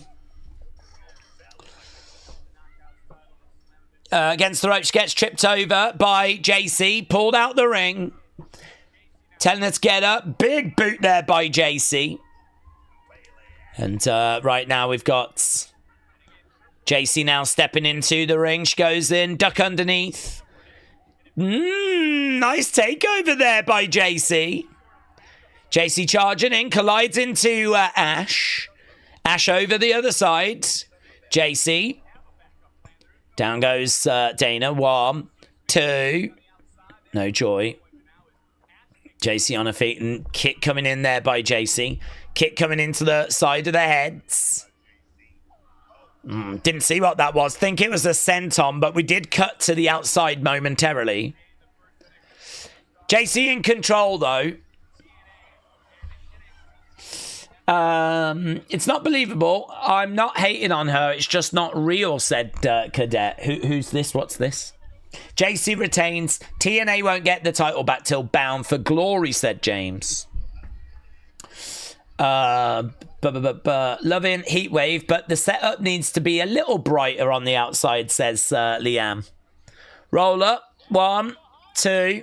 Yeah, that was mentioned earlier. I mean, I don't think it might be affecting the ringside bit, but I mean, in ring's absolutely fine. I don't need to see the fans. So that, I mean.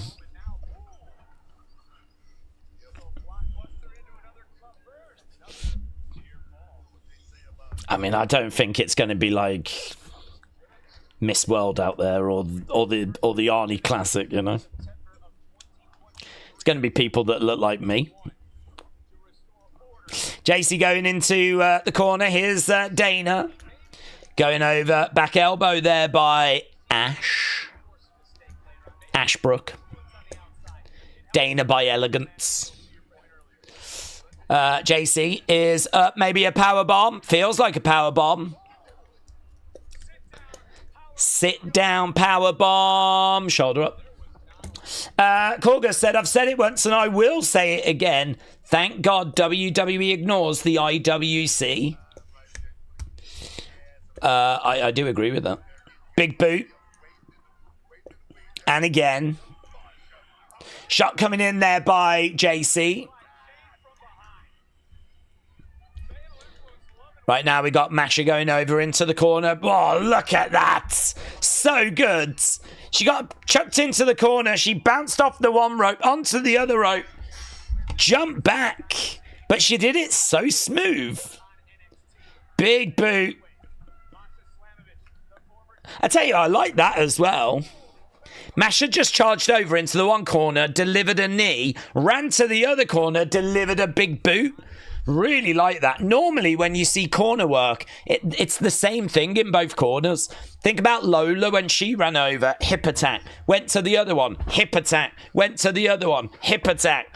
I just saw Masha go to one corner, deliver a knee, go to the other corner and deliver a big boot. She did two different things in both corners. Shouldn't impress me, but it does. Look, now Jacy's doing the exact same thing. 3 times in a row in the corners. That's why I was impressed. Masha has got Jacy. Hurls Jacy into Ash by Elegance. Masha going for the pin. 1, 2. Shoulder up there by Jacy. Brony said Masha is a great talent. Heatwave. Leanne said these matches feel impactful. I think, I think it's been solid. I mean, I enjoyed the second match more than the first. I think this match has been enjoyable as well. I actually don't think this is really out of sync with the first women's match, honestly. I've seen some bits out of Masha that I've really enjoyed. Jacy, I enjoy watching. I think she's kind of kicked on since being double champ. Jacy against Masha is like a really fun singles match. I actually wish this was a singles match. I want Ash by Elegance to show me why she should be in this. Show me. Why do you belong in this match? Why could this have not just been Jacy versus Masha? Big knee there by Jacy. Masha on the outside, feeling it. Right now she's dragging her, looking for a draping DDT. No, swinging net breaker. Masha down. And there we go. Ash makes the save. I think we had a Jacy 2 belts chant. Over to the outsides. Now we've got Ash kind of dragging Masha over to the corner. Pace of this has slowed. She got a really quick moonsault, actually. Sent on by Jacy. 1, 2. Shoulder up there by Ash. Jacy. Trying to compute what's going on. At least Ash went original on her look, but the others have got the same, said Austin. Another big boot coming in there by Jacy. Right now we've got Masha up in the corner. I think we've got a let's go Jacy, let's go Masha. She's really trying for that superplex, but she can't do it.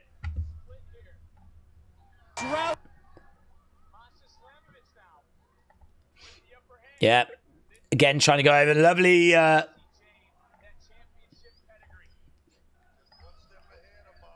she's really climbing up, trying to take her over. She gets her over. Hurricanrana, big boot. Jacy's boots are so good. I think they're probably too good. That's nice. It's like a meteora, was it? From the top. By Ash. 1, 2. Foot on the rope. Foot on the rope. Fallon saving Jacy. And Fallon's like, what are you going to do about it? You'll do nothing. Look, here's Sandra, Gladys. They're all round. Oh, shot coming in there by Jasmine. Jasmine. Referee said he saw it.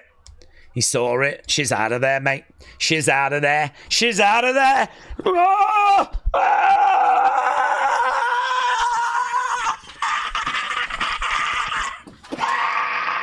You're out of there.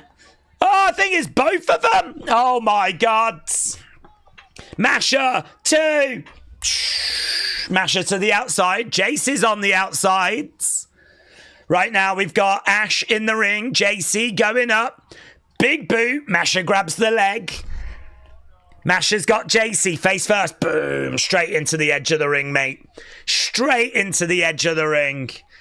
Yeah, I think this is really good. This match has been better than I was expecting. Oh, look at that. We just got Air Dana.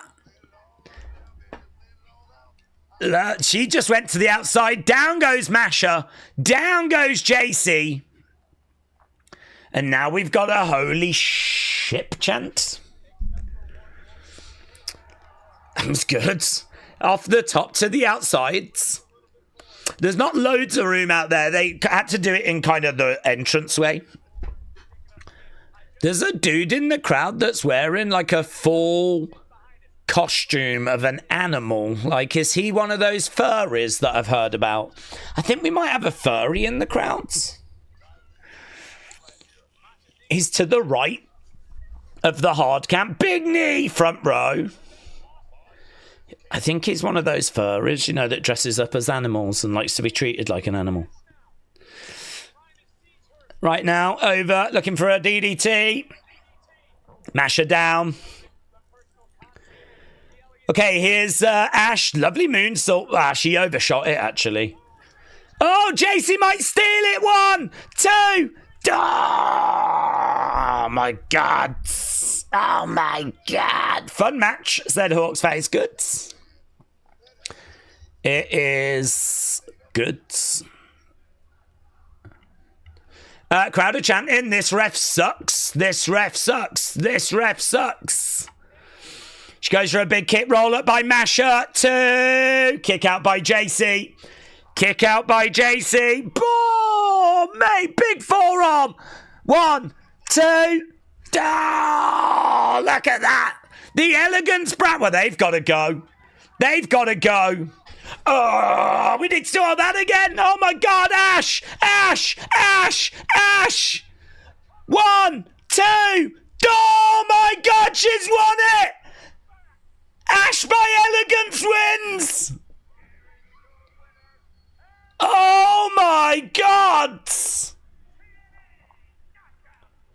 There was 3 women in that match. And I could have thought of about 10 women that I would have expected to have won it before Ash by elegance. No way did I think she was winning that. That's a true shock. She did it.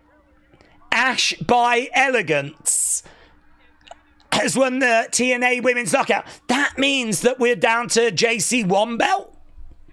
Oh, my God. I'm going to really miss Jacy 2 belts. I'm going to really miss Jacy. Justice for Jacy. But I am really pleased for... I can't believe it. I'm rocked. Guys, did you predict this? I bet you did. I bet it was just me that was sat here surprised. There they are, look. The Elegance brand dripping in titles. Well, guys, I got my answer as to why she was in the match.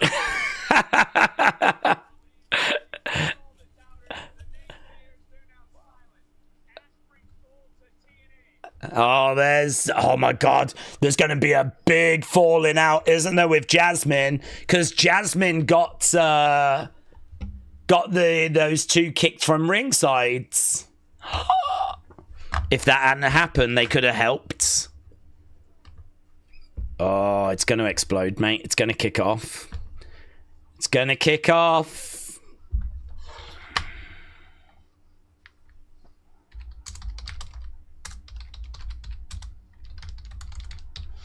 This moment cost Jacy.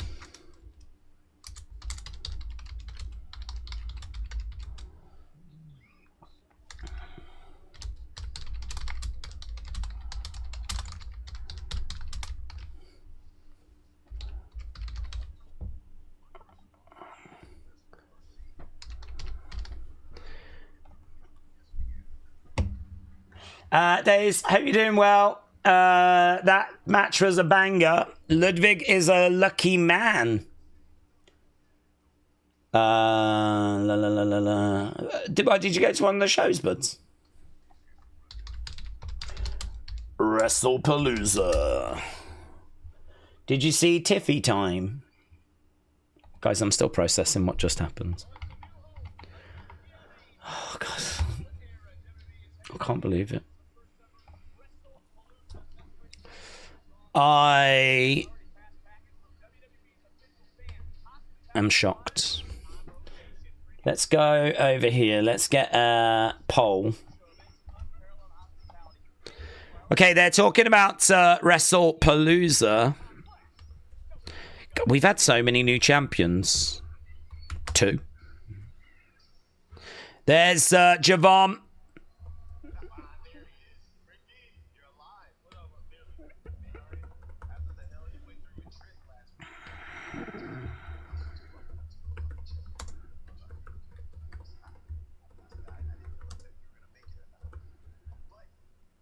We got Ricky. You proved what The Undertaker saw in you.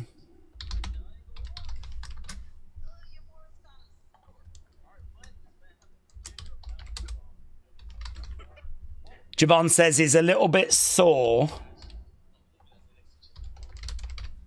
but he's going to leave as NXT champ.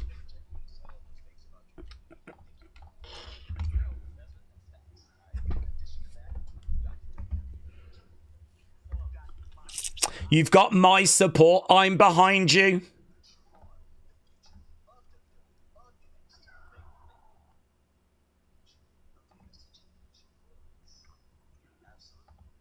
Oh, Ricky is sniffing around.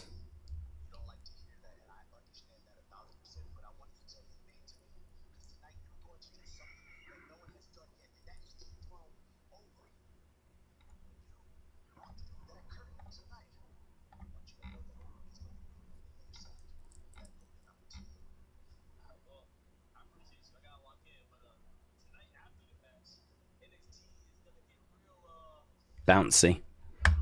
Bouncy! Okay, so Javon's already starting to dream of being champ. That's probably not a good sign. Halloween Havoc is going to be taking place in Arizona, Prescott Valley, October 25th. So, there we go.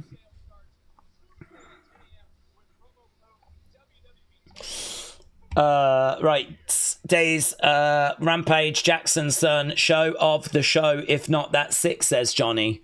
Well, apparently it was meant to be part of the show, but apparently it went a little bit too far. So I don't know the truth as to what was planned, what was not planned, how far it actually went. So we need to get more information on it. Right.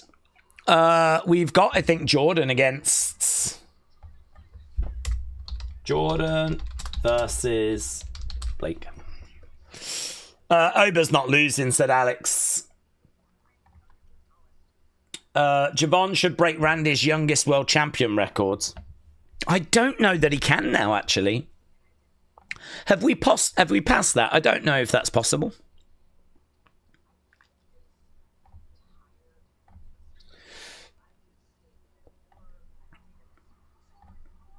So, Jordynne, we're just seeing Jordynne Grace. She's been in Royal Rumbles and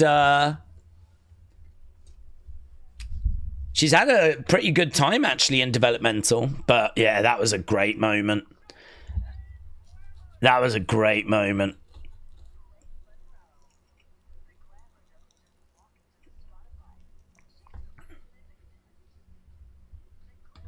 This is quite an important match, to be honest, because we really need to... I need this to be a banger for these two. Tonight has been a really solid night. I mean, I've had fun with the show. And we've had some talking points with new champions.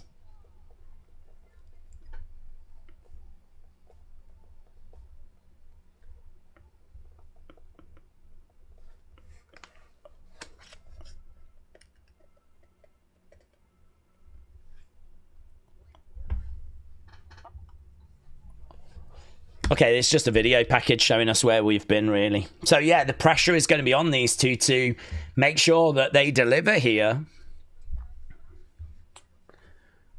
What?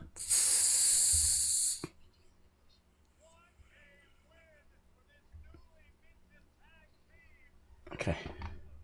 Right. It's not about... ESPN is validated pro wrestling as a sport, says Hakeem. Don't know. I don't think so.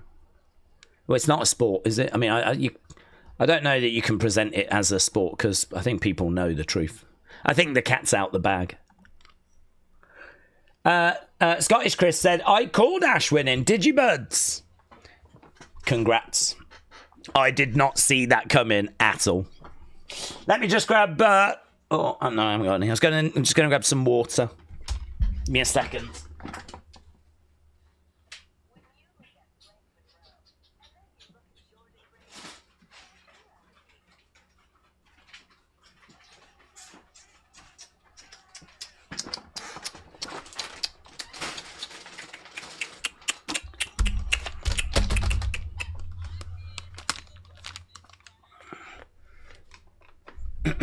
So this thing has been built on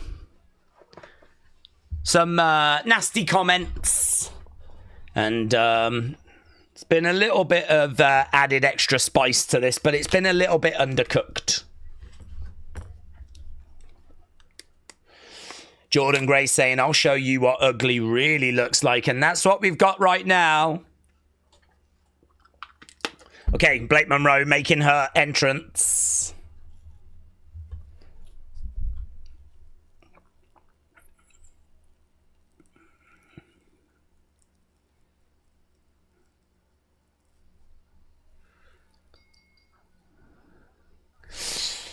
I just can't decide.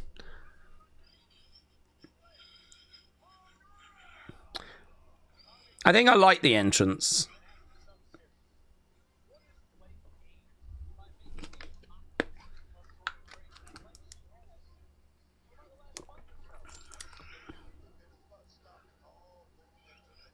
Yeah, I like it when it kicks in.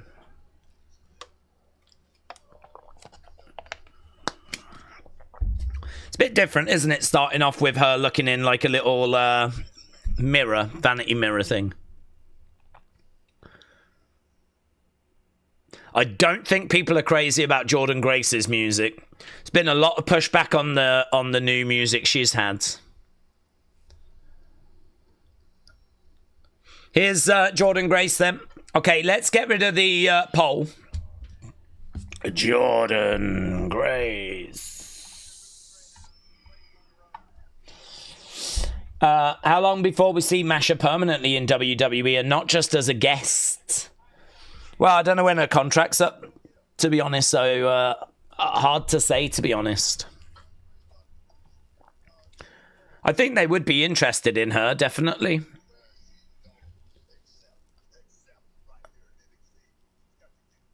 Okay, Blake Monroe against Jordynne Grace. Bella sounded. They both charge at each other. A slap coming in there by Blake. Okay, you lot enjoyed that match. You said it was the best match so far. Great 71. Oh, hello. She's trying to... Blake Monroe is desperately trying to get out the way here. Run out the way. She's continuing to run. Jordynne is trying to chase after her. Blake gets in the ring. That's good. I really like that. So many times we see the babyface get in the ring and then kind of lose the momentum. So Jordynne got in and immediately got back out again so that Blake couldn't capitalize. Here's Jordynne blocking a shot coming in there by Blake. Then she slaps Blake. I like Jordynne's hair. I like her gear as well. I think she's looking really good here. I mean, she looks good normally, but, like, I really like this.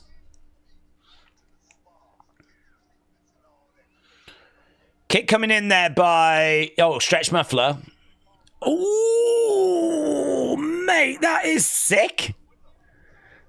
That is sick. That might be the best move I've seen tonight. That stretch muffler suplex.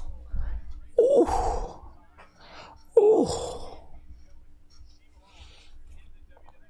Very nice. Very nice. Fall away slam on the outsides. Kips up. Oh, almost trips over. Almost trips over. We had a little stumble momentarily, but yeah, we did well. We did well. Right now, she's got her. Grace wouldn't look out of place next to Thor, said V85. That slap was personal, said Leanne. Here we go. Up on the... No joy. On the top of the stairs. Blake trying to get back in. Jordynne going onto the top of those stairs. Nathan said, this is why partnerships are better than... right, but it is another promotion. Well, I think the TNA partnership's been excellent. I mean, I think it's worked for everyone. And, yeah, great. Good.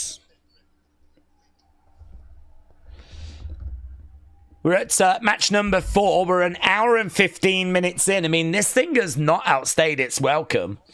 I mean, I don't feel like any of the matches have kind of outstayed their welcome. We've even had some quite lengthy video packages in between. I think it's been really solid, really watchable. I don't know that it's been spectacular, but I mean, I do think that there's quite a big talking point in Ash by Elegance winning that title. I mean, if you didn't watch this show, then you wouldn't know that Jacy had lost the belt. That feels big. New tag champs as well. Maybe not quite as big, but still. Yeah, I think it's been good. Dropkick there. I mean, so far you've scored the matches. Great 55, great 55, great 71. When we're watching Raw, I mean, like, it's been weeks, I think, since we've had a great match. Right now, we've got Jordynne on the outside. I think some of Blake Monroe's ring gear just came loose. She's just had to take some off there. Right now, she's driving Jordynne into the ring post. Is there any blood? I can't tell if it's just her lipstick. Back in the ring. So Blake is very much in control right now. Right now, we've got a full Nelson being applied by Blake.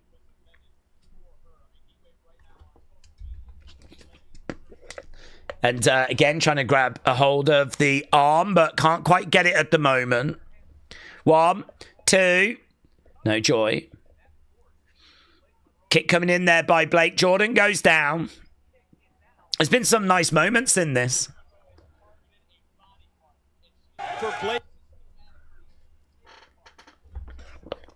Right now, we've got Jordynne in the corner. Blake is pulling out on the arm. Big boot coming in. Oh, back elbow there by Jordynne. I tell you what, their ring gear's falling apart. Something just come off Jordynne's gear. Blake's lost some bits. Jordynne's losing. These two will be like wrestling naked by the end of this match. Keep watching, guys. Keep watching. It's going to get real good. Oh, yeah. Pace of this slowed down a little bit.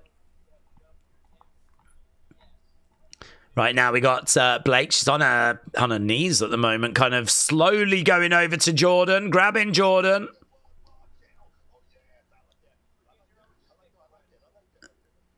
I tell you what, I do miss Corey Graves being on this commentary. Vic Joseph's great as colour, as play-by-play.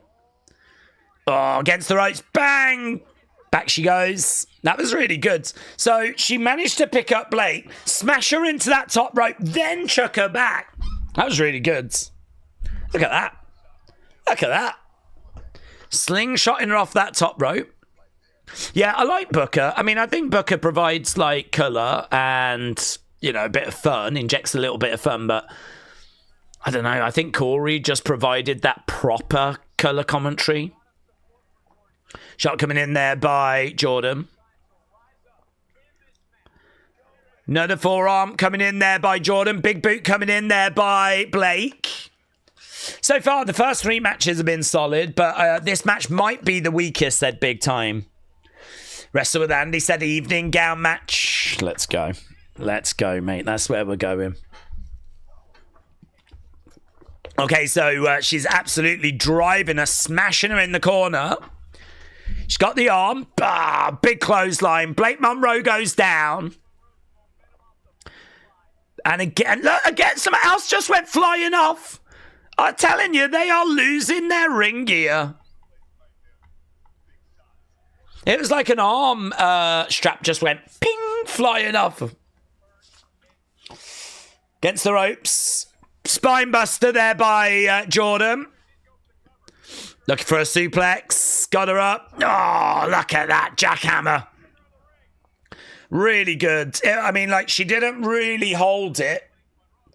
It was kind of like a snap one. Like, she just went straight into it. That's a good shot, isn't it? We've not had that shot so far. That's a good shot. We haven't seen that before. This giant screen was always there and we never saw it. Why didn't they use that for entrances? When people are in the ring, they could have stood there with this giant screen behind them. Is this like a cinema or something? What is it? I don't know. There's like this massive screen. She's going to pull that. She pulls it off. Turnbuckle is off. Jordynne with Blake. My God, that turnbuckle just went off. I don't know when that's going to land. Lovely bridge, though. Lovely suplex. That turnbuckle just went off to the heavens. Unfortunately, it's in the corner of the ring. Nathan said, Jordynne's better. I've said it.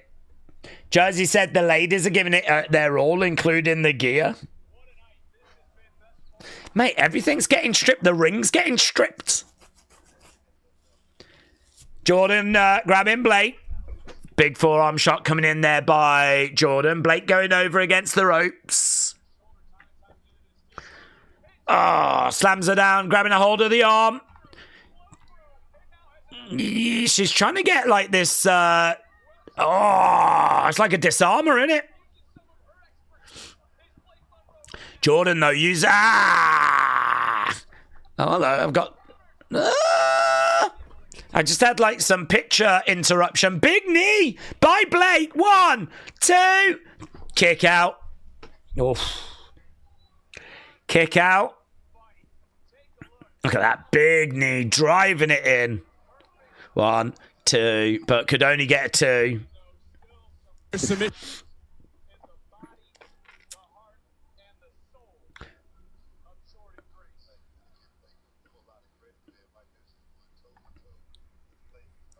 Right now she's looking to reverse it. Jordynne gets it.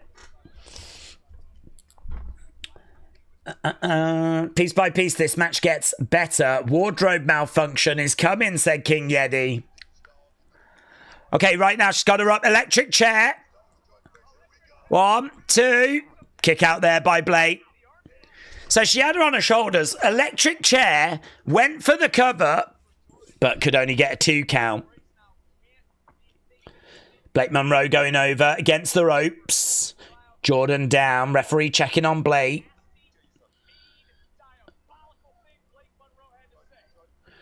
So right now, Blake's just clinging onto this bottom rope as Jordynne comes over. Kicks coming in.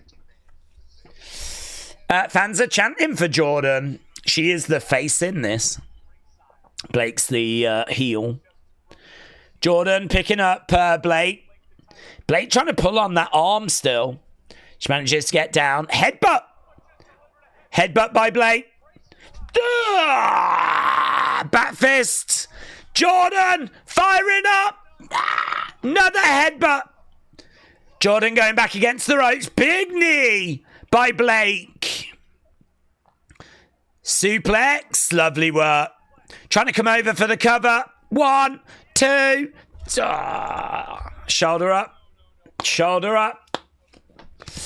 The match's not grabbing me, said Brony.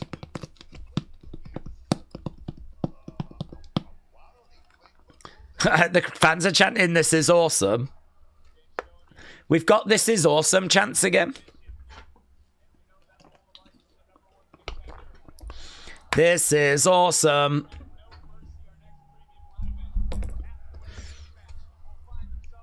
It's acceptable. I think there's been some nice spots in here. I really enjoyed that stretch muffler suplex. I like the work against the rope as well, where she like powered her up. Like, I think Jordynne's power has actually provided some fun moments. Oh, she's going to powerbomb her. She's got her up. Mate, she's really got her up. Big power bomb off the top. That's huge too. That was huge. That was a big spot. That was a big spot. I don't know what replay they're trying to show me, but it was botched.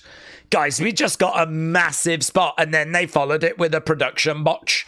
This is the greatest show ever. Yeah, the crowd are really feeling it. The crowd are really into it. Oh, hello. Hey, listen. Take me out for a meal first before we start getting to that stage. Big boot. Big boot. Big DDT. 1, 2, 3. Oh, wow. Wow. I didn't expect that to be the finish. Blake Monroe does it. Blake Monroe does it.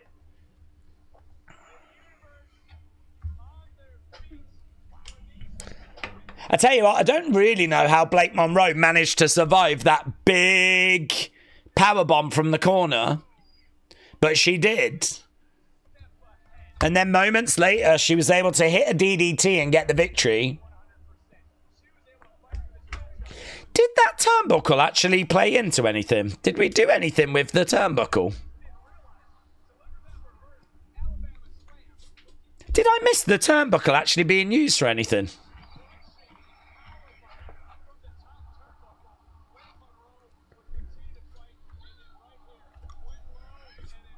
Oh, it was. So it was used in the finish. That's good. I like that because it explains why she was out. That's good.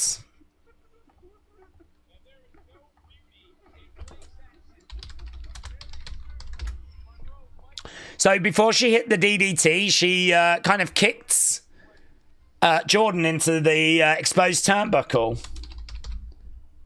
And that got Blake Monroe the victory.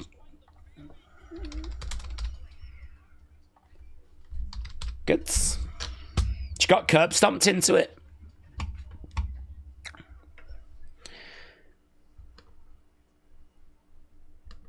Okay. Get your votes in. The DDT is the finisher, says Tyler.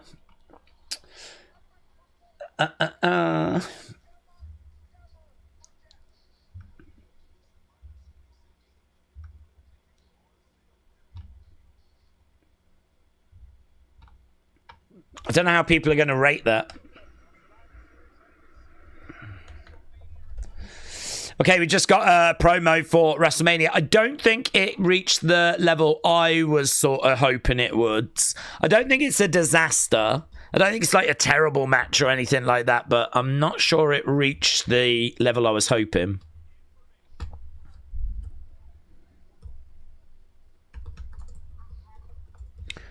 Oh, there's Jaida.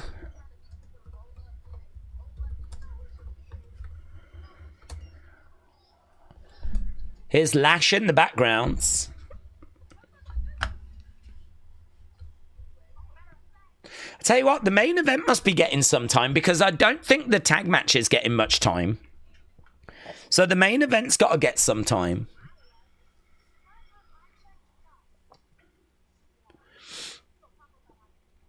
Okay, so Jada's not mixing her words.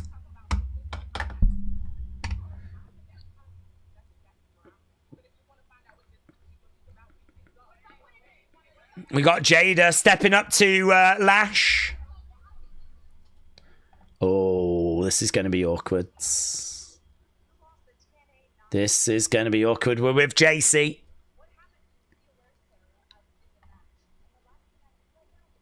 Last thing I need is you.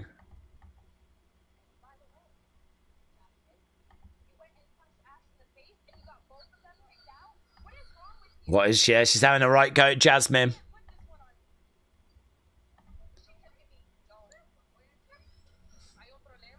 Here's Lola.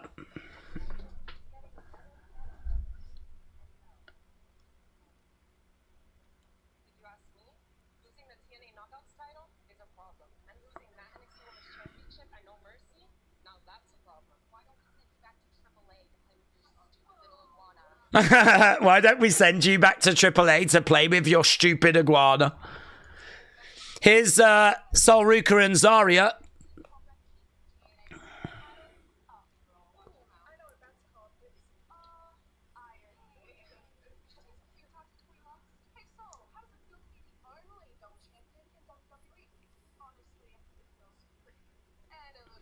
So we got Sol and Zarya right now.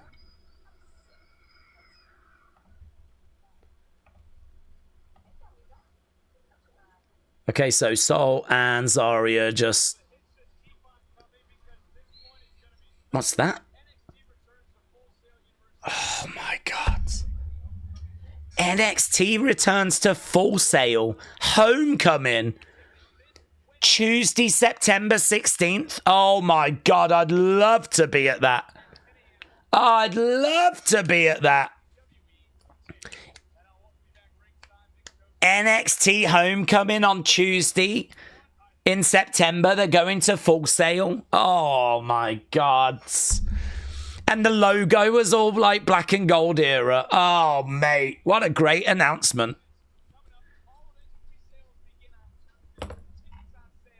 Why don't I live in Florida? Stupid. I hate being English.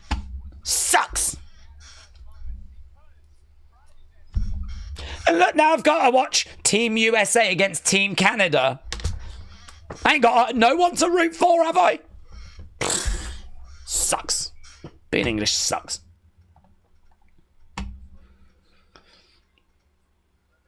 Okay, we've got a Canadian standard of excellence. We might have seen this already, actually. Yeah, we have. This has done the rounds on social media. It's all right.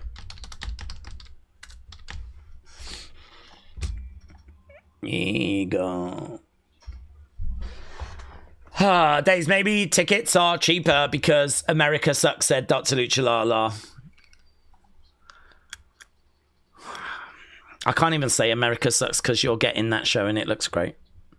And I cannot hide my jealousy.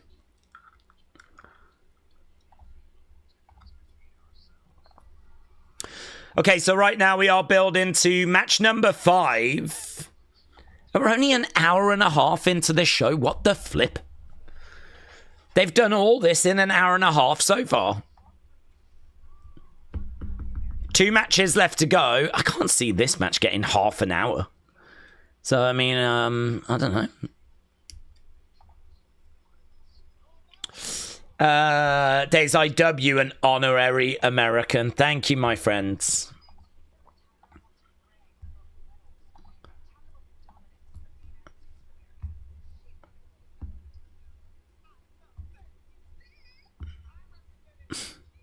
I keep singing the old No Mercy song, says Davids. I didn't know this was Olympics USA Canada, said Wes. It's USA, Canada. Team USA against Team Canada. Oh, God, that's so exciting.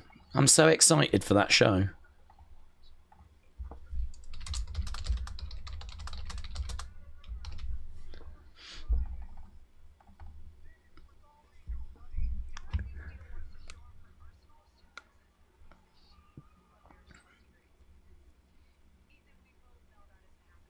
Chelsea's going to bump around. This is going to have some serious, like, you know, pick up in star power. I mean, Chelsea, people love Chelsea.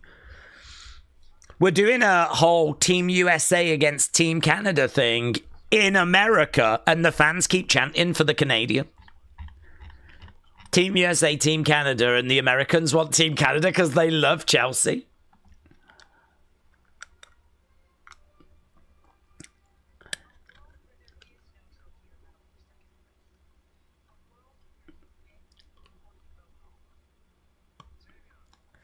This is going to be good. Chris said, Chelsea must be tired from all the travelling.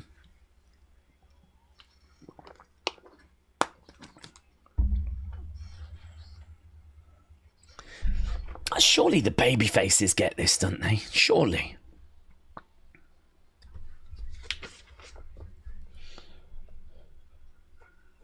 Okay, Jordynne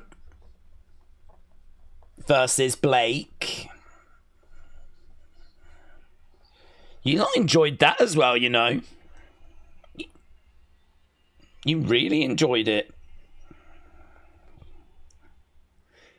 That's quite interesting. You lot said that was great 63. You had that last match, the Jordynne Grace one, as your second favourite match.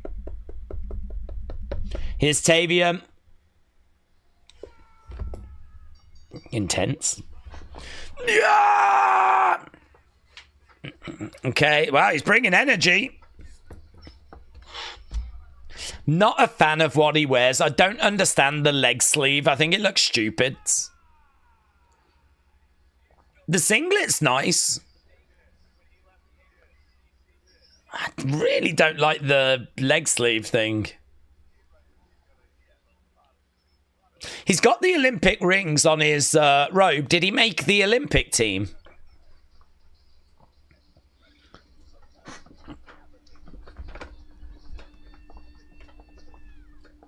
Here's Tyra.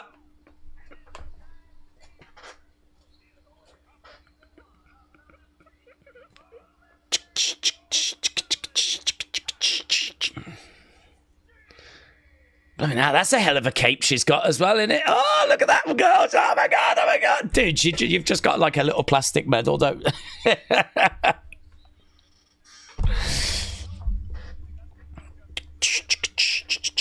Imagine if she gave out the actual one by mistake.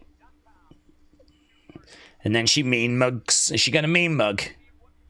Mean mug. Do the mean mugging. Nah, she's just hyped. In Evolve, she'll go over against the ropes and she'll be like, yeah, yeah. And she'll start mean mugging. Here's the Hervis. I'm a hot mess.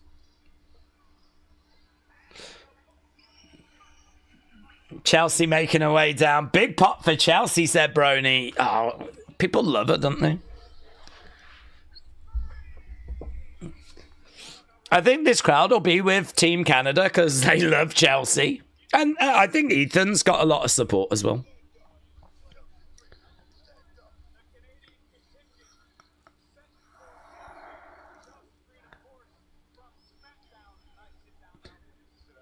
I'm really looking forward to it. I really hope this delivers.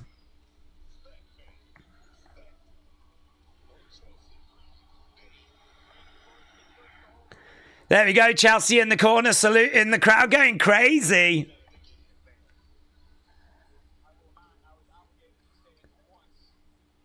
Did you hear that? Did you hear that, she said. Okay, here's Ethan. I'm part of the Hervis, said Metal Mama. Here he is, Ethan Page. Coming out with a Canadian flag.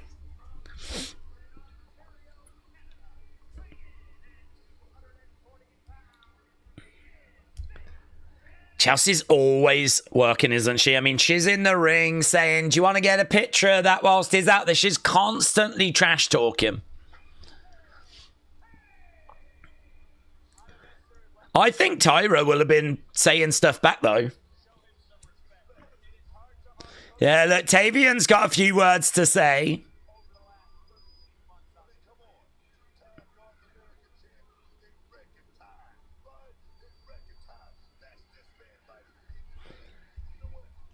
Tyra's going to mess Chelsea up, mate. She is going to absolutely mess Chelsea up.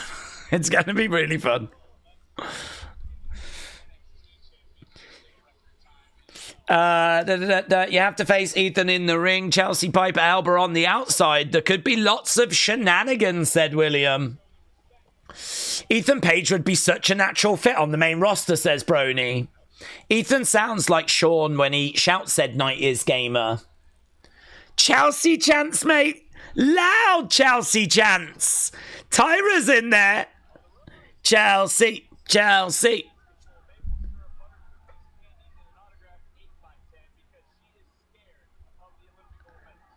Chelsea comes in, big boot. Tyra in there, taking the leg away. She's got Chelsea down. Gator roll. I don't think the gator roll works too well in wrestling. You don't see it much. I mean, she can make it her own, but I don't think the gator roll has ever been a good move. Nice bow and arrow. Bow and arrow by Tyra. Right now, oh, Ethan gets knocked into Chelsea. Right now, we got all four in the ring. Going over, trying to get up on the shoulders. To the outside, Chelsea and Ethan mate, the crowd are not having it. The crowd are not having it. They're not having it at all. Yeah, I feel sorry for the... I feel so sorry for Tyra and for Tavion. This crowd not...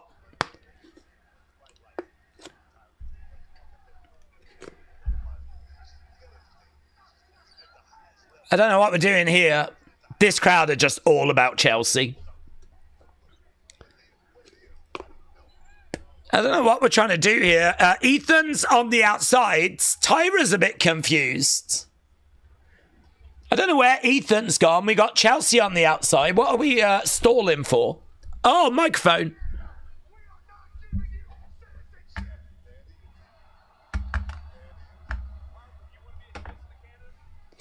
So I think Ethan's trying to get the crowd to turn there.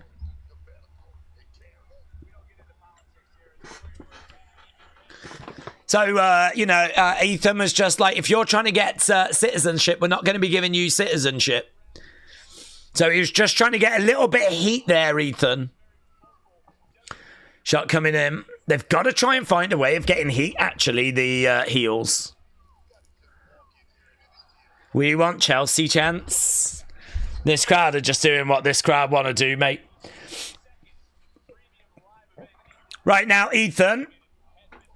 Elbow drop there by Ethan. Another elbow drop.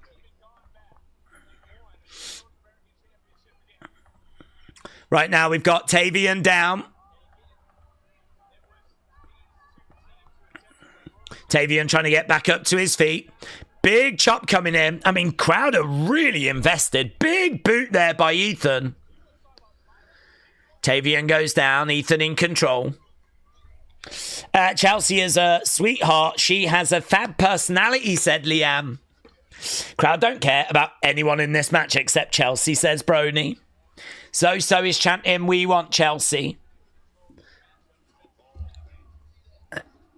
Chelsea. This is crazy.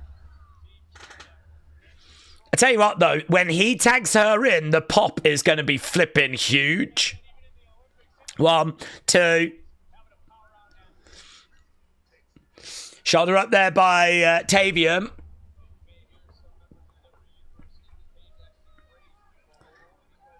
Headlock at the moment. I hope Donald Trump's not watching this. He'll be flipping livid.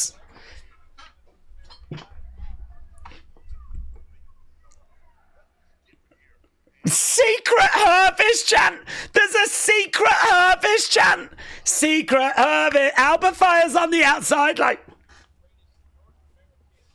Jesus. This crowd love Chelsea so much. They're chanting for the Harvest. What the flip? Secret Harvest. Chelsea, Chelsea, Chelsea. Over in the corner, Tavion working with Ethan. Headbutt coming in. I don't think the crowd are really paying any attention. They are literally... Chelsea's in. Drop kick. Tyra May Steele down. Chelsea on the outsides. Bath. 1, 2. The confidence breaker.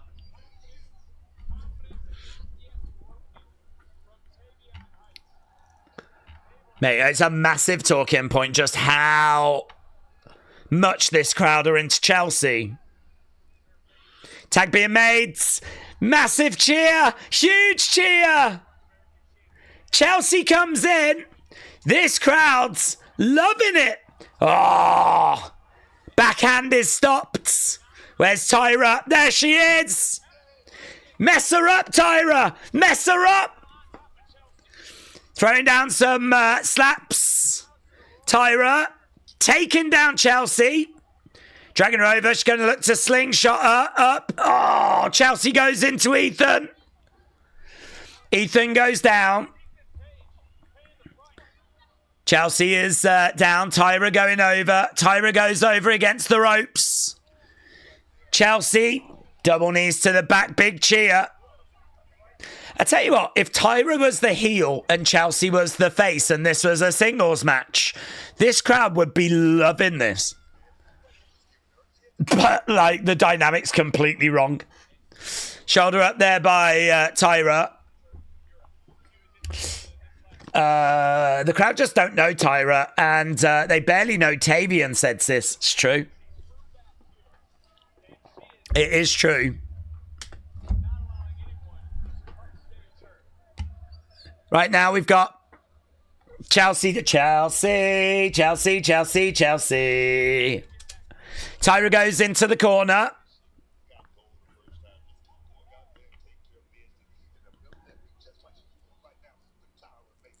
Against the ropes goes Tyra. Duck underneath. Over the other side. Clothesline. No joy. They both cross-body into each other.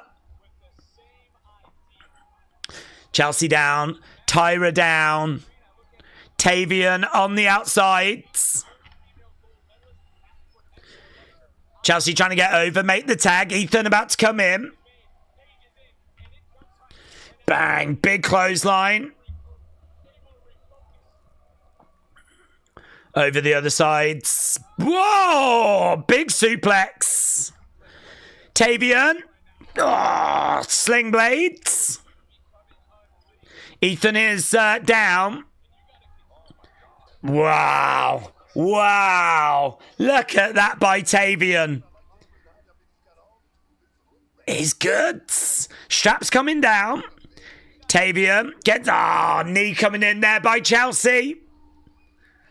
Tavion turns around. Kick coming into the midsection. No joy. Ethan gets the rope. Stuck underneath. Tavion. Big boot. Both go down. Jacy said co-main event was right for this. Yeah, it's brought a lot of energy, yes. A lot of energy. Here's Tyra. Tyra picks up Ethan. Suplex. Duck underneath. Clothesline. Down goes Chelsea. And again. Sling blades. Coming up, picking her up. Spine buster. A lot of those moves can be cleaned up. Looking for another German. Right now we got the Hervis getting involved. Tyra again going for a German. No joy. Big German! Ah, look at that! Tyra May Steele with a German suplex to Ethan. Alba goes flying. Ankle lock is in. Referee, though, having words. Here's Tavion. God, it's all happening. Ah, Alba. Here's Chelsea. Famous hurt. That's got to do it. That's got to do it. 1, 2, 3. Chelsea gets the pin. And honestly, this crowd are flipping loving it. Look at the smile on Chelsea's face. The crowd absolutely loving it. Well, there we go. Team Canada.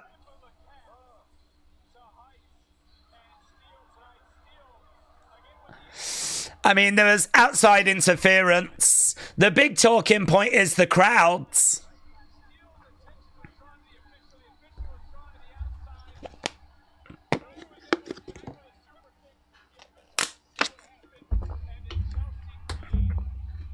This crowd, mate, they were flipping nuclear for that match. Chelsea, let's go. That was fun, said Paquera. There's the Hervis on the outsides. Well, what do we do with this now? Where does this go? I mean, is Chelsea going to stick around a little bit longer?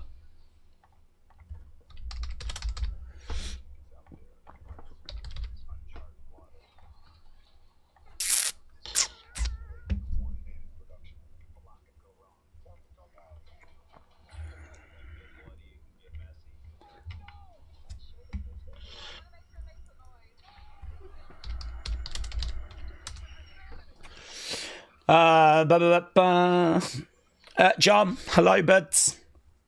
Nighties Gamer said, you can't not love Chelsea. Such a hard worker. Yeah, I mean, I wasn't looking for her to win in this match. But, yeah, of course, Chelsea's amazing. Flipping love Chelsea.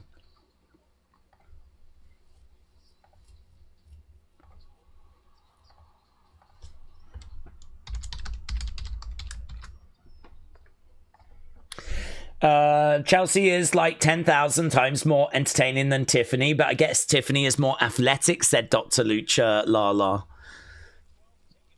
I feel sorry for Chelsea because I think she's in a position which is quite hard for her to get out of. You know, the position that she's in is that she's so entertaining and she's so good at putting others over. Here's Briggs. That's, I don't know, man. I mean, like, she's in that spot, really, of losing and making others look good.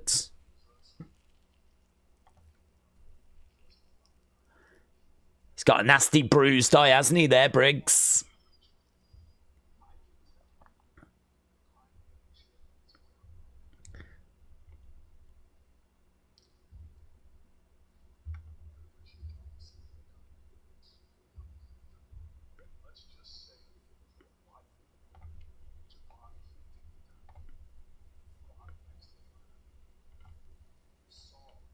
Okay, well, Briggs is saying he's next in line. I mean, that makes it seem like Ober's going to win and Briggs is next. Briggs said, I'll be watching tonight. Briggs next. Oh, hello, here's Ava. What's Ava got to say?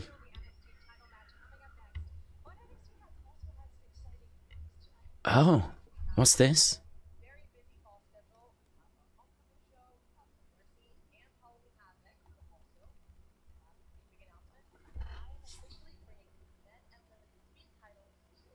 Oh, there we go. So men and women's speed titles are coming to NXT.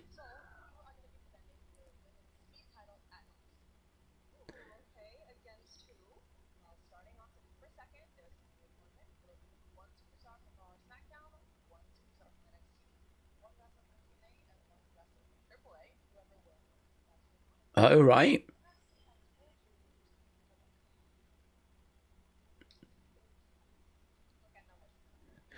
So there we go. She's going to defend the Speed Championship at No Mercy. I don't mind that. I think there is a place in the company for Speed. I don't mind that at all.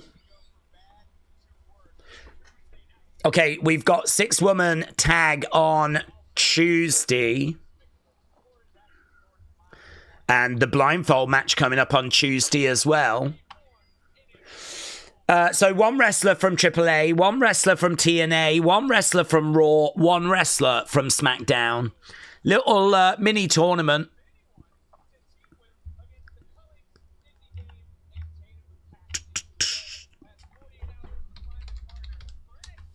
And winner will face Soul for the Speed Championship. Right, just 1 more match to go. 1 more match to go. Finally, they do something with the Speed title, said Metal Mama. Okay, NXT Championship match. Love that they used Jake the Snake in the background for the blindfold match.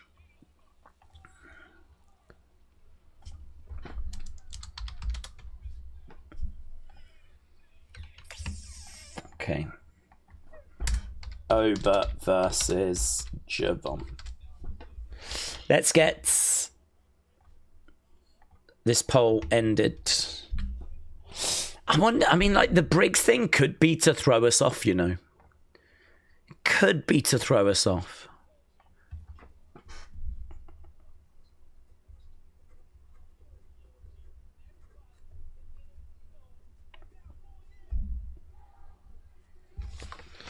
Okay, you lot enjoyed that as well. Great. Every match has got a great rating from you guys. I mean, you seem to really enjoy this show tonight.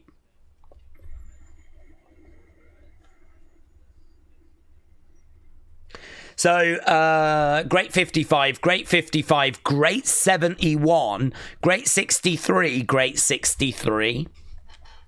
That's how you lot have seen NXT tonight. Right, let's get a poll to see who you think's going to win. Who wins? Will it be Ober or will it be Javon?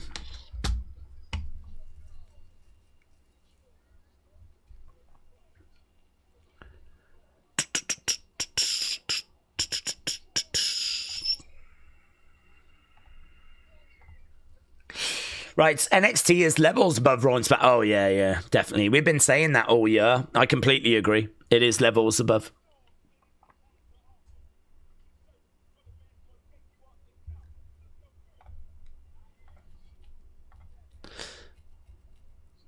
Okay, so we're just looking at how we've got to this. We got Ober, we got Trick, we got Javon.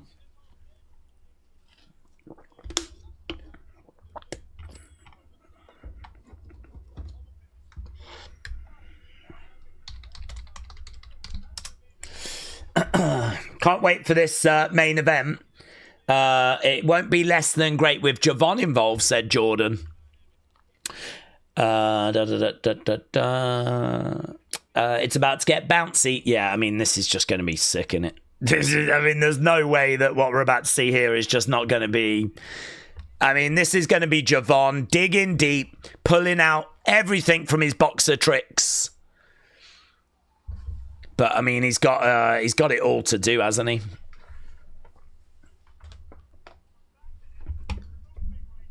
I mean, Javon had a hell of a match on Tuesday. He's still feeling the effects of that. I think Ober's got to be the favourite here, but I think Javon's got a chance. NXT has got more fun than Raw and SmackDown, said Liam.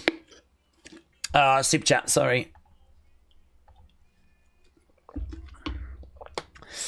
Jared said Wrestling Daze. Jared, shout out to you, buds. Hope you've been enjoying the show tonight. Here we go. Javon making his way out. Your boy is bouncy. Right. I mean, I agree. There's no way this match doesn't deliver. Oh, God, he's bringing energy. Hey, I love that. Look at that. Look at the entranceway with that kind of effect. Kind of looks like a really long corridor. It's good. Yeah, look at that. Javon just patted the guy that's got the, I think it's Scooby-Doo. It's got like a Scooby-Doo onesie on. I mean, he might have some mental health trouble, so, you know, I don't want to say too much. Here's Javon in the ring there.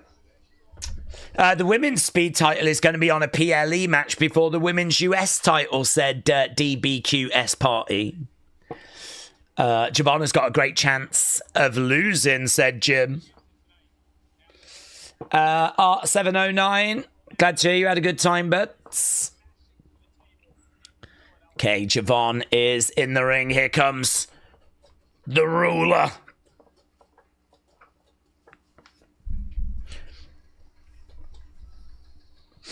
The guy next to him is dressed up as Shaggy. Oh, really? Perhaps it's fancy dress. Fair play. Fair play.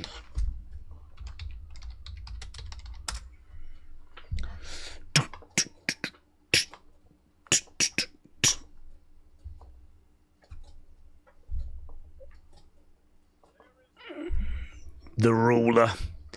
NXT champ for 228 days. Can they put on a really enjoyable match? Yeah, you're right. He is dressed as Shaggy. Do you reckon when they were talking about, shall we go in fancy dress? They were like, what should we go as? Oh, man, how about like Scooby-Doo?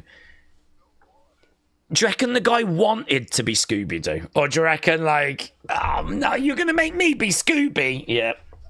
I'm not being Scooby. I'm going to be Shaggy. You can be Scoob. I don't want to be Scooby. You got to do it. We've said we'll do it. Oh, God, you're going to make me look like an idiot now. It's not even, is it, really? The one guy's dressed up in, like, this Scooby-Doo onesie. The other one's wearing a green T-shirt. Right, here we go.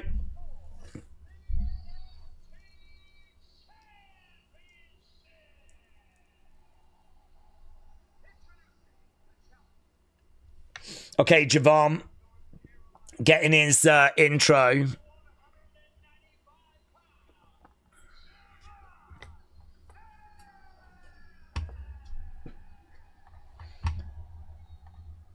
Okay, let's end the poll. Javon 52, Ober 47. You guys think this is really close. Big Time said, I feel like Chelsea is positioned at a certain level, but this popularity and resonating with fans in so many cities should be rewarded. I feel like it might be another LA Knight situation, said Big Time. Meat, said Porky Pig. How does Ober make that dance look good, said Austin. He can make any dance look good. You should see his Saturday Night Fever. It's one of the best I've ever seen. Okay, here we go then. We're about to get underway. Our main event. Yeah, I mean, this is a hell of a mountain. For Javon.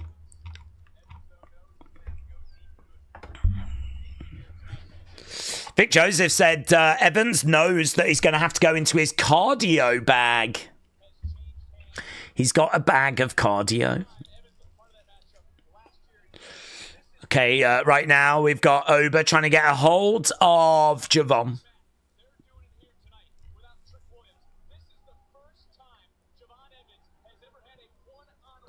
Take down. Javon rolls to the outsides.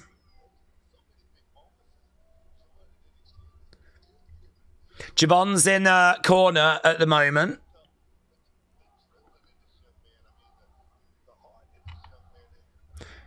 Young OG champ. Javon goes round the back. He's trying to pick up Ober. I mean, I think that's a real mistake. Shoulder barge there by Ober. Ober in control. Young OG just not able to get into that rhythm yet. But you know he will.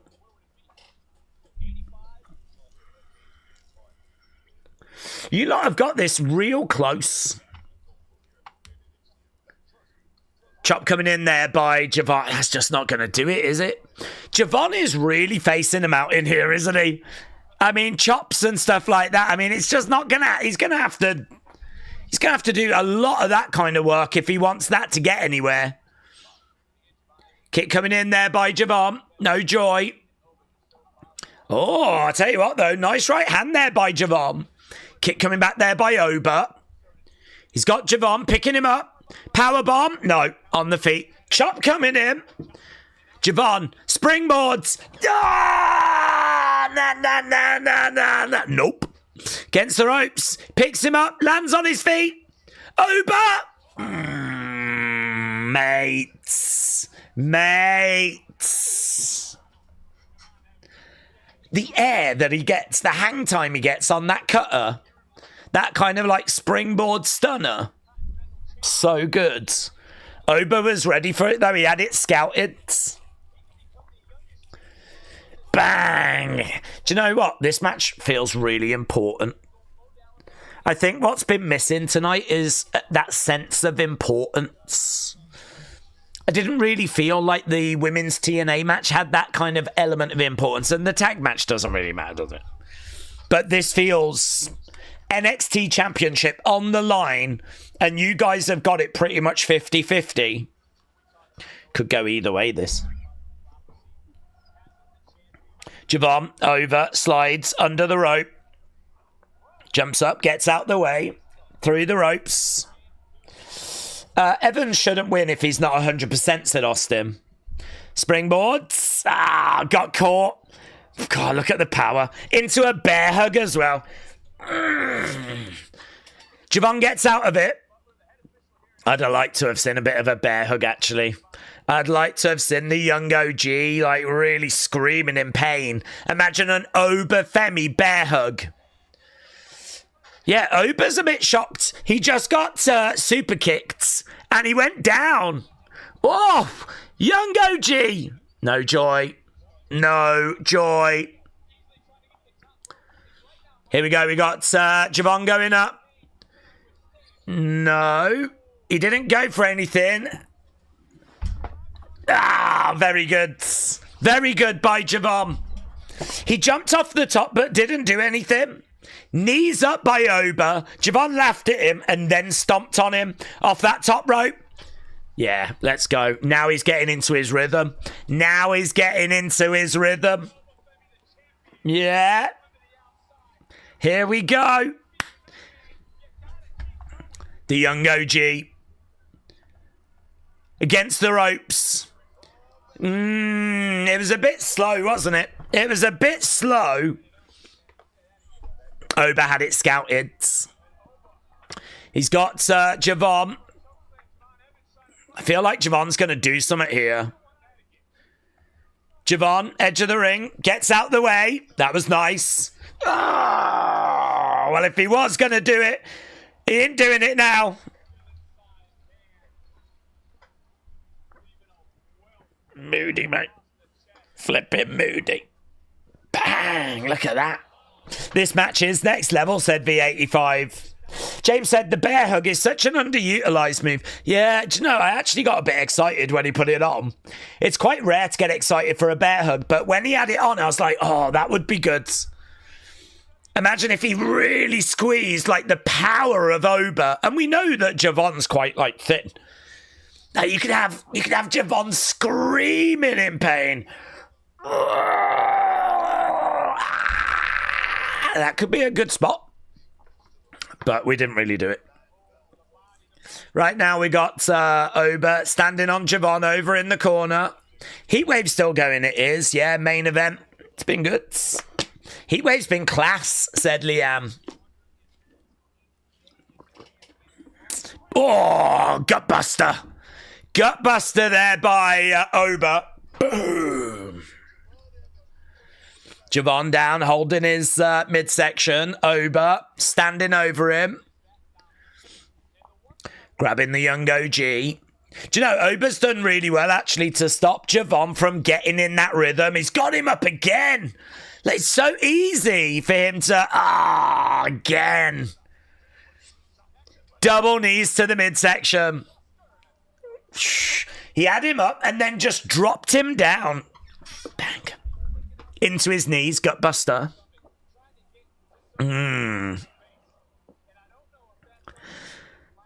Nice. Crowd are applauding. Now Ober has got Javon down. I mean, look, there's going to be no shame in losing this match if you're Javon. Of course there isn't.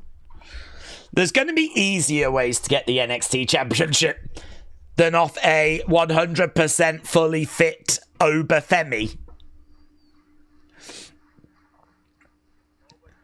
Ober with Javon. Javon up on his feet. Javon trying to pick Ober up. No, that was a mistake.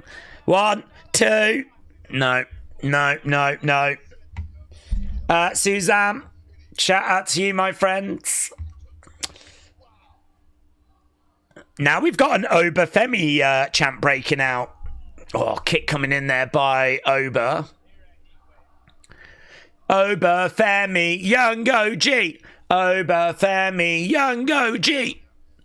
Jordynne chants. Jordynne chants. He's up on the shoulder of Ober right now. Javon to the outsides. Gets back. Oh, big right hands. Oh, big kick. Right now, Ober goes down to the outsides. Ober getting him. Javon didn't know. Spine buster. Huge. Huge. 1, 2. Oh, that was big. That was big. Mate, that had all the garnish. Oh, that was huge. Oh. Match continuing. Javon down. Casey said, this is the same place where Finn lost to Samoa Joe. Maybe we'll see it happen again. No, I don't think so, because Finn nor Samoa Joe are at this show. Over in the corner goes Javon. He goes down. Benny said, not all shows need a return. 90s Gamer said, if Javon loses, Undertaker should come out, tombstone him on a steel chair wrapped in barbed wire. That is exactly what should happen. Young OG. Javon hard in the corner. Ober mocking him.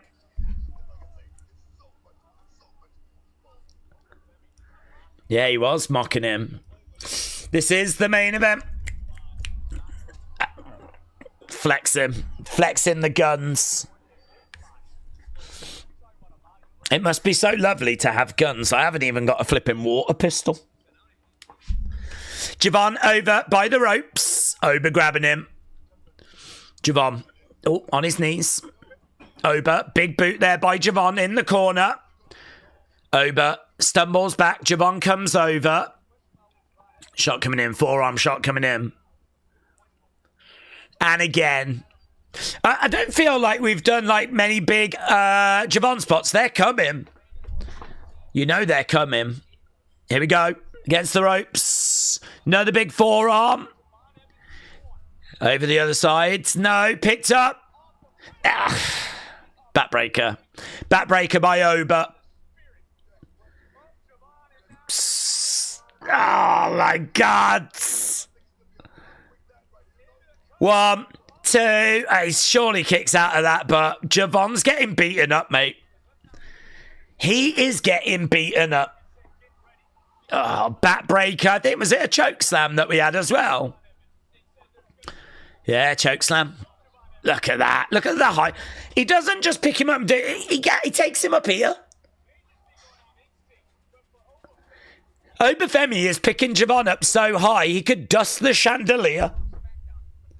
And that's not a sex thing. Javon down. The Rock should return and beat up Javon. Yeah, we should get that tonight. Rock and Undertaker should beat up Javon if he fails. Javon goes down over in the corner. No breads, no water, just meat, says Wrestle with Andy. Which is what I think Andy says on his dates. Big shot coming in there by Javon. Oh, duck underneath. And again, another big right hands. Javon unloading. Ober in the middle, stumbling back. Shot to the midsection, going upstairs. Bang, bang. Look, he's unloading. He's unloading. Referee pulls Javon back. Goes up outside Javon. Oh, no joy. Ober, middle of the ring. Young OG. Springboards. Big crossbody. Nice. Yeah. Against the ropes. Nice kick. Great kick. Yeah, the momentum. Other side. Look at him. Going for the cover. 1, 2. Nah, didn't feel like it was enough. Yeah, it's got to be a lot more than that. Ober picking up Javon. Oh, DDT. Yeah. Javon. He's going to the corner. What's he going for? Splash. 450, maybe. Goes up. Didn't even look that good. I think his leg gave out. Is he okay? Oh, mate, what was that? Javon is so good that for him to, fall short like that. Referee is right with him. Referee is checking. There is clearly concern. Oh, not like this. He's going again, you know. Javon's going again. He's perched. That's it. That's better. That's the Javon we know. It won't do it.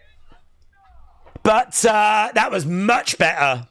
I think his leg gave out on the first one, the first splash. Much nicer on that second one. Look at this. Yeah, look at that frog splash. Textbook, mate. Absolutely textbook.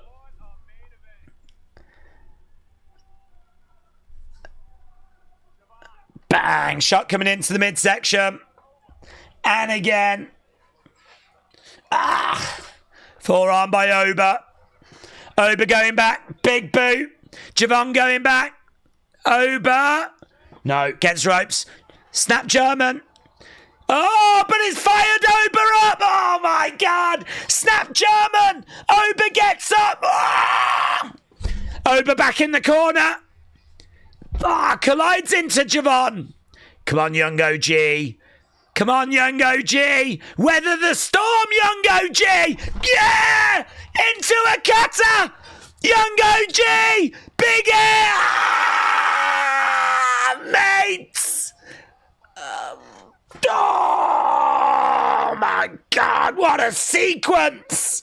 What a sequence. Oh. Mate, that cutter into that shoulder barge into the pin. So good. So good. That's got to be one of the best sequences of the night. It's got to be. So good. Honestly, it felt like that cutter might be it. And then he went again and got caught. Yeah, the crowd are chanting this is awesome, and I'm going to allow it.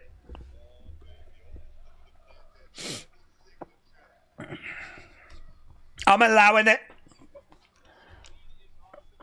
Vic Joseph said this is indeed awesome. Tyler said this match is effing cooking. Here we go. We got Javon up. Oh, ref down. Ref ref down. Javon into the ref. Javon going back. Oh, no. Is he going to do something now? Spanish fly. Is he going to Spanish fly him? No. Oh, maybe Ober does something to Javon. Goes for the pin. No referee. No ref. We ain't got a ref. That's clearly going to play into it. Ober down. Javon. You ain't got no ref, Javon. Oh. Young OG. Big air. Gets on. God, and we still ain't got the ref. We've got a new ref. 1, 2. Oh, no, but the other ref says no. What the hell is going on? No. Don't you dare rob the young OG. Don't you dare. Stupid ref. The refs always get knocked out. Why is this one not knocked out? Why did this one survive? Boo! Oh my God. He's going again. Young OG going up. Ober moves. Referees get marked and murdered. Oh, but not this one. Crowd are chanting BS. Oh, boom! Javon hurled through the commentary table. So what a match. What a match. What a match. King Yeti's gone crazy. They're going crazy. Javon planted. I think it's Ober. 1, 2, 3.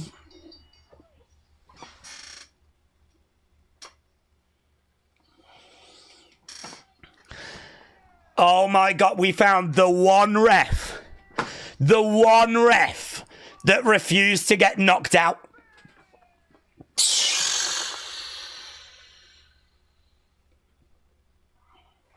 What a match. What a match. Oh my God. I'm so disappointed.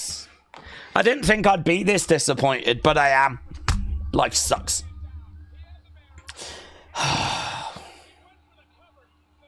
Thank you, King Yeti. Appreciate you.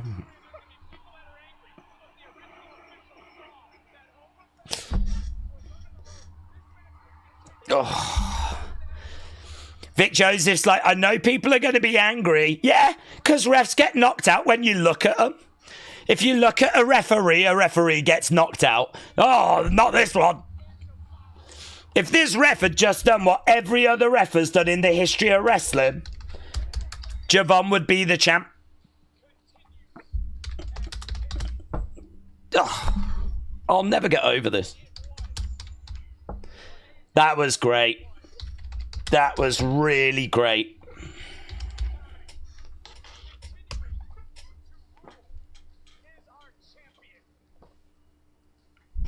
That was the cherry that this show needed, actually, you know. This was the cherry on top. Ooh. Oh, we might have just had a new cherry. Oh. Ricky Saints. Yeah, you're in trouble now, Ober. You're in trouble now.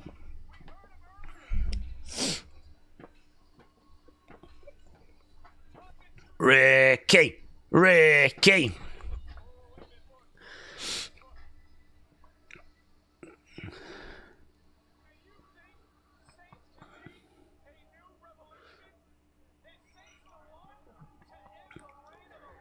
Ricky Saints telling Ober that right there is mine.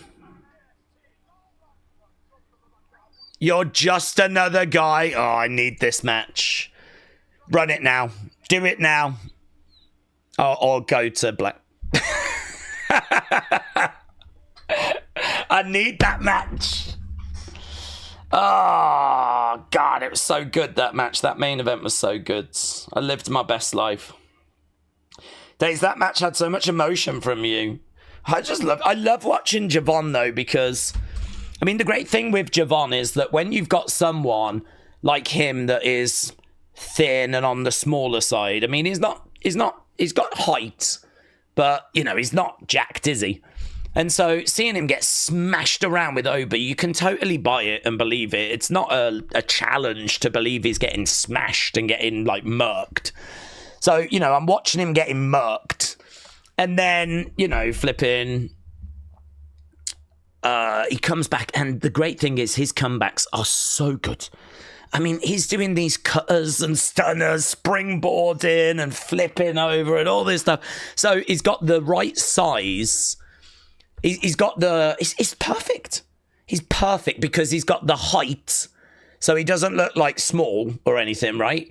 So he's got the height so he doesn't look, you know, out of place in a main event. But he's thin. So he looks like an underdog. But because of his agility and the kind of aerial moves he's got, when he gets beaten down, you believe it. But when he comes back, he can do such impressive things when he comes back, things that other people can't do. That you know, his hang time is so big. I mean, if you told me he spent longer in the air than on the ground during that match, I'd believe you. His hang time as he's in the air, you're like, what, looking at your watch, waiting for him to come down. To be honest, if he didn't spend so long in the air, then perhaps the referee would have still been knocked out. I think the referee got knocked out and regained consciousness just because of how long Javon spends in the air. So, yeah, it's just like this perfect blend, really. It kind of really gets you believing in what you're watching, that he's really getting beaten down, and you can see the size of Ober, but then you can believe the comeback because he's just so good and he can do things others can't. And so many great spots, like him getting chucked into the commentary table, and yeah, loved it. Yeah, by a mile, the match of the night. Yeah, really enjoyed that. And well, on we go. I mean, look, it's not a match of the year. I do think, though, when we're talking about NXT matches, when we're talking about the best NXT matches, I think this is worth a shout. I don't think it'll be the best match of the year, but I think it's worthy of being in the conversation. But yeah, I enjoyed it. And just a quick glance at the poll, it seems like you lot enjoyed it as well. So, yeah, really good. I think tonight was a really... honestly, without the fireworks of, like, some new arrival, which we weren't expecting, but without all of that kind of bonkers stuff, I think we really did get as much out of this as we probably could. I mean, we just put on the show that was advertised. We didn't really do any kind of twists or turns or shocks apart from title changes. I think we got as much out of this as we possibly could. I enjoyed it. Not mind-blowing or anything like that, but I really enjoyed it. The young OG. Poor guy. Lives to fight another day. Was Forbidden Door better? I could believe it was. I think their matches were maybe more meaningful with more star power. Bigger crowds. It's probably not fair to compare, but I could believe it was. But I think this delivered on what was promised. NXT always puts on solid PLEs. I think they're more fun than the main roster PLEs. Says, be serious. Brian said, I just wish there was a few more better male wrestlers. The women are miles better. Ober, Javon, Trick are good.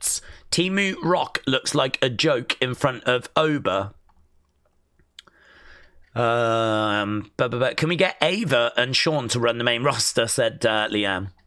The 85, shout out to you, buds. Forbidden Door was about a 6, said Isri. Lucas, I did hear about it, yes, but we kind of covered it earlier in the stream, so I'm not sure at what time, but it was earlier in the stream. There's quite a lot to unpack with it, so I can't really give you a headline apart from the police need to look into it. because I don't know what's true and I don't know what was a work and I don't know how much was, not discussed. Is Javon injured? Don't think so. There was a moment that I think he might have botched. I don't know if he botched it because his leg buckled, but he botched it. But then he went over the other side, did a splash again from that side, and it was great. Wrestling said the ending tonight could have had that What I've Done by Linkin Park end credits roll scene like they use in those memes. I could picture that actually, yes. Titan said Ricky looks like a mini Rock. Real Ross said I give it an 8. It was an enjoyable show, said Brony. That was a great match and it was great overall, said Steve. Big Time said I'm giving Heatwave a solid 7.5. Yeah, I think that's very fair. King Yeti, thank you, my friend. I don't want to ignore the fact that as this was reaching its climax, as we were all reaching our climax, King Yeti very kindly firing in 20 memberships there for people to gobble up. I think there's a lot of gobblers in the community, and some gobbling was had. 87. Wow. Great 87. So the scores. First match, great 55. That was the women's triple threat. Hank and Tank Dark State, great. Jordynne Blake, great 63. Team USA against Team Canada, great 63. Ober against Javon, great 87. So there we go. You guys scoring every match tonight. Every match great. I don't know. Maybe we just started a little bit high on the first one. I think I would probably just lower these scores a touch. Maybe not Ober Javon, though. I might lower Team USA, Team Canada.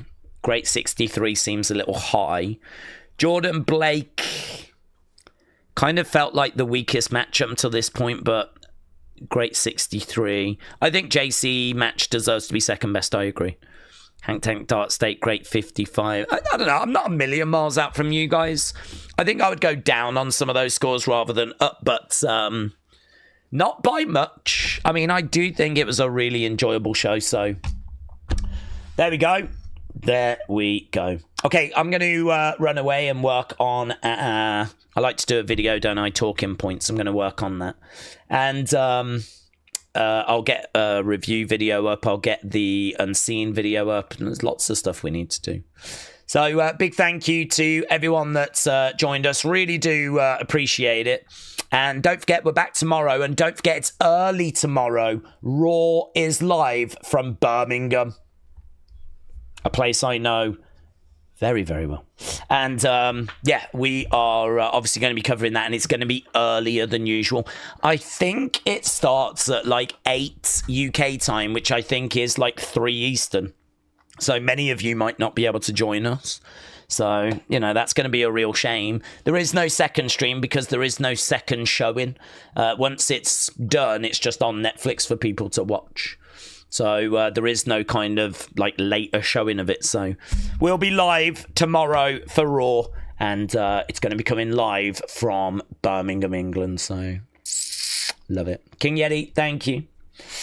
Big Time said, I think the tag match was the weakest, but everything else was great.